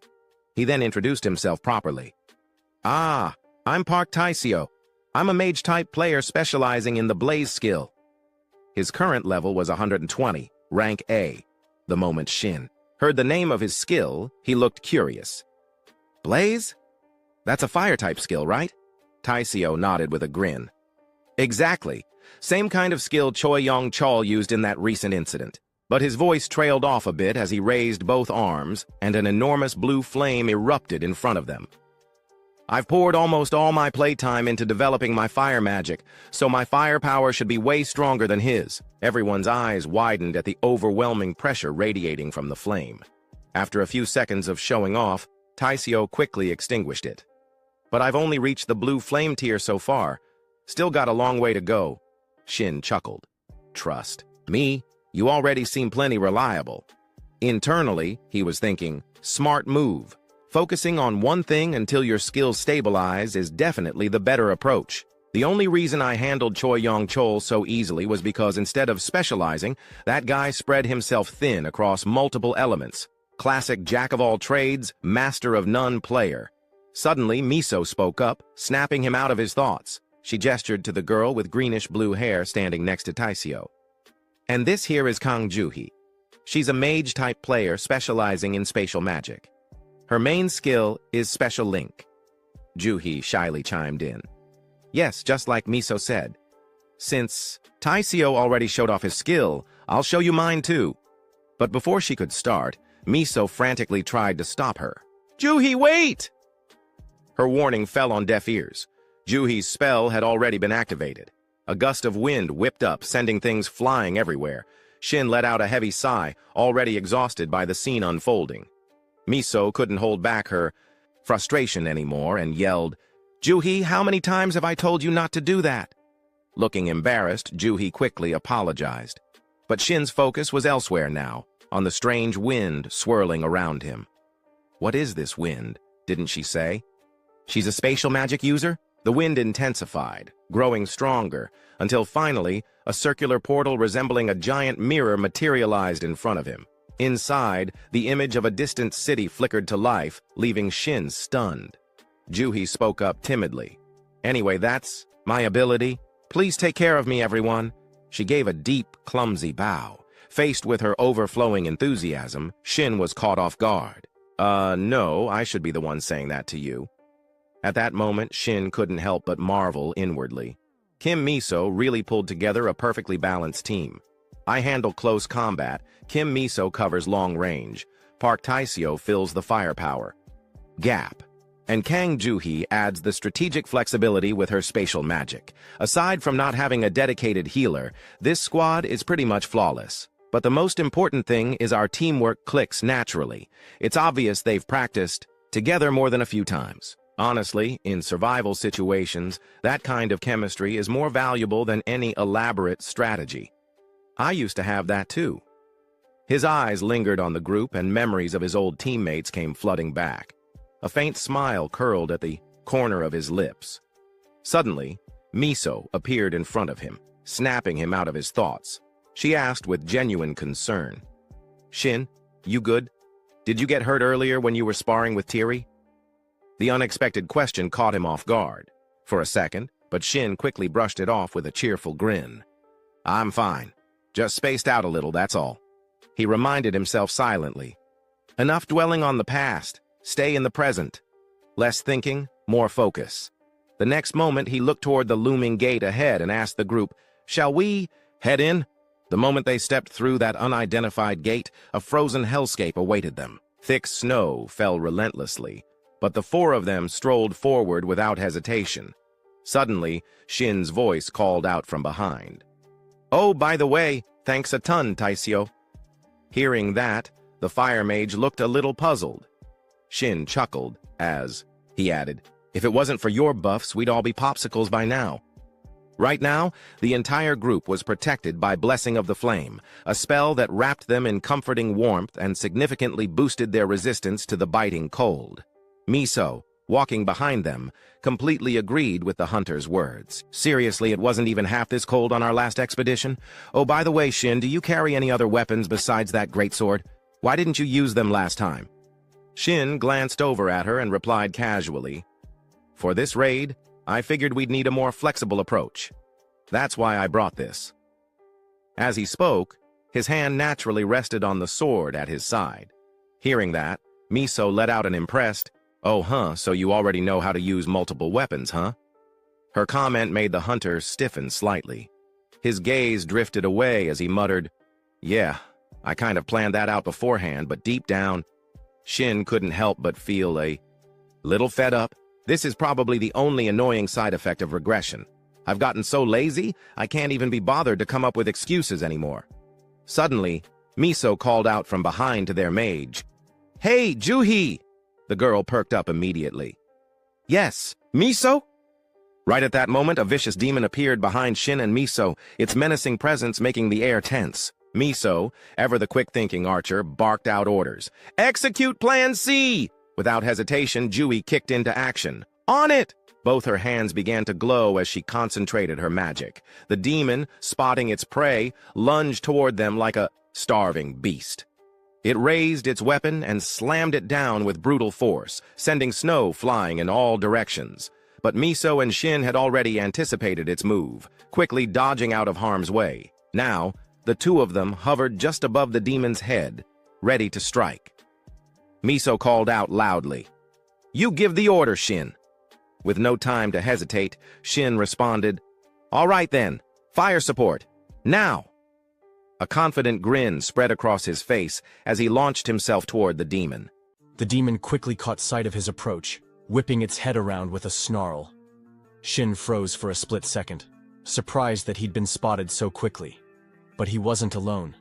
Miso had his back. The moment the demon turned, her sharp voice rang out.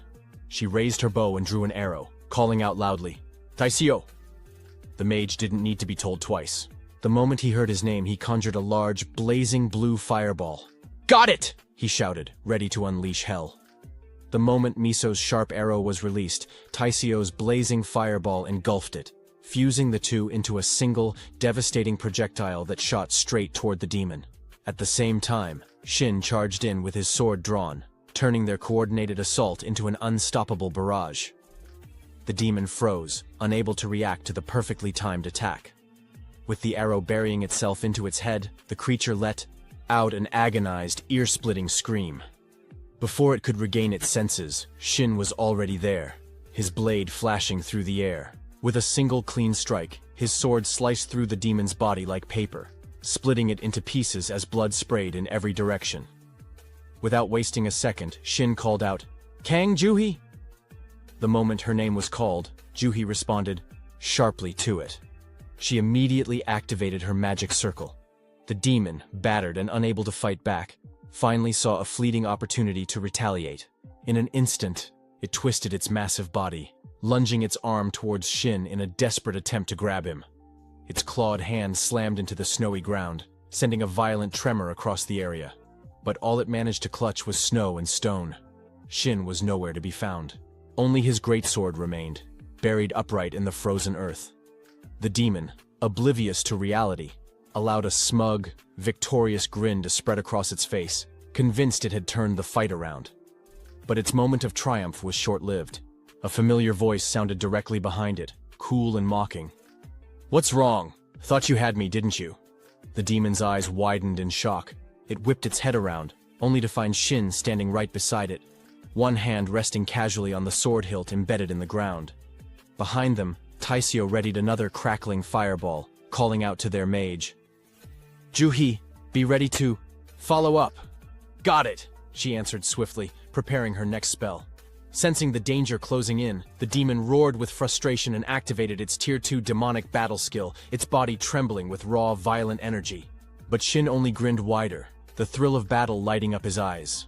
Without hesitation, he closed the distance, swinging his blade down in a brutal arc. The strike landed cleanly on the demon's skull, splitting its head and body clean in two. Juhi and Taisio stared upward in stunned silence, unable to process what had just happened. Shin landed gracefully on the snow, casually exhaling. Well, that took a bit of effort. Someone couldn't hold back their curiosity any longer and blurted out, "What the hell was that just now?" Shin casually glanced over at them. Taisio stood frozen, his face plastered with shock as he awkwardly tried to explain. "That wasn't exactly part of our plan. It definitely wasn't supposed to go down in one hit like that." Next to him, Juhi nodded eagerly, clearly agreeing with the flustered mage. Shin scratched the back of his head, a little embarrassed. "Ah, I see. Sorry about that." From behind, Miso stepped up and quickly waved off the apology. No, you don't have to apologize. Didn't I tell everyone already? I reacted the same way the first time I saw him fight. Probably even more over the top, honestly." She suddenly turned her teasing gaze towards Shin. "And that wasn't even all you've got, right, Mr. Hunter?" Caught off guard, Shin stumbled over his words, eventually giving up and just laughing it off awkwardly. But inside, he was silently screaming. Why does she keep setting me up like that? It's like she's forcing me to show off even more. What is she trying to pull? Whatever. Still, for a first-time party run, we're working together surprisingly well. So, this is what experienced players feel like, huh? It's promising. After exchanging a few more jokes and laughs, Shin slung his sword over his shoulder, looking at the group. Well then, ready for round 2? Not long after, they were on the move again, cutting down demons one after another along the way. Taisio couldn't contain his excitement anymore. He let out a thrilled shout. "Seriously, you're insane, man. You're the best swordsman I've ever teamed up with." Being trusted like that, Shin couldn't help but feel grateful. Behind him, Miso chuckled softly, teasing, "Try not to get too flustered, Shin. Taisio hasn't even pulled out his real trump card yet. Thanks to you holding the front so well, he's finally able to cut loose and enjoy himself. So, of course, he's this excited." Hearing that, Shin's expression grew a little sour. Right. For mages, if they don't have a reliable swordsman up front, they usually need to waste resources casting some buff spells on themselves. But this guy, he's putting so much pressure on me with all this praise. As the thought crossed his mind, Shin recalled Taisio's bright, cheerful grin. The more he remembered it, the more it made him shudder. Miso suddenly piped up, curious. "By the way, Shin, what was that skill you used earlier?" But Shin was still caught up chatting with Taisio, completely missing her question. He turned around, looking confused. "Huh?" Seeing his blank look, Miso could only sigh with an exasperated smile. "Seriously, you'd think I'd be used to this by now, but you keep finding ways to surprise me." Suddenly, a loud noise erupted from deep within the forest. Blood splattered into the air higher than the surrounding pine trees. And just like that, Shin's party set off once more to continue their relentless hunt for demons. Suddenly, Miso's eyes widened, as if she had just noticed something. In the distance, a group of demons was charging toward them, snarling and growling like wild beasts. Miso panicked and shouted a warning. "Armored orcs incoming!" The moment they heard that, Taisio's face darkened with concern. "What do we do? This timing couldn't be worse." The archer completely agreed, her expression tense. "Exactly. We've got to hit them with everything we've got. First, we need to keep our distance." But before Miso could finish her sentence, someone else's voice, Cut in. Miss Kang Juhee, can you open a portal that leads directly in front of those things, right in front of me? Shin's reckless suggestion made everyone freeze in shock. Shin, those monsters have insanely high defense. There's no way. But she stopped mid-sentence, stunned by Shin's actions. Huh? What is he planning? But in moments like this, trusting him just this once might not be such a bad idea. Making up her mind, Miso quickly called over to the mage. Juhee, do as Shin says. Juhee hesitated for just a second, then nodded. I'm opening the portal now. The moment the spatial gateway materialized, the armored orc stood right in front of Shin, completely unaware of the ambush waiting for it. Shin planted his foot firmly on the ground and launched himself toward the portal, vanishing through it, at blinding speed as his full-powered movement skill activated. The sheer force of his takeoff kicked up a fierce gust of wind behind him. On the other side of the portal, the armored orc barely had time to register what was happening. Its monstrous face twisted in surprise as Shin came flying out of nowhere. Without hesitation, Shin delivered a devastating sword strike, splitting the creature clean in half before it could even process the situation. Back on the other side, Miso and Taisio were left completely speechless, eyes wide, jaws hanging open. Taisio looked as if he couldn't believe what he'd just seen. Staring at Shin's calm, confident figure, he muttered under his breath, "Is that for real?" After landing gracefully, the group resumed their journey. Miso walked alongside the hunter, still trying to wrap her head around it. "That's a movement skill, right? But I've never seen one with that kind of raw power before," Shin responded, casually. "Well, it's because I trust you all. That's what gives me the confidence to use it." Just then, Juhee's expression shifted dramatically. She suddenly gestured frantically, eyes filled with alarm. "Everyone quiet!" The entire group froze in place, confusion written across their faces. The young mage gathered everyone together, gesturing for them to take a look at what had made her react so suddenly. "Looks like we've arrived." Down below the cliff, resting, motionless, was a large beast covered in thick green fur. Juhee tilted her head in curiosity. Is it asleep? This was the mid-tier boss of the frozen hell, the Frostfang Hellhound. Taisio's eyes lit up with excitement as he spotted the creature. "Perfect. Let's start planning." The mage beside him analyzed the situation. "We don't have much backup gear. Maybe I should open a few more portals for support. Or we hit it with fire the moment the fight starts." The entire time, Shin hadn't uttered a word during their strategy talk. He simply sat there grinning with excitement. "Finally, there you are, my personal punching bag." Without wasting another moment, Shin activated Twilight Convergence, a unique dungeon effect with no cooldown. The moment the moon appeared within the dungeon, players' HP and wound recovery rates increased by 5%, but that wasn't all. Regardless of whether the moon physically appeared, K9-type monsters like wolves or dogs would fall into a fierce state if the player carried a blue moonstone. And if the moon did appear, those monsters wouldn't even dare attack the player holding the blue moonstone. Shin locked eyes on the slumbering hellhound below and let out a booming laugh, his confidence filling the air. Miso turned to the group and suggested, "All right, let's go with Plan F." But before anyone could act, she noticed Shin silently standing up, his expression unreadable. Concern filled her voice. "Shin, what are you doing?" Instead of answering, Shin flashed a mocking, almost arrogant smile that left Miso and the others frozen in surprise. The archer couldn't believe her eyes. That expression, "Shin's doing it again. Should I trust him? No, no matter how I look." At this, Taisio, clearly confused, chimed in. "Shin, you've got a plan already, don't you?" With a casual tone and steady hands drawing his sword, Shin replied, "Yeah, I think you guys can just sit back and watch." His words left them completely stunned. Miso immediately protested, "Shin, I get it, but at least explain what you're—" But before she could finish, an eerie silence fell over the group.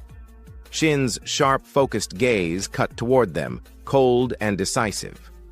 "There's no time to explain everything, no time for strategies. For the Twilight Convergence effect to work properly, the moon has to be fully visible. Even the slightest cloud cover can cut its effectiveness in half. Sorry, guys." Without another word, Shin dashed forward toward the hellhound, leaving the others behind. Miso's worried voice echoed behind him, calling his name, but he never looked back. The commotion had already stirred the Frostfang hellhound awake. The beast's eyes snapped open, immediately locking onto Shin, who stood right in front of it.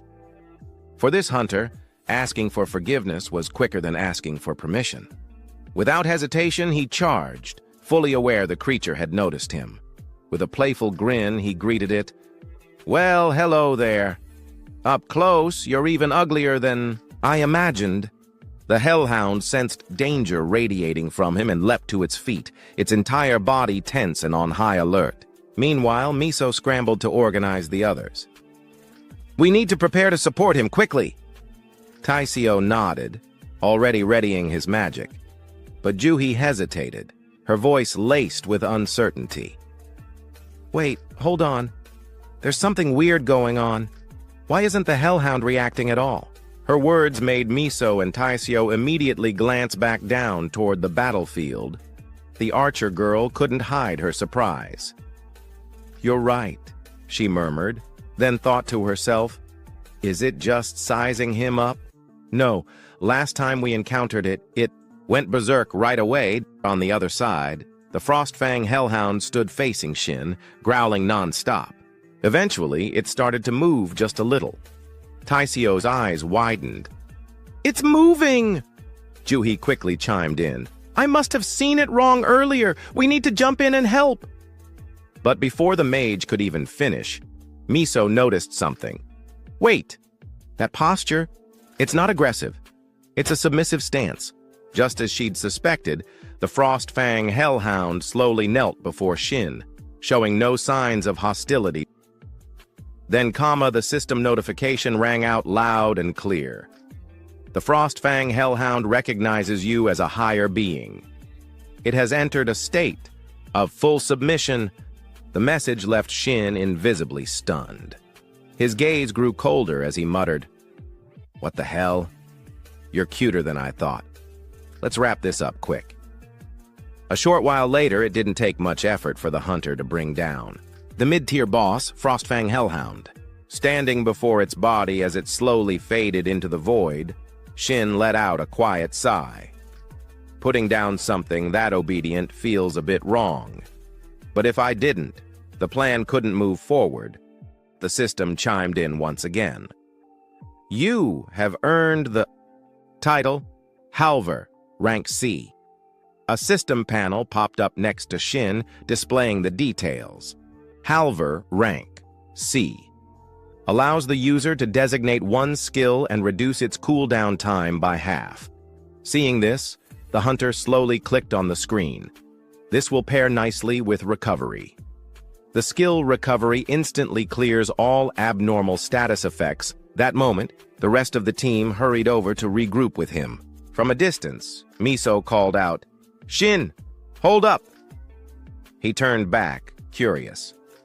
"What's up?"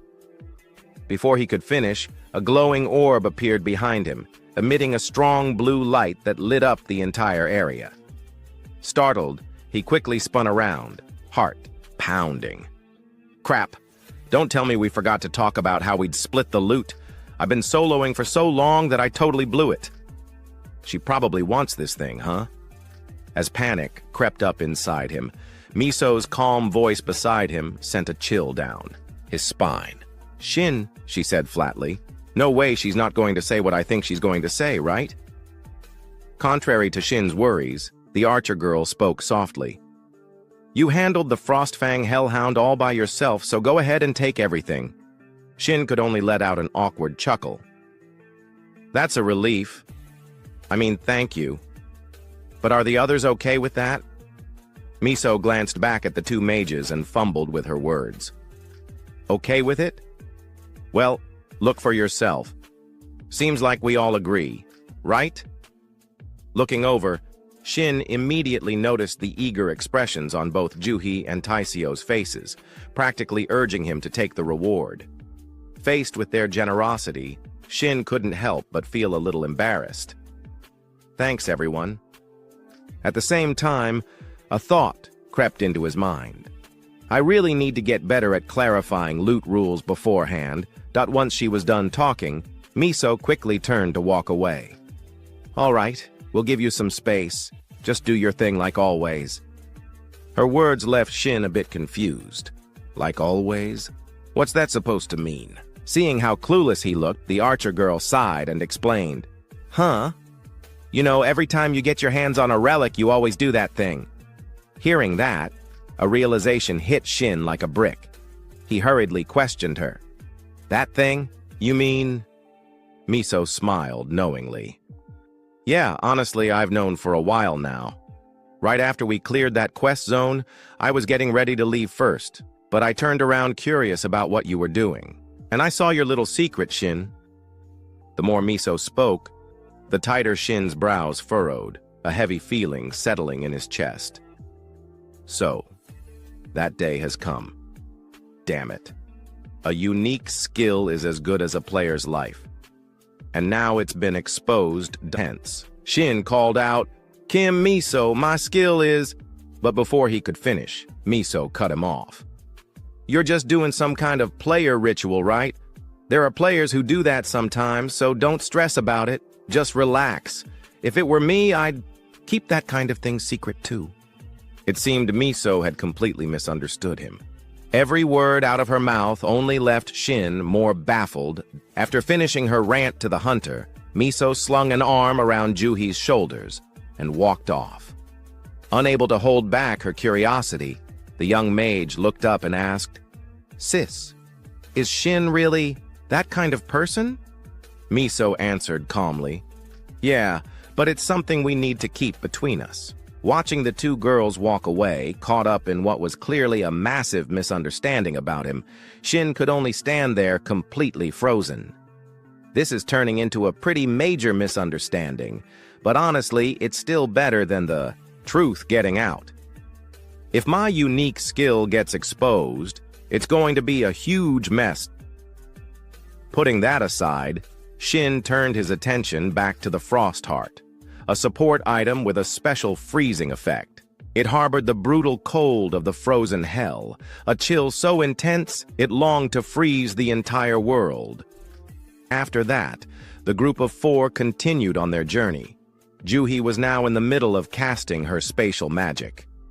All right, this should be the last one. Miso stepped up beside her with encouragement. You've done great, Juhi. We wouldn't have made it this far without you. Shin agreed, his tone warm. Yeah, we owe it all to you, Juhi. Hearing that, the mage girl pouted a bit as she glanced at him. Shin, but are you really sure this is going to work? I only tried it because you said so. You really think piling up the corpses of those armored ogres we just killed is going to attract the real boss? Shin let out a quiet breath. Don't worry. The boss we're after this time goes wild for any kind of meat. Juhi raised an eyebrow. How do you even know that? To her question, Shin just gave a half smile and shifted his gaze upward. Suddenly, he pointed toward the sky and shouted, Taisio, light it up! We need that boss to catch the scent! Without missing a beat, Taisio sprang into action. Miso, on the other hand, grumbled from the side. He's ignoring me again. The ogre corpses began to catch fire under Taisio's blue flames. Smoke and the strong scent of roasted meat began to drift deep into the cave. The group remained posted just outside, watching for any signs of movement. Taisio couldn't hide his nerves. It's been 20 minutes. Shin calmly reminded him, it could bite any second now. And just as he finished speaking, a thunderous roar echoed from deep inside the cave. From the shadows, a massive bear began to emerge, low, deliberate, and terrifying. Shin instinctively dropped into a fighting stance, reaching for the great sword, strapped to his back. All right, everyone, get ready. After all their effort and patience, the time had finally come. The final boss, the titanic gray bear, had arrived. Kim Miso shifted into a battle-ready stance, drawing her bow and preparing to strike. With sharp, focused eyes, she thought to herself that it was true. thanks to Shin's plan, everything had gone smoothly so far. But as she watched Shin struggle against the titanic gray bear, a flicker of doubt crossed her mind. Still, in the freezing air, with snowflakes drifting softly around them, the beast let out a thunderous roar, baring its crimson eyes and massive claws. Shin gritted his teeth, trying to endure the crushing pressure of its killing intent. Despite the danger, he remained steadfast in his thoughts, believing that no matter what this situation was, the more he was backed into a corner, the more exhilarated he became. He smirked slightly and muttered to himself, "This whole setup," then immediately followed it with, "is way too damn dangerous." His mind briefly flashed back to just a few minutes ago when the team had been huddled together discussing strategy. With a worried look on her face, Miso had asked, "Huh? What did you just say, Shin?" He responded calmly with exactly what she had just heard. She blinked, clearly shaken, and exclaimed, "You're seriously going to act as bait by yourself?" But Shin remained composed, stating there was no other option, and that if they wanted to clear this stage quickly and safely as a team, this was the best route. In order to help them all understand the nature of the enemy they were facing, he explained patiently that most giant monsters tend to have one thing in common. When they lose a certain amount of health, a special condition is triggered. He paused for emphasis and called it Devour mode. Shin elaborated further that in that state, the monster's physical strength increases significantly and it becomes wildly aggressive and completely unhinged. He pointed to the scene of the creature, tearing into a corpse earlier, noting they start trying to consume everything around them. Then he clarified that was exactly why they piled up the ogre corpses to act as bait. Even though his words sounded simple, the truth was that the tactic carried immense risk, as he thought silently to himself that if they hadn't done that, they would have been the ones that were turned on first. But thinking from another angle, Shin pointed something out with a slightly curious tone, asking what if they did something to that bait pile. Immediately after, Shin, Miso, and Park Taiseo began gathering dry firewood. As they worked, Shin elaborated, building on that idea, that while Kung Ju-hee was stacking the ogre corpses through the teleportation gate, they had secretly mixed in pine wood infused with a powerful sedative effect into the bait pile. That was when a new concern popped up as Park Taiseo furrowed his brows and asked hesitantly, "But there's still a big issue. How are we supposed to drain enough of its health to trigger Devour mode?" he asked, clearly anxious. Miso's expression flickered with surprise, but she stayed quiet and listened. Shin smiled and addressed Taiseo's concern calmly, agreeing that was exactly why they needed to create the right environment so everyone could hit it hard right off the bat. Hearing that only left Park Taiseo more confused, but then Shin beamed and said with excitement that that was where he came in. He thumped his chest proudly and declared that just this once, they should trust him. Back to the current moment, Shin was on the defensive, constantly dodging attacks from the giant gray bear, and he found himself worrying over the very decision he had been so confident in earlier, wondering how the hell he was supposed to pull this off. His heart pounded in his chest as he thought he was seriously about to cross over to the next world at this rate. With every close call, he had no choice but to grit his teeth and narrowly avoid getting crushed, and under that relentless pressure, he cursed himself, thinking he hadn't gotten way stronger than he used to be. He thought back to his previous reasoning that he figured he could take a few hits and hold out long enough. But before he could finish that thought, the bear's grotesque claws came crashing down again, and this time its jaws opened wide in a terrifying lunge. Reacting on instinct, Shin raised his sword and jammed it into the beast's throat to block the bite. The force was immense, so strong that the very ground beneath his feet cracked from the impact, and just that one clash had him groaning in pain inside as he was screaming why the hell this stupid thing was so absurdly strong. He kept questioning himself if his strength stat was still not high enough or something. The ground beneath Shin suddenly cracked and shattered, and gritting his teeth, he thought to himself that if he kept trying to tank this thing head-on, he was really going to die out here. But then, thinking about all the effort he'd gone through, to resurrect, his eyes hardened with determination, vowing that he didn't come back to life just to die again. Resolved, he made up his mind that from now on he would dodge everything.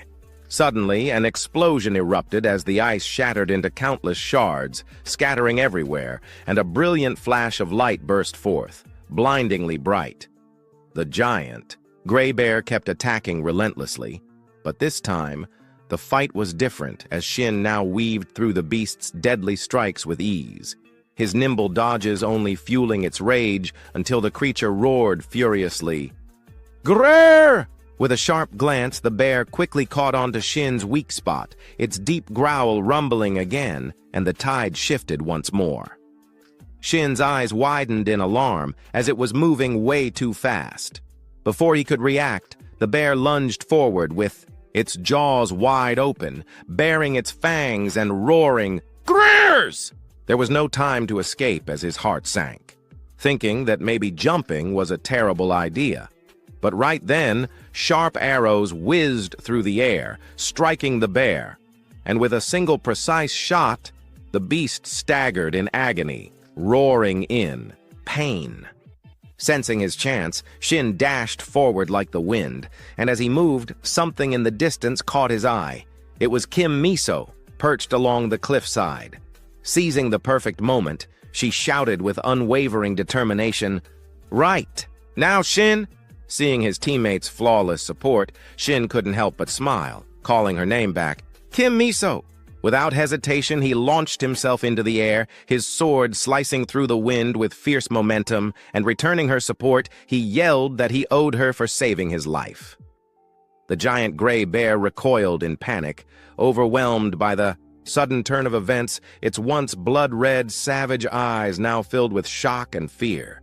Then, Shin unleashed his full thrust technique, gliding across the beast's massive body like lightning.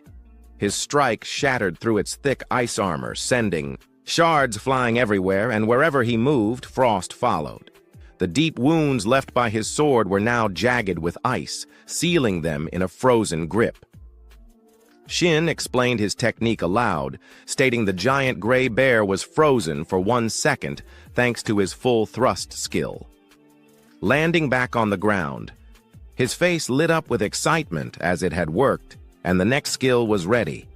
He thought with excitement about the freezing skill he got from the Heart of Frost, that he had already combined it with full thrust. His lips curled into a grin as he honestly thought skill interference would mess it up, but it turned out it works perfectly. Seizing the moment before the beast could even react, he dashed toward its foot and shouted, "In that case!"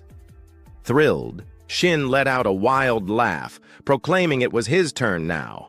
His blade sliced through the air like a gust of wind, slashing through the beast's thick hide and spraying blood everywhere as the bear howled in pain.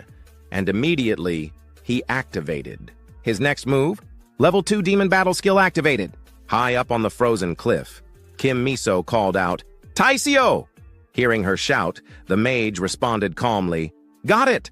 Park Taisio instantly shifted into combat mode as a wave of blue energy burst from his body, enveloping him completely, and he declared with confidence that he was using his biggest trump card.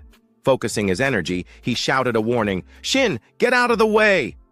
Startled, Shin quickly turned his head and barely managed to dodge to the side, watching as Park Taisio unleashed his most devastating spell straight at the giant gray bear. The skill lit up the battlefield as Taisio roared, "Blue Flame Crimson Crane!" The beast, bombarded by relentless attacks, howled in agony. From a distance, Sun Yun couldn't hide his shock at the overwhelming display of power, thinking this firepower was way beyond what he expected. The impact radius was so massive that even Shin had to brace himself against the shock waves, and at this level, there was no doubt. Sure enough, the giant gray bear collapsed, defeated by the onslaught. Shin smiled with relief, thinking they had done enough damage, but suddenly, the bear's eyes snapped open. Its pupils fractured into layers of bright golden slits as something strange was happening. The energy around the giant gray bear was changing. Its fangs rapidly multiplied, becoming long and razor-sharp, and the creature let out a terrifying roar. Just as planned, Shin smirked. It had worked. He clenched his fist in satisfaction as the damage threshold had been reached. From this moment on, everything changed. The giant gray bear had entered its Devour state. Shin's grin widened with excitement, thinking just as planned, Devour state was ready for battle. Miso called out to him, "Hey, Shin!" His eyes narrowed as he realized the giant gray bear had started devouring everything around it. With its newly transformed, more savage appearance, it locked its hungry gaze straight onto Shin, and his face, now filled with visible anxiety as Shin thought to himself, "Huh? Is the Devour state always this brutal?" He couldn't help but wonder where the hell that clumsy bear from earlier had gone. Trying to stick to the plan, Shin reminded himself that the final blow was Juhi's job, but the overwhelming fear made it hard to focus on whether he could even hold out until then. Off to the side, Park Taisio watched in horror, thinking that was really the Devour state. His thoughts were racing with panic as it had practically turned into a completely different monster. Suddenly, from above, Miso descended, her voice sharp with urgency, asking, "Taisio, how's Juhi?" Surprised, he called out, "Miso!" And glancing toward Juhi, he quickly answered that she was still preparing. In the sky, Juhi floated steadily, as a swirl of green energy surrounded her. Her eyes glowed a deep emerald, her face calm but laser-focused in intense concentration. Seeing this, Miso hesitated, her expression worried, asking if she was going to make it in time. Pale as a ghost, Taisio replied bluntly that now was not the time to be worrying about that. Back on the ground, Shin was still desperately dodging the beast's razor-sharp fangs, screaming in panic, "Aha!" As he sprinted for his life, his mind raced, noting that Kang Juhi was not done yet. The fear for his life crept in, thinking that, if this kept up, forget the ambush, he would be the one lying dead on the ground there. His eyes widened, completely horrified by the scene in front of him as the beast had accelerated, closing the distance in the blink of an eye. Now Shin was face to face with imminent danger, and with no other options, he whipped his sword behind him, ready to defend, realizing there was no way he could dodge this one. Gritting his teeth, Shin shouted, "Damn it! If it's come to this!" He couldn't afford to play it safe any longer. Blue lightning sparked fiercely in his eyes as he declared with grim resolve that then he had no choice but to charge in head first. The next skill readied for activation. Illusion skill activated. And finally, it was time as Juhi made her move. A massive green vortex of energy erupted into existence, swirling violently under her control. Blood poured from the giant gray bear's mouth as its wide, trembling eyes stared in agony. Suddenly, it sprang to its feet from the pool of blood, gripping the rocky cliff with its claws as it let out a ferocious roar. The three of them froze, stunned by the beast's current state as it pressed a paw tightly against its previous wound. Suddenly, its eyes bulged unnaturally, and it let out a painful guttural growl. Then, a system notification popped up. "Congratulations! You have defeated the final boss, Giant Gray Bear." The blood-soaked creature collapsed, its massive weight smashing through the frozen ground, sending shards of ice flying everywhere as Shin and Miso instinctively raised their arms to shield their faces. Another notification appeared. "Congratulations! You have cleared the unidentified gate, prison table." Miso chuckled softly and said, "Nice work, Shin." He laughed and let out a deep breath, adding, "Ha ha, no big deal. I'm the one who insisted on doing this in the first place." Yet another notification flashed. Level up. After all the struggles they'd endured, Shin forced a wry smile, his face a little pale, as he thought to himself that the dungeon had been seriously tough. More than that, he recalled, there were so many moments they were on the brink. From the teleportation gate, Juhi finally emerged, looking exhausted but offering genuine praise by saying, "You guys were amazing," before she awkwardly added, "Sorry I couldn't do much to help." Seeing her appear, Shin was momentarily surprised. Miso, noticing Juhi blaming herself, gently reassured her, "It's okay." And with a teasing smile, Shin added, "Nah, thanks for being part of my reckless little plan." Hearing that, Juhi sighed in defeat and said, "Thanks to you, I think I've officially found my limits." But Shin just chuckled warmly and replied, "Haha, well, I'll be counting on you again then." Deep down, though, his feelings were sincere and grateful, as he thought, "Honestly, I'm truly thankful my teammates trusted me enough to go along with such a ridiculous plan." But that didn't erase the lingering conflict within him, and still, he imagined an alternate scenario where even if no one had followed him, he would have gone ahead alone anyway. Suddenly, an image surfaced in his mind, memories from a gate he once faced. He pictured the terrified civilians running in every direction while someone's voice rang out in panic. "Over here! We need a medic!" Shin's expression darkened as he thought about the gates he faced in his previous life, and his voice dropped cold and heavy as he reflected that they always ended in tragedy. He remembered the moment his body had been badly wounded, the time when others had to care for him for a change, and the memory of someone rushing over, worried, echoing in his mind, asking, "Are you okay?" Shin's thoughts drifted to the survival rate for the gates he used to aim for, the ones with attractive rewards, which was always ridiculously low. Though he quickly added to himself that when the raid team is made up of people who actually know what they're doing, your odds of making it out alive go up significantly. He could still vividly recall being carried off, completely drained, while desperate voices shouted, "Check over here too!" His eyes darkened with helplessness. But still, in that raid, he hadn't made it. And the image of that girl's tear-streaked face haunted him as she was devastated, barely able to speak, saying, "How? How could this happen?" Shin clenched his fists as he remembered that there's always a 10% death rate, and it usually falls on the weak links in the team. But this time, his eyes sharpened with resolve as he determined that this time, that person wouldn't be him. The bitter truth loomed over him like a shadow that death lurks right beside every player, every second of every day. Returning to reality, Shin thought to himself that sure, growing stronger is important, but his expression softened slightly as a new thought emerged that if there's one more purpose he needed to chase in this life, a faint chuckle escaping him, it was to prevent the meaningless deaths of his comrades. The group was still laughing and joking among themselves when Juhi, still pale, groaned softly and said, I'm so dizzy." Immediately, both Miso and Taisio called out with worry, "Juhi!" Shin's face lit up with excitement as he approached them and said, "All right."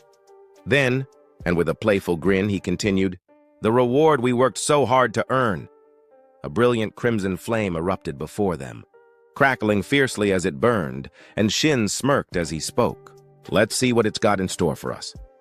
A system notification chimed. The final reward of the gate. "First-time special reward has appeared." Surprised, Shin chuckled to himself, "Finally, I get to face it for real." The first-time special reward. The notification continued. When you place your hand on the first-time special reward, each corresponding reward will be granted. Slowly, Shin reached out his hand, but suddenly another hand gently grasped his. Startled, he turned to look. Standing beside him was the goddess of luck, who said, "You're about to witness her true power." A playful grin spread across Shin's face at the thought. Her true power? With all that dramatic flair, his hand moved toward the reward as excitement bubbled within him, thinking, "Still, I can't lie. I'm really looking forward to seeing what shows up." A new interface appeared before his eyes, making him pause in surprise as a system message popped up. Player Shin has acquired a unique grade relic. The system followed up immediately. You may choose one item from the list of relics. Shin's eyes widened in disbelief at the word unique. Behind him, the goddess of luck stood with a satisfied, smug expression. Even though he had expected this possibility, Shin couldn't help but marvel to himself that he knew it was coming. But the feeling of seeing unique grade with his own eyes really hit different, and he thought it must be because unique is considered the fourth highest tier. The goddess of luck chuckled proudly while Shin remained frozen in awe, thinking, huh? A brilliant light flashed before his eyes as a new message appeared. Thanks to the power of the goddess of luck, all unique grade or higher relics will automatically unlock and inherit their hidden effects. Shin's expression shifted to one of realization as he thought, ah, right, I totally forgot, and his thoughts raced. That was definitely written in the contract, wasn't it? Another message popped up regarding the goddess of luck. The goddess of luck requests that you sincerely call her Nuna, big sister. Hearing that, the goddess giggled in delight while Shin practically panicked and said, Nuna, goddess Nuna. A sly grin crept onto his face as he thought, I could call her that 100 times if this keeps up. Looking around, he let out a soft sigh, thinking, perfect. Looks like my teammates are all too busy checking their own rewards to notice anything. With his hand still extended toward the glowing light, his excitement returned and he said, all right, guess it's time for me to make my choice? Without hesitation, Shin thrust his hand forward, thinking, no reason to overthink it. A burst of radiant pink light erupted around him, and immediately, a heavy two-handed sword materialized in the air. Shin's face lit up with excitement as he recognized it was exactly the relic he had his eyes on. The system introduced the item, War Spirit's Greatsword, a two-handed weapon classified as a heavy sword relic, and along with that, the detailed stats and offensive power of the weapon were displayed before him. Shin grinned to himself, thinking, as expected of a unique relic, these stats are insane. He slowly reached for the hilt of the sword, thinking to himself, from now on, and gripping it tightly, he chuckled with excitement, thinking, I'm counting on you. The sheer destructive power radiating from the weapon left him stunned, but as he tried to lift the great sword, his expression twisted as he thought, why is this thing so heavy? It quickly dawned on him to wonder, where's that weight reduction effect? A new message appeared. Weight reduction passive effect, always active. Suspicious, Shin squinted at the effect panel as another notification popped up. Due to the skill Relic Devour, all mana costs for your current skills have been removed. All equipped relics will feel no heavier than 100 green. However, the effects of the same relic type cannot be stacked multiple times. Seeing that, Shin couldn't help but groan in frustration, thinking, what is this? Some kind of new hidden clause? He narrowed his eyes and wondered, since when was that in the contract? Just then, Miso approached with a curious look and asked, something wrong, Shin? He froze for a brief second before laughing it off and saying, huh? Oh, no, it's nothing, haha. Looking around at the group, Shin finally noticed and said, wait, but... And seeing the beaming faces all around, he asked, looks like everyone's pretty happy with their rewards, huh? Miso nodded enthusiastically and said, absolutely. We all got relics that perfectly match our class skills. And she shot him a knowing smile, adding, and it's all thanks to you, Shin. He waved it off, a little flustered, and said, I didn't really do that much. But Miso stood her ground, smiling firmly, and said, there you go, being modest again. But there's no denying we couldn't have done this without you. Miso kept smiling as she added, so the team talked it over. We decided to give you all the extra loot. The boss remains, the magic stones, everything. Sound good, Shin? The words hit him like a truck, and he was completely speechless, only managing to say, what? No, seriously, you don't have to do that. But Juhi immediately cut him off with surprising resolve, saying, nope, these things need to be handled properly. We already factored everyone's contributions during the fight, so don't argue about it. Helpless, Shin could only exclaim, oh! And seeing Shin frozen in place, everyone immediately panicked. Miso called out, Shin, we said it's fine, really. Juhi looked worried and said, please don't cry. Even Taisio, clearly concerned, simply called his name Shin. But inside, Shin was overwhelmed with an emotion hard to describe, thinking, I can't believe my teammates think so highly of me. His voice cracked slightly, eyes welling up as he thought, just the monster corpse alone is worth 600 million. Add in the other materials. It's got to be over 1.5 billion. Suddenly, a sly, mischievous grin crept across his face as he muttered, this is unbelievable. Miso, watching him hang his head low, called out nervously, Shin? But inside, Shin could barely contain himself, thinking, I can't stop smiling. Later, they made their way outside the frozen prison dungeon gate, and Shin, still looking a little defeated, spoke to Miso, saying, Yeah, let's save the celebration for next time. Miso turned to him with a teasing smile and said, Oh, really? That's a shame, but I guess there's no other choice. And she added playfully, Would have been nice if you came to eat with us, though. Hearing that, excitement sparked in Shin's eyes as he thought, I can't wait to see the results of this run. With that, the three of them headed off in the opposite direction, waving goodbye and saying, See you later, Shin. Miso added, I'll text you. Okay? Shin smiled and replied, Yeah. Thanks for everything today. But it seemed Miso wasn't quite done, as she paused and said, Ah, then looked at him with a curious expression and asked, Shin, mind if I talk a little more casually with you? With a gentle smile. Slightly taken aback, Shin forced an awkward smile and said, Sure, I guess. While he chuckled inwardly, What am I going to say? How dare you speak informally to your elder? Miso's lips curled into a soft, playful smile, and beaming she chirped, Well then, get home safe. Oppa. Shin froze for a moment, completely blank, but then a faint smile crossed his face as he replied softly, Yeah, you get home safe too. Inside, a nostalgic feeling crept up on him as he thought, Oppa, how long has it been since someone called me that? Maybe, just maybe, things between them would get a little sweeter from now on. Meanwhile, Juhi and Taiseo off to the side exchanged glances, their expressions unreadable, but deep down both of them were quietly reacting to that one word, Appa. A subtle warmth lingered in the air as Juhi and Taiseo silently processed what they had just heard, sensing that something just got a little sweeter between their teammates. After a while, in a narrow alley behind Chunui Station's gate, Shin set down the massive sword before him and began channeling his mana. And immediately the system chimed in with a notification. You have absorbed Rusty Greatsword. The conditions for the effect Light and Burden have been met. The effect has been activated. As the sword slowly dissolved into fragments of light, he watched it vanish and let out a faint, awkward chuckle, thinking, Just as I thought. Since it didn't come with any bonus stats, I couldn't draw much from it. Still, considering it was my favorite spicy tuna gimbap, I guess I'm pretty happy about it.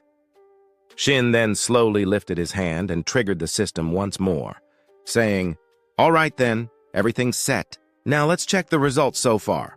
And he tapped the OK button with anticipation, his grin wide and brimming with excitement, his whole face practically glowing with the thrill of it all as the player information window popped up right away, showing his current level was now 51, that his strength stat had been boosted by 150, and his agility had climbed by 50, and that he also possessed a few skills, one of which was Knockback Burst, a technique that repelled enemies backward at the cost of 27 mana, on top of having earned the title Wise Hunter, which allowed him to recover 1 HP whenever he killed a monster by draining its life force. Surveying the fruits of his progress, Shin broke into a deeply satisfied smile, unable to believe it, thinking, Just switching over to a new sword raised my stats this much. Plus, I've picked up 2 titles and a skill. This gate really is a treasure trove. And then he had the thought, if I raise my luck stat even higher. And acting on it right away, Shin tapped the screen, prompting the system to announce, the player's luck stat has exceeded 200. Critical strike range has been recalculated, approximately 120% to 600%. Seeing those staggering numbers, the young hunter's eyes widened in disbelief as he realized, up to 600% critical damage? So if I'm lucky, I could land 6 times the normal hit. I've come so much farther than in my previous life in just 2 weeks. I've reached level 50, something that took Yun Daegun years to accomplish, and in the end, Shin could only laugh quietly to himself before stating, All right then, and still brimming with joy. He clenched his fists and declared, I need to keep up this pace. Just wait, Demon Sword Dukyungsu. This time I'll catch up to you. But as he reveled in his progress, an unsettling surge of mana began to creep closer from behind him, causing the system to urgently warn. The atmosphere around you is growing increasingly unsettling. Yet Shin seemed oblivious. casually muttering, "Now then, I should go track down Shin Tiri and settle that score," until mid-sentence. The crimson glow of the ominous aura flared so brightly it finally caught his attention, and the moment his eyes locked onto it, the smile froze on his face as he uttered, "What? This familiar feeling." The system's voice then rang out again, announcing, "3 new constellations are approaching you. Lion King has taken an interest in your swordsmanship. Bringer of Beauty and Flame acknowledges the ferocity of your fighting spirit. Shadowhunter questions your very existence in this world, claiming you don't belong here." And when the 3 constellations suddenly manifested before him all at once, Shin couldn't hide his shock, which was followed by another update. Goddess of Luck remarks that some rather decent constellations have shown up this time, and your Shin coins are skyrocketing. At which the hunter let out a weary groan, saying, "Where on earth did you even learn to talk like that?" And for a moment he stood frozen, staring at the newly arrived constellations, forcing a stiff smile as his heart struggled to process the surreal sight. Thinking, "I didn't expect the next wave of constellations to appear this quickly. It must be because my growth rate is ridiculously abnormal. The friendliness and networking of the Goddess of Luck are probably the biggest reasons." And then he internally chided, "Stop acting like you can read my thoughts already." But the thought had barely crossed his mind when the goddess beamed and gave him a thumbs up, making Shin blink in disbelief as he realized, wait, she really can read them. So he lifted his gaze and muttered, "All right, let's see who's shown up this time. The Lion King and the Bringer of Beauty and Flame," noting that both were legends, real-life heroes who had ascended into divinity, and he felt a flicker of doubt, wondering, could it be they see the makings of a warrior in me? But as he thought, but maybe the real reason is? His eyes inadvertently met those of the Lion King and the Bringer of Beauty and Flame, causing both constellations to flinch and furrow their brows, their expressions darkening in outrage almost instantly, which prompted the system to immediately follow with another notification. "Lion King scolds you for casting sidelong glances before your elders." Bringer of Beauty and Flame roars that if this were back when he was still a general, your head would already be rolling and witnessing their anger spike. The young hunter could only laugh awkwardly and offer a half-hearted apology, though inside he cursed his situation, thinking, this is exactly why former heroes are such a pain. If I were to form a contract with them, I can already imagine how much they'd nag and lecture me non-stop. And then he noted, and now one incredibly dangerous presence has appeared. And as that thought crossed his mind, Shin cautiously shifted his gaze elsewhere toward the shadow hunter, who was watching him with a mocking smile. And of all the constellations he could have run into, she was the very last one he ever wanted to meet, because she constantly monitored the dimensional strips in real time, endlessly moving from place to place in pursuit of players who had gained excessive benefits from system glitches. Being a bounty hunter specialist in taking down cheaters who had crossed the line, which suddenly made Shin recall something from his past life, remembering there was a similar incident back then. Except for rare cases like the Goddess of Luck, one ranker had signed a dual contract, and she hounded them relentlessly until they were utterly destroyed. It was terrifying. And the more he thought about those horrors, the more his fear escalated, his face draining of color as he thought, damn it, not a single constellation here is a good match for me. But the Lion King would boost my stamina, and the Bringer of Beauty and Flame would increase my strength. Of course, forming a contract with a constellation is crucial. It's a choice that can change a player's entire life. But for now, having the Goddess of Luck is enough. I think if I wait a little longer, maybe I'll be offered something even greater. And out of nowhere, his thoughts turned to the throne gods, beings so legendary that throughout history, only a handful of players had ever forged contracts with them. And while Shin wasn't the gambling type, right now he had no other option. So slowly, he lifted his eyes back to the constellations and gave his answer outright. I'm sorry, but I don't think I'll be choosing anyone today, which left the constellations utterly stunned, prompting the system to chime in at once with, Lion King is taken aback, declaring he has never been treated this way before. Bringer of Beauty and Flame departs, saying he may visit you 3 times more as though bound by sworn brotherhood, and Shin stood still, watching them leave one by one. And upon hearing the system's message, he could only force a wry smile, saying, "Even if you come back 3 more times, my answer won't change." But then something caught his eye, and his expression shifted, his eyes widening slightly as he saw the shadow hunter stepping into the dimensional gate. And just before she disappeared completely, she turned her head back for one final look at Shin, her eyes burning with hunger, locked firmly on him, her lips curling into a sharp, predatory smile, at which moment the system announced, "Shadowhunter warns that one day she will expose the secret you are hiding." And the words paired with that piercing gaze sent a chill through Shin, leaving him momentarily shaken, with the whole ordeal leaving him exasperated as he said, "God, I'm so tired." And for a moment, the hunter looked helpless, thinking, "I really do want to stay out of trouble, but I guess there's no helping it. From now on, I'll have to be extra careful around those constellations," before he let out a long breath and said, "Well, things should be fine now, right?" And with that, Shin pulled out his phone and switched it on. And after the tense standoff with the constellations, he finally noticed the time was almost 11:30. So muttering to himself, he said, "Perfect. If I leave now, I won't be late." And glancing over the information on his phone, Shin smirked, noting, "The monsters that'll spawn in the next rift are a pack of kobolds. Just like Cerberus earlier, they'll also be influenced by the transition between day and night. I can't afford to miss this target."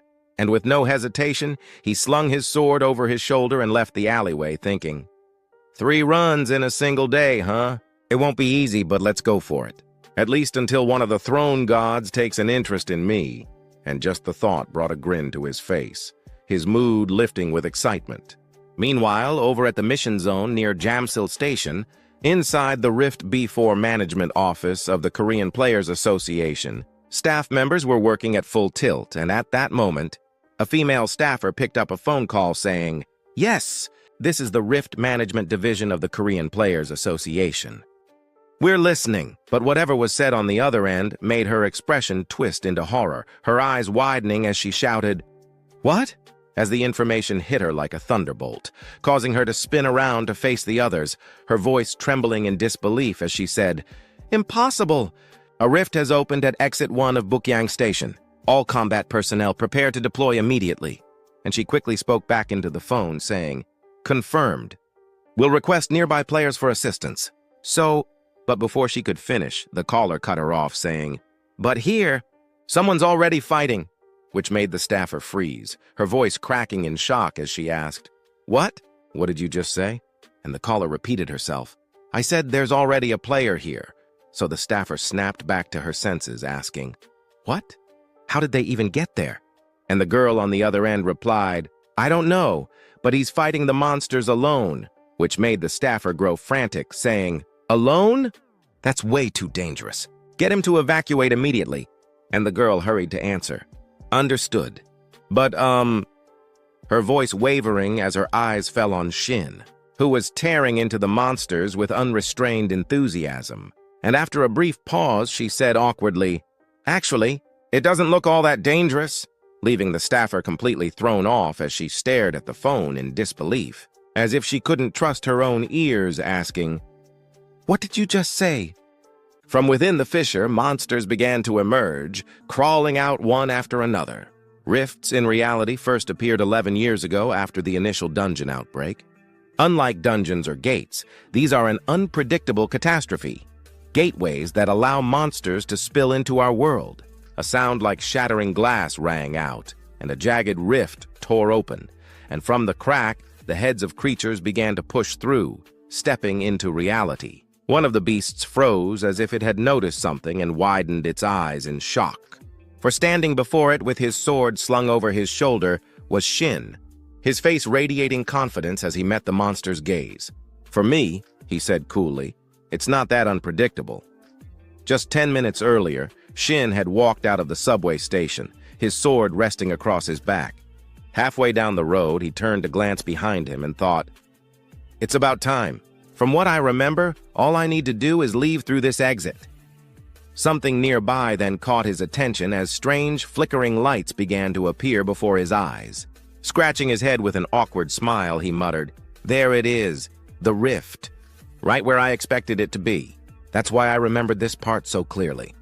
He recalled how in his previous life, monsters had poured from this very spot, all because of this one particular rift. It was a tragedy, and the memory of that scene sharpened his resolve. Countless civilians died here. But this time I'm here. That won't happen again, he thought, his expressionless face letting his true feelings slip. I'm grateful I got the chance to come back. His mind then wandered briefly to his past, thinking, I grew up in an orphanage, so I never knew what my parents looked like. But even so, I never felt despair. He remembered a photograph he once took with the other children at the orphanage, now shattered and gone. Still, I know what it feels like to lose someone. The image of monsters mercilessly slaughtering civilians burned once more in his memory. That's why I'll never forget. At that moment, a girl's silhouette appeared nearby and, without turning to face him, simply asked, You okay? Shin's confidence never wavered. With sword in hand, he stepped forward to face the monsters alone, confronting the hulking creatures emerging from the rift. Their snarls and guttural growls filled the air, their feral eyes gleaming with hostility. But before they could charge, Shin unleashed his first strike. At the intersection of day and night, wolf-type monsters freeze in place. Under this effect, the pack snarled, muscles straining, but their bodies refused to move, locked stiff under the strange phenomenon. Pleased with the result, he let out a grin of approval. Nice. That worked better than expected. But then Shin's eyes shifted to the side, his thoughts sharpening. Still, it doesn't feel as effective as when I fought Cerberus. The star-lit sky stretched above, but not a trace of the moon could be seen, and from that alone, he understood the reason. So that's it. The moon's completely hidden. Without it, they won't fully submit to me. Yet instead of discouragement, excitement flickered in his chest. That actually makes things more fun. The monsters remained frozen, unable to move, their throats rumbling with frustrated growls. Gripping his sword tightly, Shin charged straight into the pack and activated a new ability, Full Burst, Mobility Skill Level 1, which focuses massive energy to dash forward in an instant and strike the enemy, where the longer the charge, the greater the distance and damage, with the downside that all other movements are restricted while charging. A brilliant streak of blue light shot past a monster's face, and thinking it had narrowly avoided the blow, the beast sneered with pride, but then beside it, a small blue orb flickered into existence and rapidly expanded, its weight forcing the monsters backward. Knockback? A hidden skill that forces enemies into a knockback state, consumes 27 mana per use, has a success rate and distance that depend on the target's resistance, and can consume up to 183 mana to boost both success and distance. With just his opening strike, Shin had already sent the monsters reeling, forcing them back into the rift itself, and even he was surprised at the overwhelming force of the ability.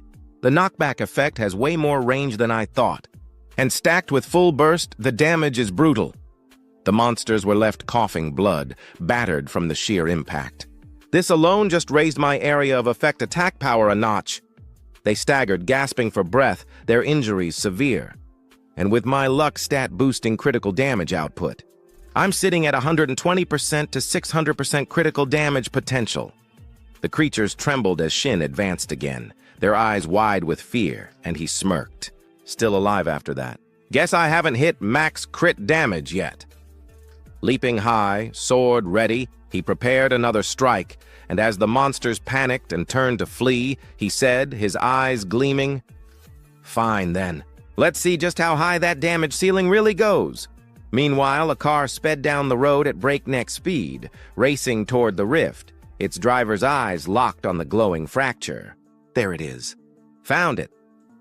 The car screeched to a halt just a few steps from the rift, drawing curious stares from bystanders. Lee Hun was the first to step out, introducing himself with a steady voice. We're from the Players Association. Who made the call? I'm Lee Hun. Korean Players Association, level 110, player rank B. A young woman quickly raised her hand and stepped forward, pointing toward the battlefield. That was me. The monsters are over there. After taking in her report, Li Han nodded firmly. Understood. Find somewhere safe. We'll handle this. But before he could move, someone at his side called out, "Hun!" It was Li Jiang, his eyes sharp as he spoke up. "I think we should scout ahead first. Lee Jung Korean Players Association, level 90, player rank B." The two men turned their gaze toward the rift where Shin was already locked in combat, facing the monsters alone, and the sight left them both stunned. "The hell?" they muttered, unable to hide their disbelief. Just then, one of the beasts roared and swung a massive fist straight at Shin. With weapons already drawn, Li Han and Li Jung stepped forward to assist. But then Li Han caught sight of the creature and froze for a second. A Cobalt warrior, so this rift is a Cobalt type. "Quick, let's take it down first." "Got it," Li Jung replied, but before they could charge, Shin's voice rang out from the battlefield, calm and commanding. "I'm fine. Don't come any closer." His confidence unmistakable as he declared, "I'll take them down myself." Li Han almost couldn't believe what he was hearing. "Wait, are you saying—" But Shin had already activated his powers. Title: Face-Off activated. Condition: Isolation. Targeted Cobalt Warrior has no allies within 5 meters except you. Effect: all skills boosted by 20%. Now then, let's stack it with body enhancement activated. Physical stats amplified. Speed increased. The Cobalt Warrior snarled and raised its blade, ready to strike. But Shin wasn't about to yield, and channeling the energy he had been building, he steadied his sword. Knockback stored all this time. Let's see what happens now. Two forces of immense power clashed head-on, the air trembling with the impact, but the Cobalt Warrior was no match for him. Overwhelmed, it was blasted off its feet, sent flying across the battlefield by Shin's strike. Shin led the charge, cutting down monsters to clear the path, while Li Han and Li Jung followed closely behind in the Papyang Station Rift's intermediate arena. With just a swift, casual strike, Shin split a monster in half, sending its body crashing to the ground. Behind him, Li Han and Li Jung ran hard, panting heavily. Li Jung couldn't help but complain between breaths. "Why the hell is he running so fast? Is he really supposed to be a low-level player? Forget his level, just keeping up with him. You saw how he fought outside the rift earlier." Exhaustion weighed on them, but Li Han was determined not to fall behind. There's something different about his combat sense. Or maybe something else entirely. We need to watch closely and learn as much as we can. Lately, I haven't been able to make much progress in strengthening myself. Li Jung then voiced the doubt that had been gnawing at him. "But seriously, isn't it weird how much stamina he still has after that fight just now?" Hearing this, Lahan realized it too, saying, "Now that you mention it, I've always believed my stamina was above most players. But that battle earlier..." He trailed off, unable to shake the unease. 30 minutes later, at the entrance to the Byong Station Rift, the three of them pushed deeper inside. Suddenly, something appeared before them, so startling that both Li Han and Li Jung widened their eyes in shock. A massive swarm of monsters stood waiting, looming like an army. On the upper level, others had already taken aim, their bows trained directly at the three intruders. Without hesitation, Shin grabbed the corpse of a nearby monster, hefting it as a makeshift shield, and commanded, "Stay behind me. Dragging this body along was exactly for situations like this." The monsters roared as arrows rained down, but every arrow thudded harmlessly into the monster's corpse, sparing the three players huddled behind it. Li Jung trembled, clutching his arm tight as he watched an arrow strike dangerously close. Shin glanced back at the two behind him, his thoughts heavy. Bringing them in might have been a mistake. Handling these monsters while also protecting them, this is pushing it. His face showed no emotion, calm but silent. Yet inside, his resolve hardened. "Why am I complaining again? I need to learn how to handle situations like this." He flipped his sword in his grip, reminding himself, "If I don't, I'll never reach the higher ranks, will I?" Just then, one of the monsters raised its bow and took aim directly at Shin. Unfortunate for it, Shin's sword was already flying, piercing straight through its skull. The creature collapsed backward instantly, and seeing its comrade fall so easily, the monster beside it froze in terror, paralyzed by fear. Seizing the moment, Shin gripped his sword tight and charged forward. Don't get distracted. The arrows have stopped, haven't they? He called out, simultaneously unleashing his skill.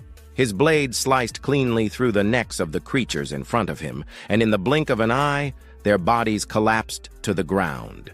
Glancing back at his companions, he announced with a calm firmness, "All right, next stop. The second floor." But before he could advance, a massive shadow loomed before him. A towering monster blocked his path, its sheer force sending Shin stumbling backward. "The hell? Where did this thing come from?" His face tightened, though relief flickered beneath the surface. Good thing I reacted in time. If that blow had landed, my body would have been torn apart. What stood before him was no ordinary foe. It was colossal, exhaling heavily with a suffocating presence. A Cobalt champion. I didn't expect a monster this powerful to be guarding the second floor. The Cobalt champion raised its shield and charged forward with a guttural roar, its intent clear, to crush Shin. "It's coming at me again." Doubt flickered in Shin's mind. "Can I repel it with repel? No, I can't gamble on something so uncertain." After weighing his options in an instant, he made his choice. "I'll take the blow head-on and do everything I can to minimize the damage." He surged forward, sword in hand, and drove it straight into the champion's shield. To his shock, the blade didn't just pierce through the shield. It cleaved straight through, severing the champion's head in a single stroke. Even Shin froze, stunned at what he'd just done. "What the hell?" This damage output, not only did it pierce that shield, the monster's head rolled across the floor, lifeless. It actually one-shotted a Cobalt champion famous for its defense. No way, my stats shouldn't be anywhere near that high. Then this must be the true power of the greatsword spirit. The severed head tumbled to a stop in front of the remaining monsters, striking fear deep into their hearts. Shin's lips curled into a wicked grin, his presence alone sending shivers through the horde. "So that's how it is, huh?" With a single sweeping strike, Shin cleared the entire second floor. Lai Yong and Li Hayin tilted their heads upward, both completely stunned as the floor above them was now littered with the shredded remains of monsters. Among the corpses, something gleamed, a new pair of boots. Boots of speed, a platinum relic, and common great equipment of the boot type. Their effect was imbued with the will of an assassin who once yearned to run faster. Blessed by a minor spirit, these boots triple movement speed on natural terrain and double it under normal conditions. Shin quickly sat down and slipped the boots onto his feet, a grin tugging at his lips. Jackpot. Kobolds are way tougher than goblins, but I've heard they sometimes drop rare relics. As the boots adjusted snugly around his legs, energy pulsed out from them. He glanced down, raising a brow. They ought to adjust size. These kobolds don't exactly have athlete-sized feet. Guess things just got a whole lot easier. Rising, Shin stepped to the railing of the second floor and looked down. Below, Li Han and Li Yong had just finished cutting down the last of the monsters after a hard-fought struggle. Watching them, Shin couldn't help but nod in acknowledgement. Those two, they fight even better than I do in a group. The three regrouped and hurried further upward. This run's been profitable already. 5 silvers, 4 golds, and 1 platinum. That's about 1.5 billion won worth. Just mowing down kobolds along the way topped off my HP. At this rate, even the boss won't be a problem. The health bar above his head was full, and confidence surged through him. And with my new title, Wise Hunter C, I've got even more to rely on. The title's effect was to restore 5 HP by absorbing blood whenever he killed a monster of small grade or higher. But then something caught his eye ahead, making his pupils sharpen. A door stood before him, radiating a deep crimson aura. This strange energy. So that's where it's coming from. The deepest chamber of the rift, the king's treasury. Without hesitation, Shin pushed forward and stepped inside. And then, light. A blinding brilliance filled the chamber, leaving him momentarily speechless. What the hell is this even? Before him now stood a mountain of gold. What the hell is this? Shin's eyes lit up like a predator spotting prey. He immediately crouched down, staring at the glittering pile of coins. Forget that weird energy. I'm sorry, my lovely treasures, but what's going on here? Can I just retire early now? But while he was distracted, a monster had already taken aim at him with an arrow. Even so, Shin remained unfazed, still gazing at the fortune below. Forget about getting stronger or whatever. With this much money, my life's already set, isn't it? From above, the creature loosed its arrow straight at Shin.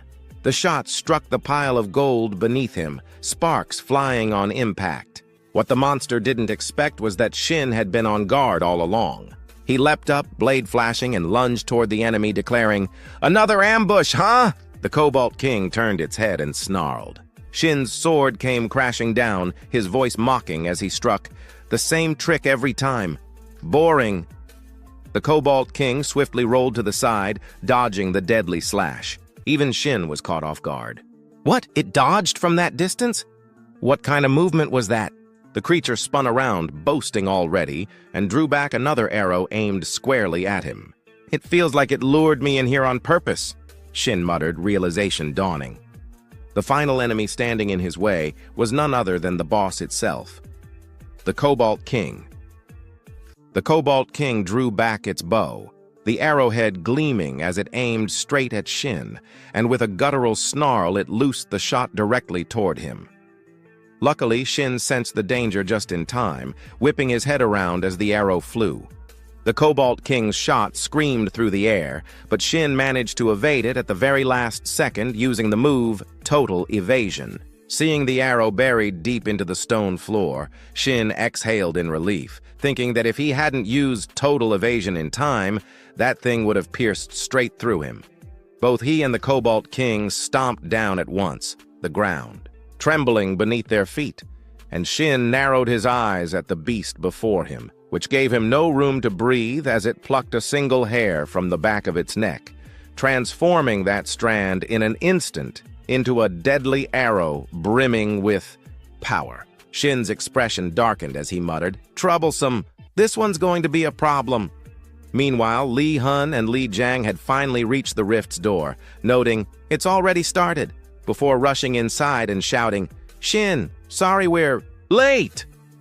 The moment they entered, the Cobalt King turned on them with a thunderous roar, its body swelling to tower larger than before, and with fangs bared in a murderous glare, it unleashed its skill, Emperor's Gaze, as a voice echoed in there, minds announcing, "Status effect, immobilize activated." Li Hun's face twisted in fear as he wondered what kind of boss this thing was, finally realizing something was terribly wrong when he found he could not move his body.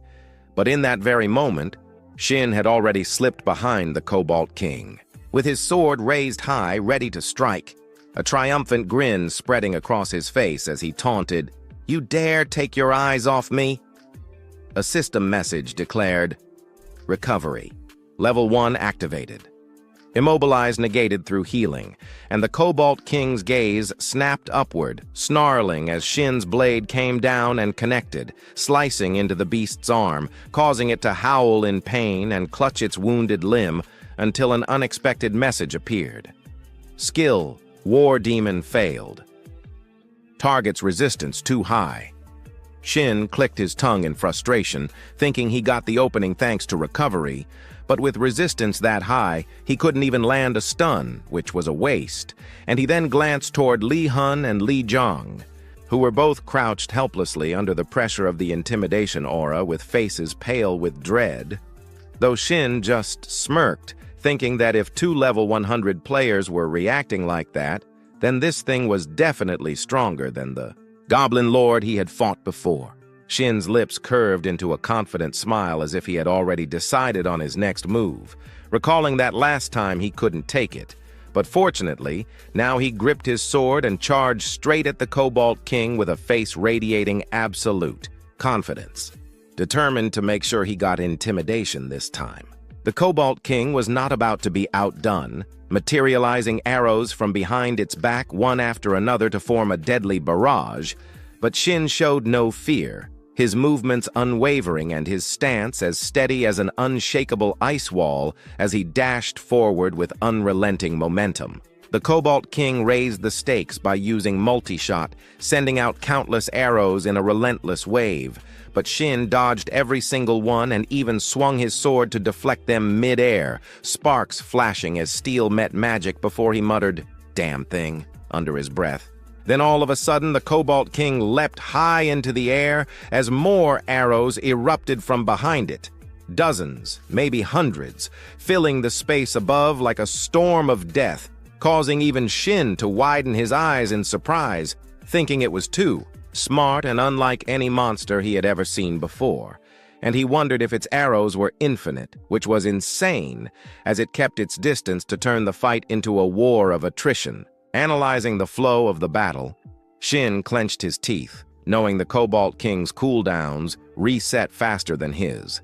And though he remembered its intimidation ability had a longer cooldown than his recovery, he swallowed hard at the thought that if it ever figured out his weakness, he would only have one outcome: death. So he couldn't let it drag him into a drawn-out fight. From below, he stared up at the Cobalt King suspended in the air with a grimace spreading across his face, thinking, "Damn it! If only I had some kind of long-range attack, this would be so much easier." And that was when his gaze fell on the pile of gold coins glittering beneath his feet, an idea sparking in his mind as his eyes lit up with the thought, "That's it." Meanwhile, Liajang turned to check on his companion, saying, "Yun, you okay? I've never been hit with an effect like that before. It freaked me out, but I'm starting to feel better now."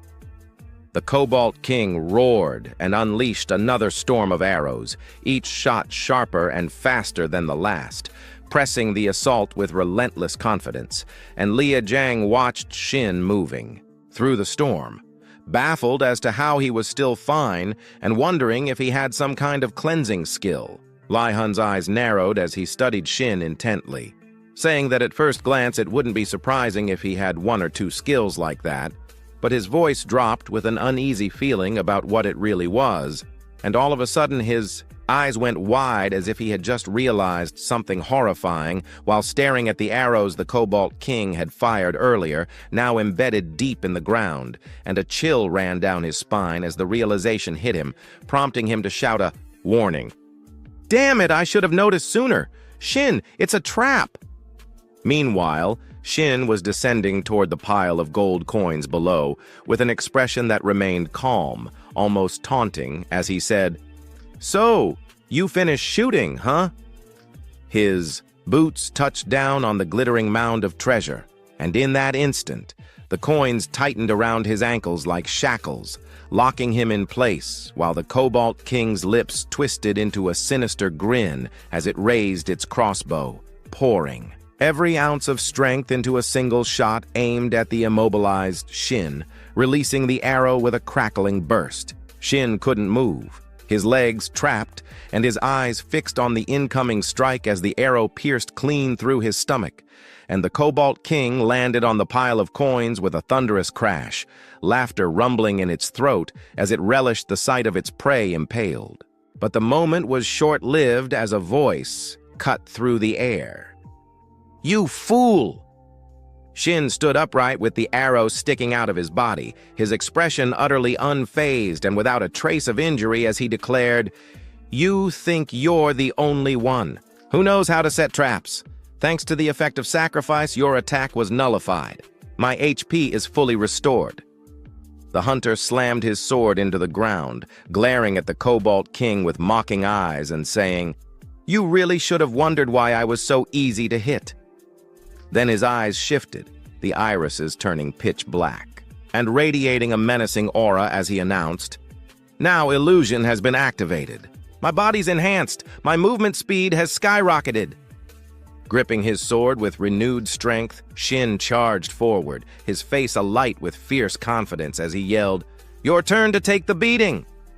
A brand new skill, knockback burst, erupted from his blade, causing the golden coins scattered across the ground to shoot up and blast toward the Cobalt King like a storm of bullets, burying themselves into its flesh and tearing through its hide as the beast roared in agony, its howl shaking the cavern. Outside the fray, Li Jiang's eyes widened in shock as the strategy clicked in his mind, and he exclaimed, "The coins! They're like shotgun pellets! Damn, just how strong is his knockback burst?" Li Hun's face froze in disbelief at the sight before him, stating that wasn't what mattered and that he had faced countless players before. But the Cobalt King's body was wrapped in gleaming gold coins, bound so tightly that its movements were restricted, leaving Li Hun stunned by Shin's display of power and thinking he had never seen anyone with combat instincts developed to this level. The coins clung stubbornly to the Cobalt King's frame. Yet the creature still forced itself upright, unwilling to fall, and even wounded, it bared its fangs in defiance, prompting Shin to remark, "You really are as tenacious as a leech, aren't you?" In response, Shin only curved his lips into a sinister, almost demonic smile as he gathered energy into his sword, his presence radiating killing intent, and declared, "All right then, let me put an end to this." The Cobalt King roared, a thunderous bellow that shook the cavern. But before the beast could launch its counterattack, Shin moved with a clean strike, severing the king's weapon, then blurred forward, his body splitting into afterimages. As he closed the distance in an assault so fast, the Cobalt King didn't even have the chance to register what had happened. And by the time it realized, Shin's blade had already cleaved straight through its body. The system's voice echoed coldly, "Congratulations, you have defeated the Cobalt King." As the Cobalt King's essence was absorbed, system messages flooded Shin's vision. His level had increased significantly. A new title, "Before the Drink Cools," had been granted. A brilliant golden aura erupted around him as he felt the surge of new power. The C-rank title was a gift from the constellation, Bearer of Beauty and Flame, effective for 2 hours after entering a dungeon. It granted him and his party immunity to intimidation, a boast from the constellation's youth, when she would claim her enemies' heads before her drink had a chance to cool. A wide grin spread across Shin's face. He thought to himself, "This is the first time I've ever gotten a constellation's title I've actually seen." He then turned his attention to the rest of his rewards, and finally before him, a pile of treasure gleamed, the spoils of his hard-won victory. Among the treasures were 3 key artifacts: the Latium-grade Amulet of Despair, which could demoralize foes, the gold-grade Boots of Evasion for quick backsteps, and the gold-grade Necklace of Exploration, which could detect hostile intent. And the other loot, just looking at it, makes me drool. Shin knelt, picking up the amulet, his smile filled with greedy satisfaction. Suddenly, a frantic shout echoed through the chamber. Shin startled, he looked up. "Yes? What's the matter?" All of a sudden, Lai-hyun and his partner rushed towards him, their faces pale with panic. "You need to get out now. The rift is starting to close." Shin was confused. "What? Oh, that! Everyone knows rifts close as soon as they're cleared." But then a horrifying realization struck him. "Huh? Wait, hold on. That means if the rift closed, all the treasure would vanish with it." And no, he screamed as the 2 agents grabbed his arms, trying to drag him toward the exit. "Let's drag him out! You need to leave now!" Outside the Bupyong rift, a blinding flash of pink light erupted from the portal's entrance. Shin and the 2 agents were violently ejected onto the pavement, tumbling in a heap. The crowd of onlookers erupted in cheers. "Looks like they finally cleared it," one shouted, while another pointed excitedly, "Look over there, the rift is closing too!" But their excitement quickly turned to confusion. Huh? The triumphant atmosphere vanished, replaced by a tense silence as they stared at the scene. Why is the atmosphere like that? Burdened by his armful of loot and supported by the 2 agents, Shin looked up, bewildered by the quiet crowd staring at him. Suddenly, a reporter shoved a microphone in his face. "Hello, Shin. We're from Player Magazine. As the hero who saved Bupyong Station, please say a few words." Shin's mind went blank. "Hero? What are you talking about?" he stammered, managing only a strained, awkward laugh.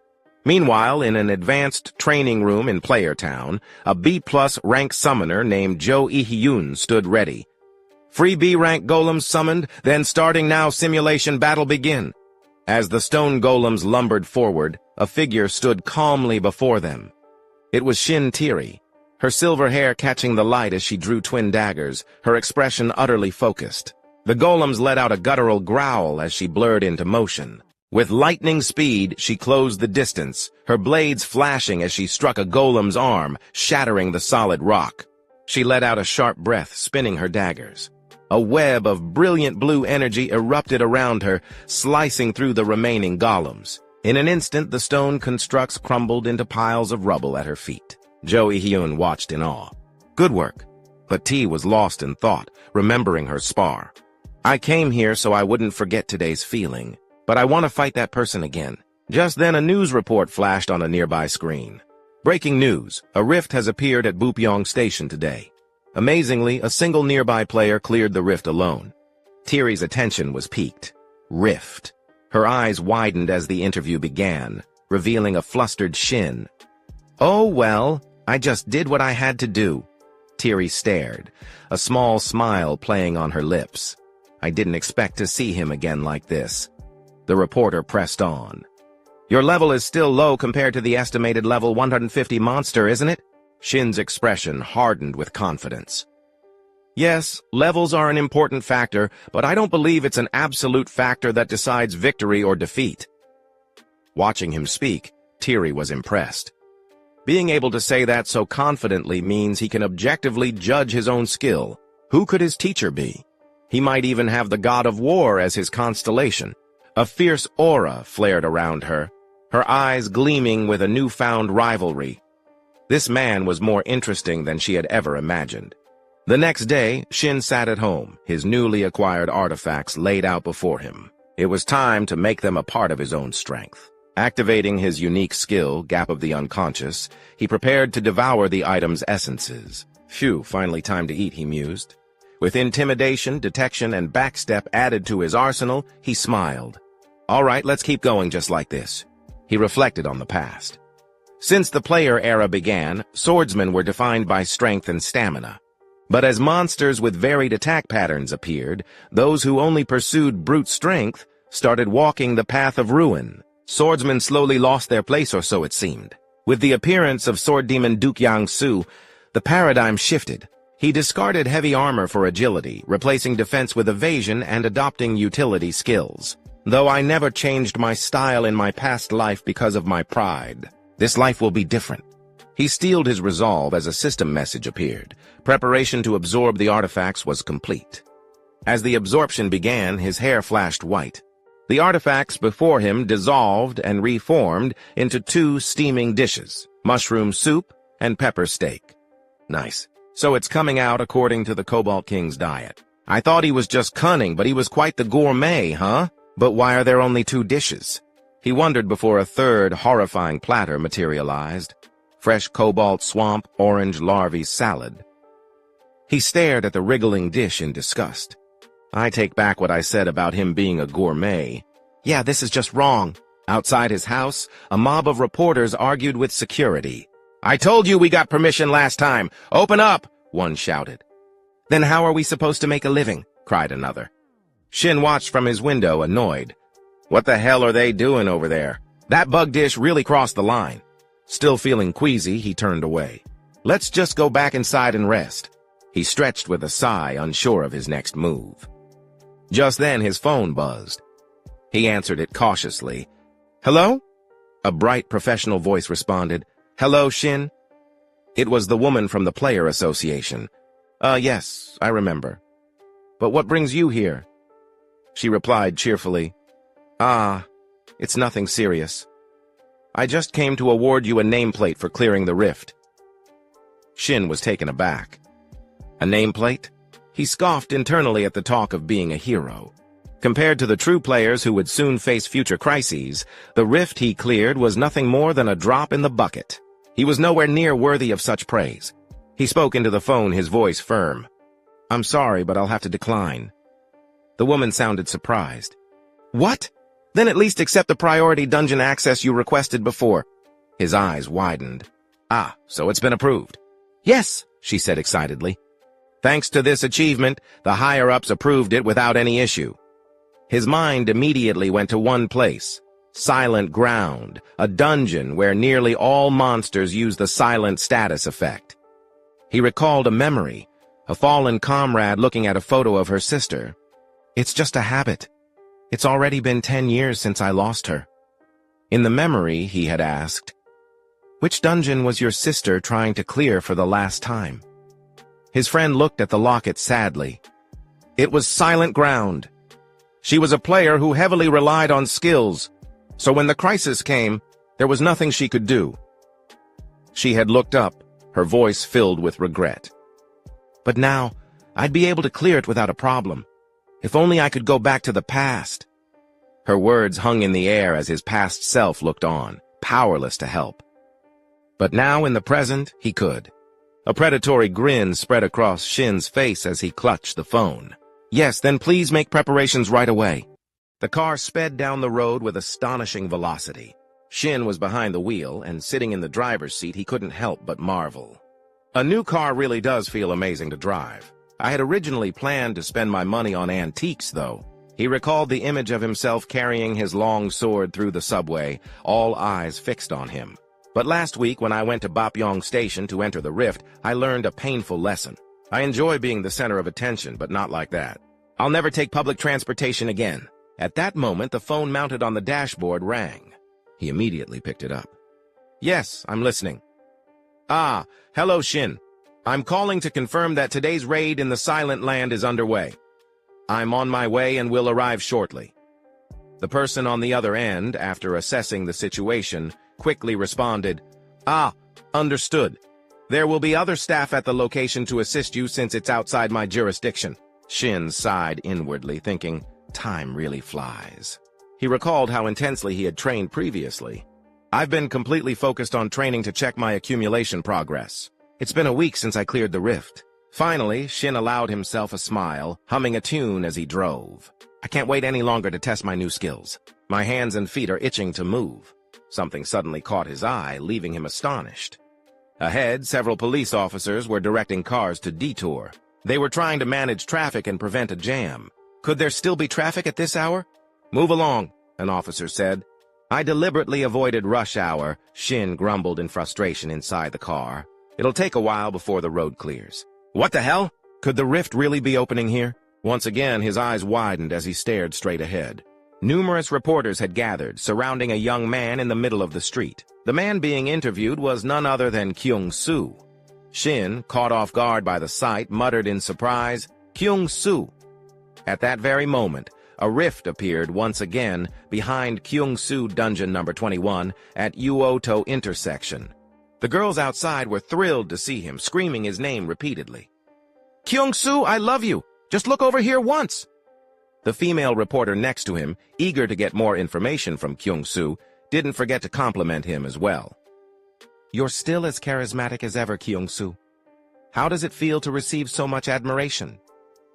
Kyung-soo, however, replied in a way completely unrelated to her question. It is an honor for me. Hearing this, the reporter felt a bit disappointed but forced a smile and pressed on, hoping to get more news. What's with that curt answer? Acting all high and mighty because you're famous. Fine, then. How do you feel about the upcoming dungeon raid? She offered a hint to guide his response, mentioning his combat style, but Kyung-soo maintained his indifferent tone as always. He briefly glanced at the reporter in front of him and replied succinctly, I just cut down the monsters, that's all.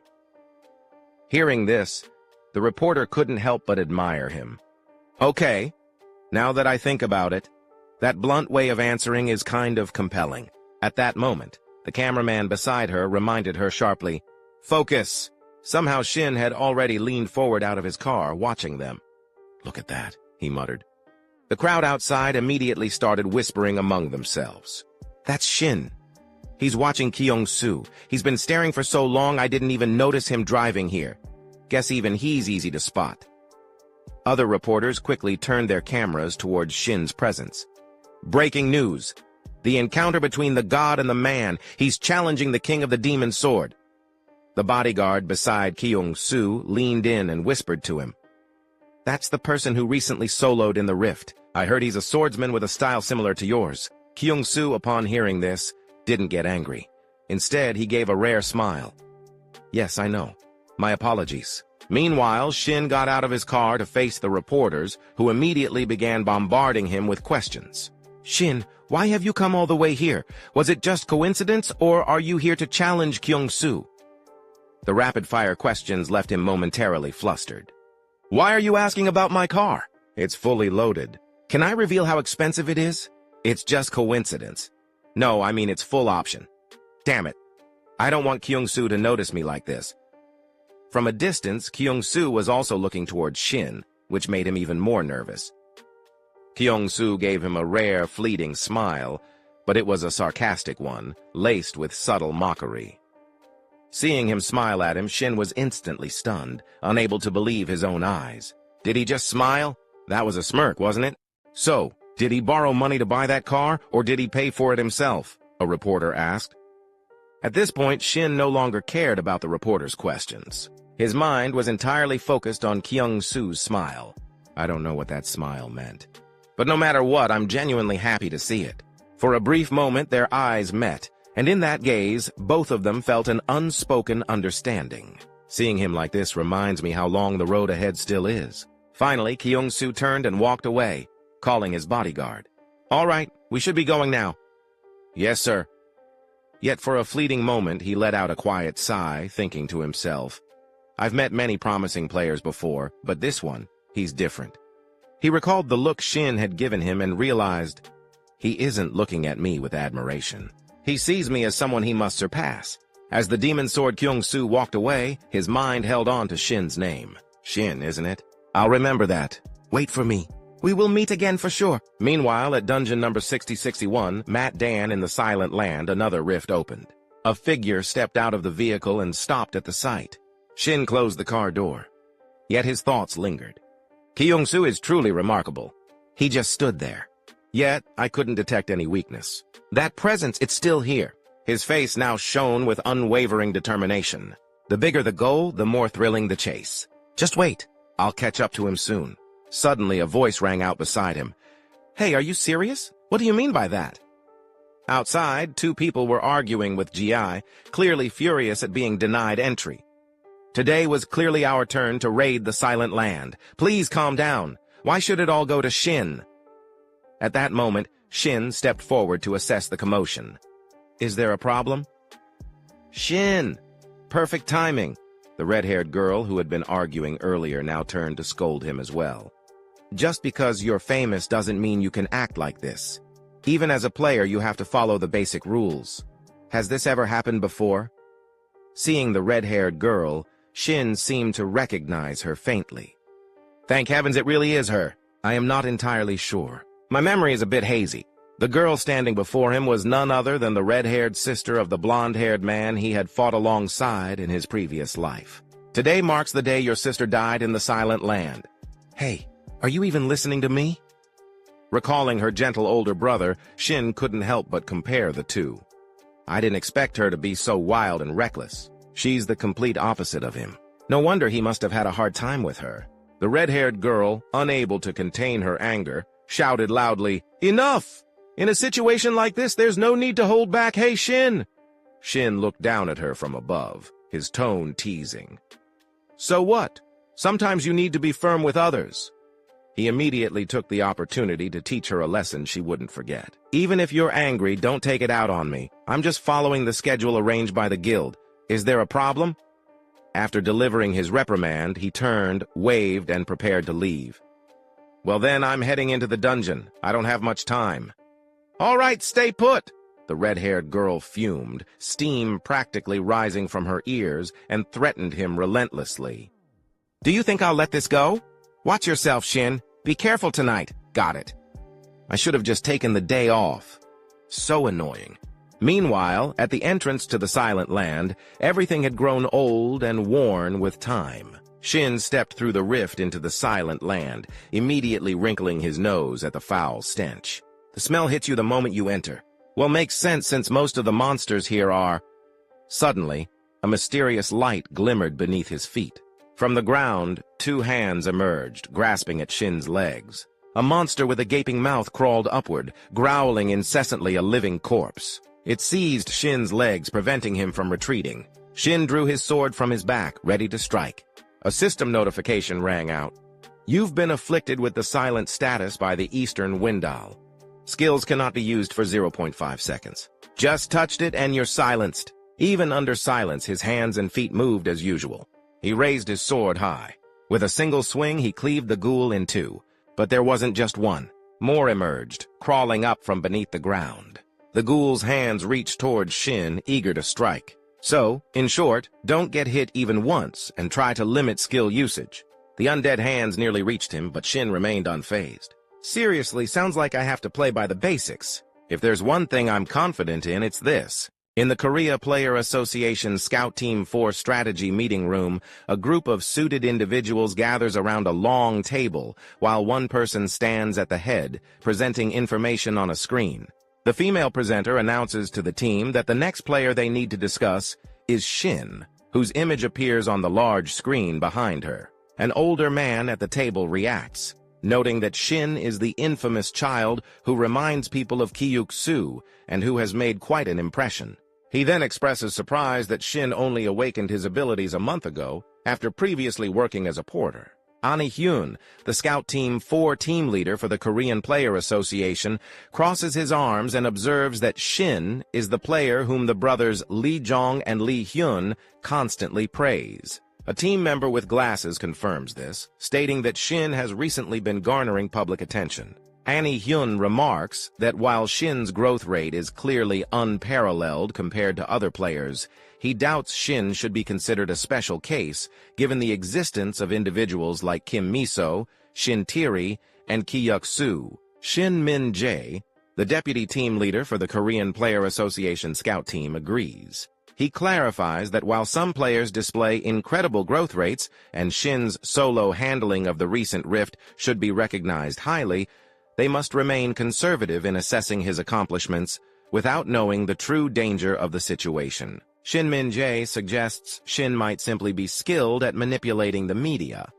But the person seated across the table quickly interjects, declaring she does not believe that is the case. Another team member notes that this is the 100th time Lee Gahi has objected to the deputy team leader's thoughts, and she cut him off before he could finish. Shin Min-jae reacts with visible anger and orders everyone to be quiet. Team leader Ani Hyun addresses Lee Gahi, asking if she has something to share. She apologizes for the interruption but asserts that Shin is a player she has been tracking personally. As the leader of Scout Team 4, Lee Gahi steps to the front and states she has been collecting data on Shin for the last few days. She informs the team it will take time to review all the information, but insists this is the only way to understand that Shin is no ordinary player. Lee Gahi directs the team's attention to the screen, explaining that the current display shows the typical growth chart of an ordinary player, with parameters set to the level they assume Shin has reached. She then changes the display to Shin's projected growth chart, which reveals a vastly more dramatic rate of increase, visibly shocking everyone.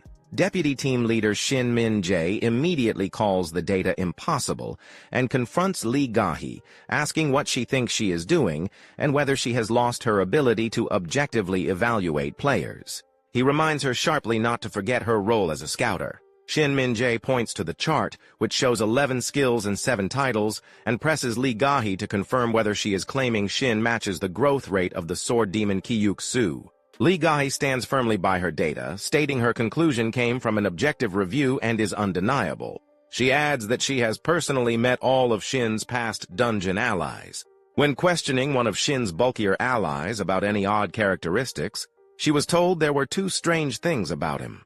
Lee Gahi asked the ally to focus on Shin's skills, battle sense, and presence. The ally enthusiastically replied that Shin's skills were incredible. He had never seen anyone use stun like that before. He added that if skills were all that mattered, Shin wouldn't be special. What makes him exceptional is his natural combat sense. As an image of Shin effortlessly fighting shadowy figures flashes into the narration, Lee Gahi questions 2 of Shin's younger, more energetic allies about his combat sense. The male ally immediately states that Shin's basic training is incredible, which the female ally echoes. Lee Gahi asks if they mean Shin is only incredible compared to players of a similar level. The female ally denies this emphatically, saying if that were the case, they wouldn't even be talking about him. The male ally elaborates that it's hard to explain fully, but Shin feels like a combat veteran with years of experience. Lee Gahi asks for more detail. The male ally wonders if it's as if Shin already knows what will happen, concluding that his ability to predict an opponent's next move is incredible, shown in the image of Shin maneuvering and striking shadowy figures. He notes that most people show weakness at times, and Lee Gahi agrees, stating that without ample experience, openings are bound to appear. The young ally continues, saying Shin isn't like that. His body moves on its own before he even thinks. Lee Gahi summarizes by asking if it seems Shin has a delicate sense for combat. The male ally enthusiastically confirms this phrasing, adding that no matter the situation, Shin already has a solution. Returning to the meeting, Lee Gahi summarizes her findings. The trait that differentiates Shin is an instinct that rivals foresight. She asserts that Shin's battle sense rivals most A+ ranked players, and with this instinctual foresight included, he has grounds to be considered S rank. As Shin finishes fighting the beasts, he scoffs at their numbers. Deputy Team Leader Shin Min-jae, still reeling, questions whether Lee Gahi truly understands what S rank means. She confirms she does. He demands clarification, asking if she is suggesting Shin possesses foresight and knew a rift would open, allowing him to acquire 7 titles that way. Escalating his disbelief, he sarcastically asks why she doesn't just claim Shin has come back in time and regressed. She takes the suggestion seriously, finding regression a convincing theory, but the deputy team leader sharply cuts her off. Team leader Ani-hyun silences the room.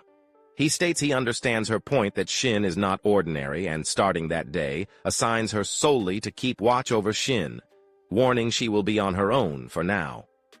She agrees immediately and promises to do her best. Inside the silent ground dungeon, Shin walks through desolate, snow-dusted land, thinking how much he hates the smell of monster blood, especially ghoul blood, which might be worse. He reflects that this is why he bought new clothes, noting monsters that appear out of nowhere are hard to deal with. Shin pauses, realizing he might have a skill for this situation, then breaks into a wide smirk, thinking he should have used it from the beginning.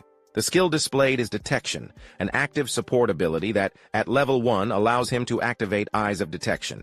As long as monsters of the same type remain in a designated area, all monsters within a 100-meter radius are marked, with bosses marked separately. Shin is surprised by the large number of remaining monsters marked, exclaiming he thought he had defeated most of them, then decides to skip some.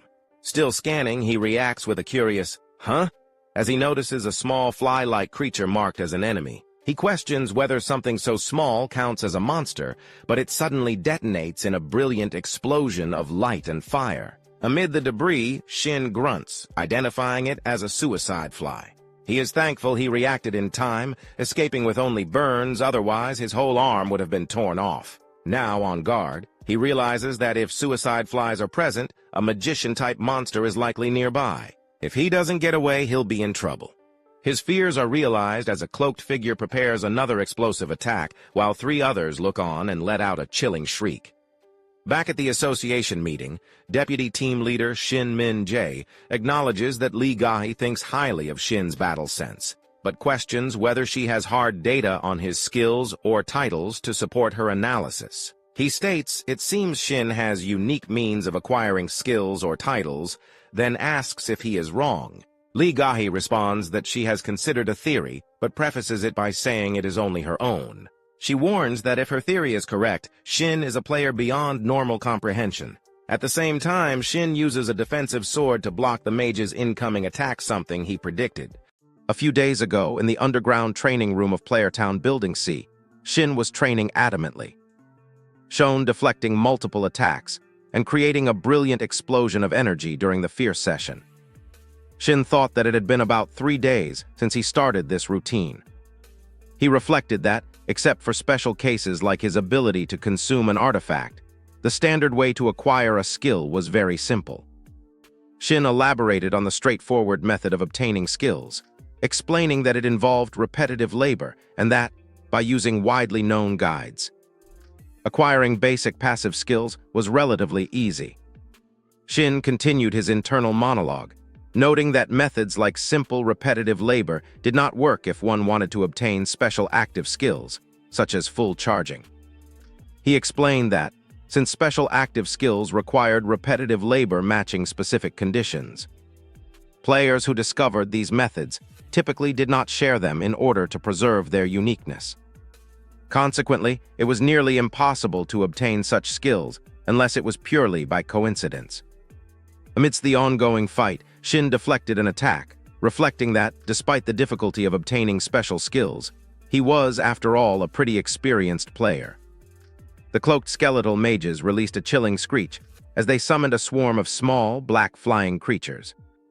As the skeletal mages released the swarm of flies with a chilling rumble, Shin charged toward the explosion, holding his sword at the ready.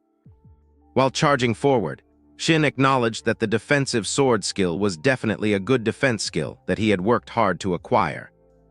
But its biggest drawback was the inability to move forward while using it. A huge explosion engulfed the area, but Shin was immediately seen launching himself out of the fiery smoke, utilizing his momentum to rush directly at the surprised skeletal mages. The group of skeletal undead mages unleashed a chilling screech as they simultaneously cast multiple green, glowing inferno spells toward Shin. As the undead mages cast the green inferno spells, Shin plunged through the swirling magic and smoke, meeting the incoming attacks while smiling faintly despite the danger. As Shin unleashed a flurry of swift, spinning strikes that shredded the skeletal mage in the foreground, he shouted that it was already too late for the undead enemy.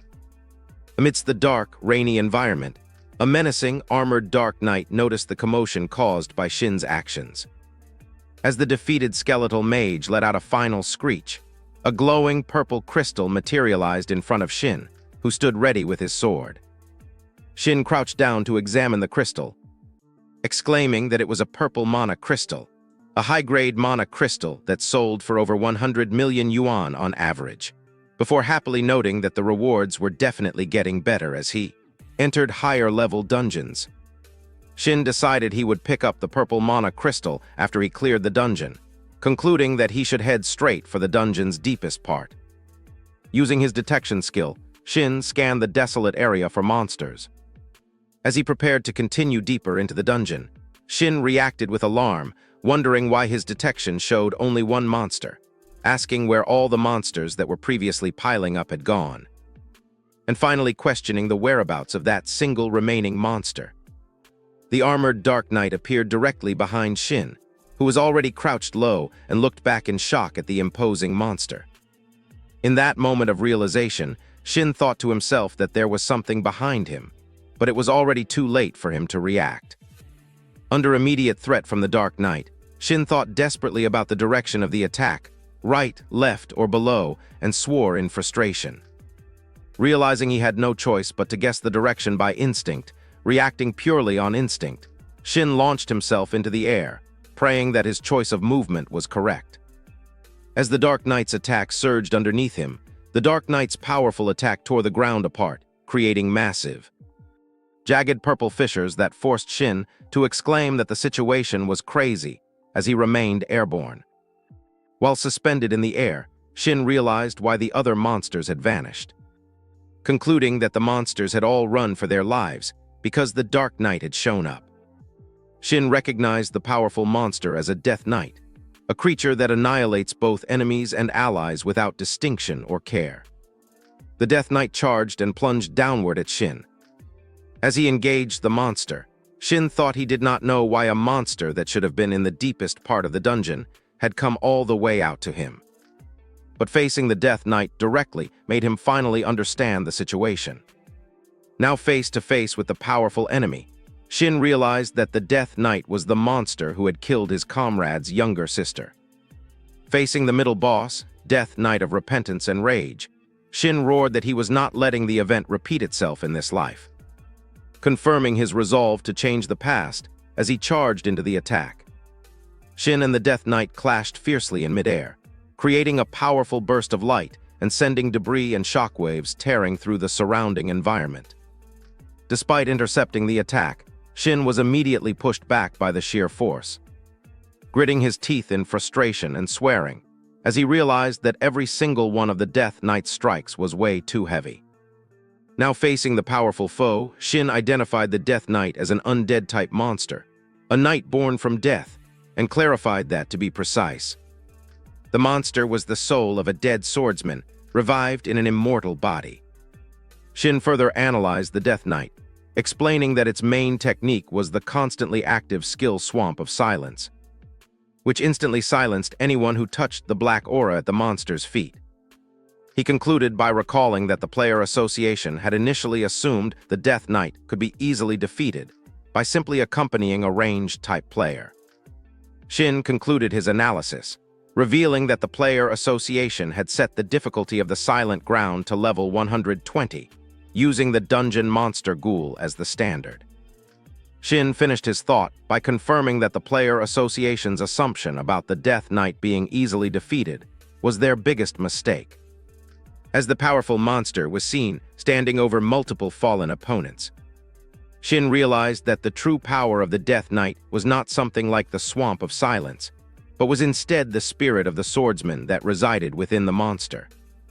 Shin continued his internal analysis, concluding that, in other words, if the original swordsman was highly skilled, the Death Knight became exponentially more dangerous. While clashing with the monster, Shin thought to himself that the association had realized this truth too late and drastically adjusted the silent ground's threat level later. He cursed the situation and revealed that it was eventually discovered that the Death Knight in the silent ground ranked between A+ and S-class in terms of threat level. The Death Knight delivered a devastating strike, slamming Shin into the ground and causing him to spit out blood violently from the impact. As the Death Knight approached the impact site, Shin thought to himself that the situation was genuinely dangerous, reflecting that he might actually die this time. Shin cursed and thought out loud that this was seriously pissing him off, a statement which seemed to confuse the imposing Death Knight. After struggling to stand, Shin managed to push his sword into the ground to support himself. He thought that every time he declared he was going to die, the situation became incredibly hard, concluding that people really do not change that easily. Despite his frustration, Shin continued to curse his own weakness, observing that every time things got a little dangerous, weak thoughts always came up first. Looking over his shoulder, Shin continued his self-criticism, realizing that, at this rate, he hadn't changed at all. As the Death Knight stood before him, Shin suddenly addressed the monster directly, calling the imposing figure a punk. Ignoring his weak thoughts, Shin challenged the Death Knight, demanding to know what the monster was staring at and ordering the bastard to come at him already, or perhaps he was too scared to. The knight, seeing this as a challenge, steeled himself, his eyes glowing much brighter than before.